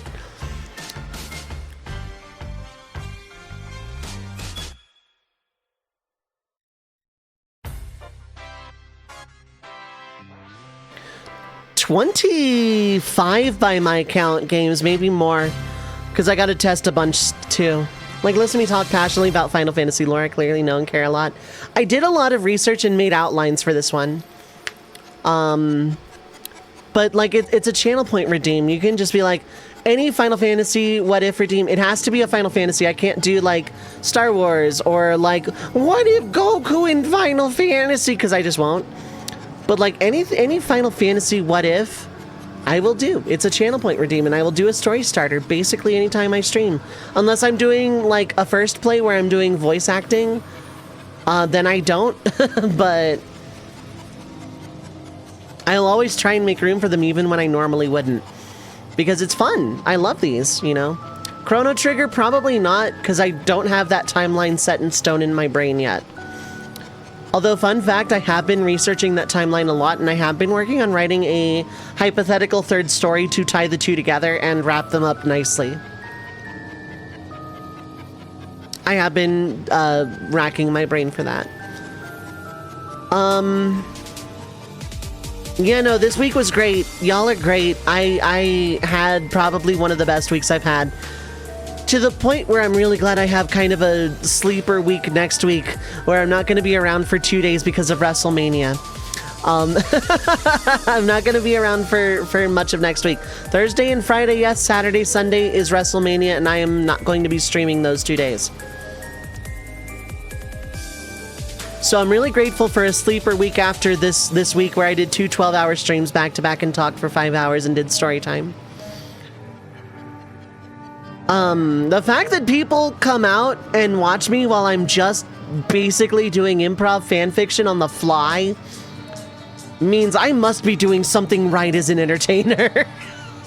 Like, damn, how can I pull a crowd when I'm essentially telling fanfiction on the fly? Like, I don't know how I pull that one off. I'll be honest. But the fact that so many people came out to watch my little challenge runs, to watch me cheat, you know, use boosters in FF9 and make the game run really fast so I can get Excalibur 2 in one stream. That took 12 hours. And get Disc 1 Lionheart where all I'm doing is grinding cards for like 12 hours.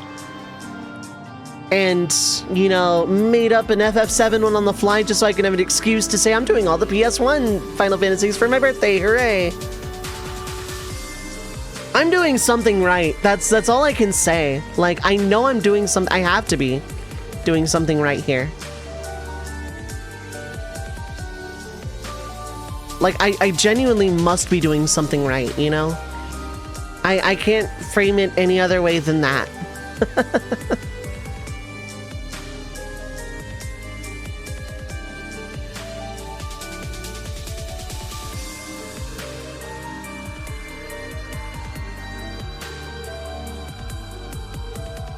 Oh, there you are. Okay, cool. I was like, wait, I lost the person I was gonna raid out. Basically, all of that to say thank you for choosing to spend time here. I say it at the end of every stream, but I genuinely mean it. Time is a resource that we have to choose to spend very carefully and wisely, and people choose to spend it watching me. I want to pay that back by doing the best I can as an entertainer. I stopped calling myself a content creator because it quantifies what I'm doing down as like content to be consumed. No, I'm an entertainer, damn it. I'm an entertainer. But I must be doing something right because people come out in love and support, and it is so validating to me, who's chosen this as a life path for so many years and done this for so many years. It is, I can't wrap my head around it. It feels amazing. When I hit the start streaming button, it feels great. It feels stellar, and I love every second of what I do. But the fact that other people do too is unreal. I can't. It means a lot. It really does. So thank you all so much. The number at the bottom of the screen is nice. It's not about that. It's about the fact that people can tell me, oh yeah, I listen to you stream, so I'm gonna voice train now. I'm voice training as a motivation.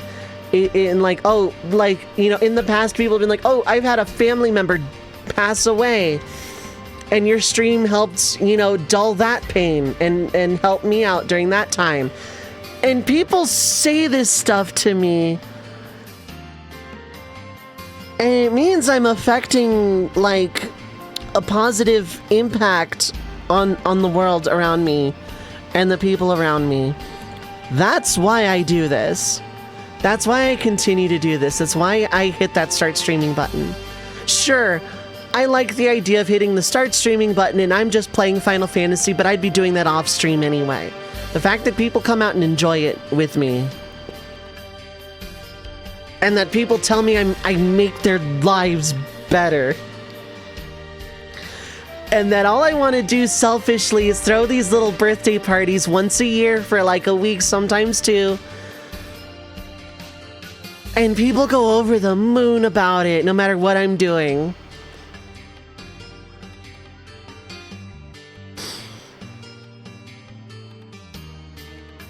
It's... I can't put it into words. It is just the most surreal, unreal feeling out of anything I've ever done in my life. It's something. I can't put it into words. I lost my words a while ago. Storyteller, writer, by the way. But, like, I appreciate it. I have the best community on the freaking planet, and no one can change my mind about it. My community could beat up your community on the playground. That's not true. Everyone's community is great, but I have the best community. Y'all are fantastic.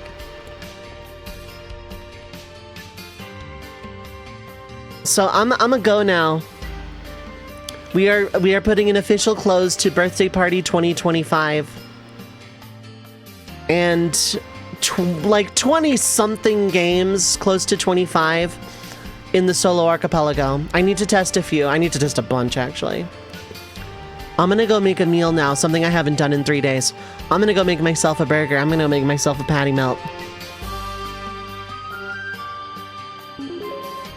Goodness, I knew there was gonna be a last second one. Okay, hold up. This was the snipe. $45 from Dylan. Thank you so much.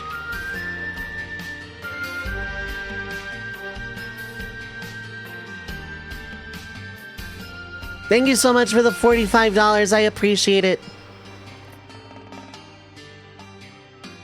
Like right as I was about to click the stop streaming and raid out.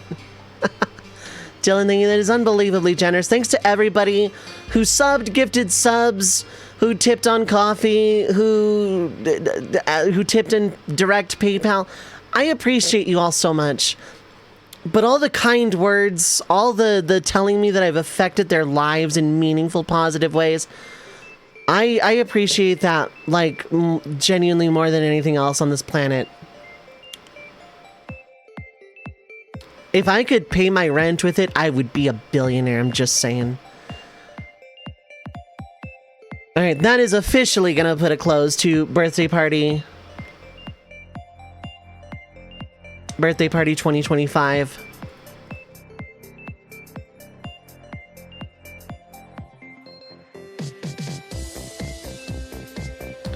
I'm gonna go right out now. Thank you so much for making this week unbelievably super stellar amazing.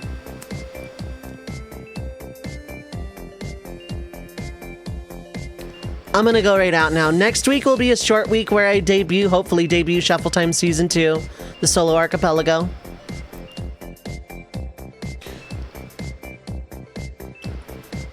Sorry, I'm like choked up, I'll be honest. I'm emotional. Next week is going to be a short week, 2 streams, one of which definitely is going to be solo archipelago. The other is probably going to be solo archipelago. And I will be back then. After that, I will be debuting the FFT community run. What is the Final Fantasy Tactics community run? People in the community get to make a tactics guy. If anyone is interested in the prospect, hit me up in a DM on Discord or Twitch Whisper. I have a spreadsheet. And there's going to be some fun twists going about with that and the solo archipelago. In the meantime, if people are heading out,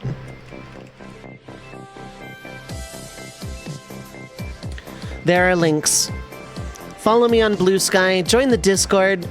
I do hangouts in the Discord, and I might after dinner tonight, in fact, because I'm free to. Hit up the YouTube, it's an archive, and I'm gonna update it probably soon. And then, as I've demonstrated throughout this, you can tip me on coffee. It's the best way to support the stream, one time or monthly. Oh, Draconics! Someone just tipped. 27, is that it? Is that enough?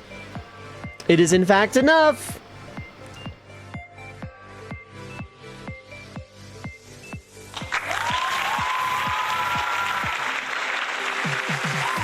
You cut that so close, though.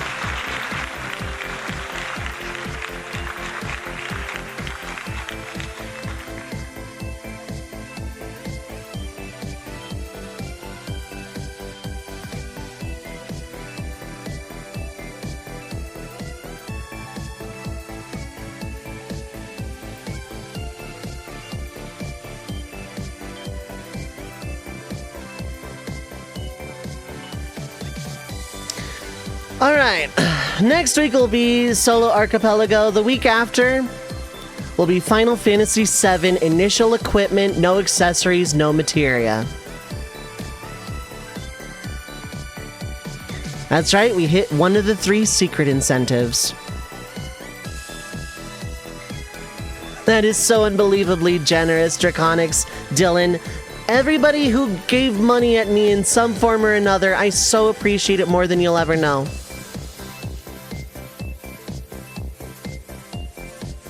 and we met one of the secret incentives. The secret incentives, by the way, were not meant to be met. I didn't expect it at all, but we did. So thank you all so much. I appreciate it so much.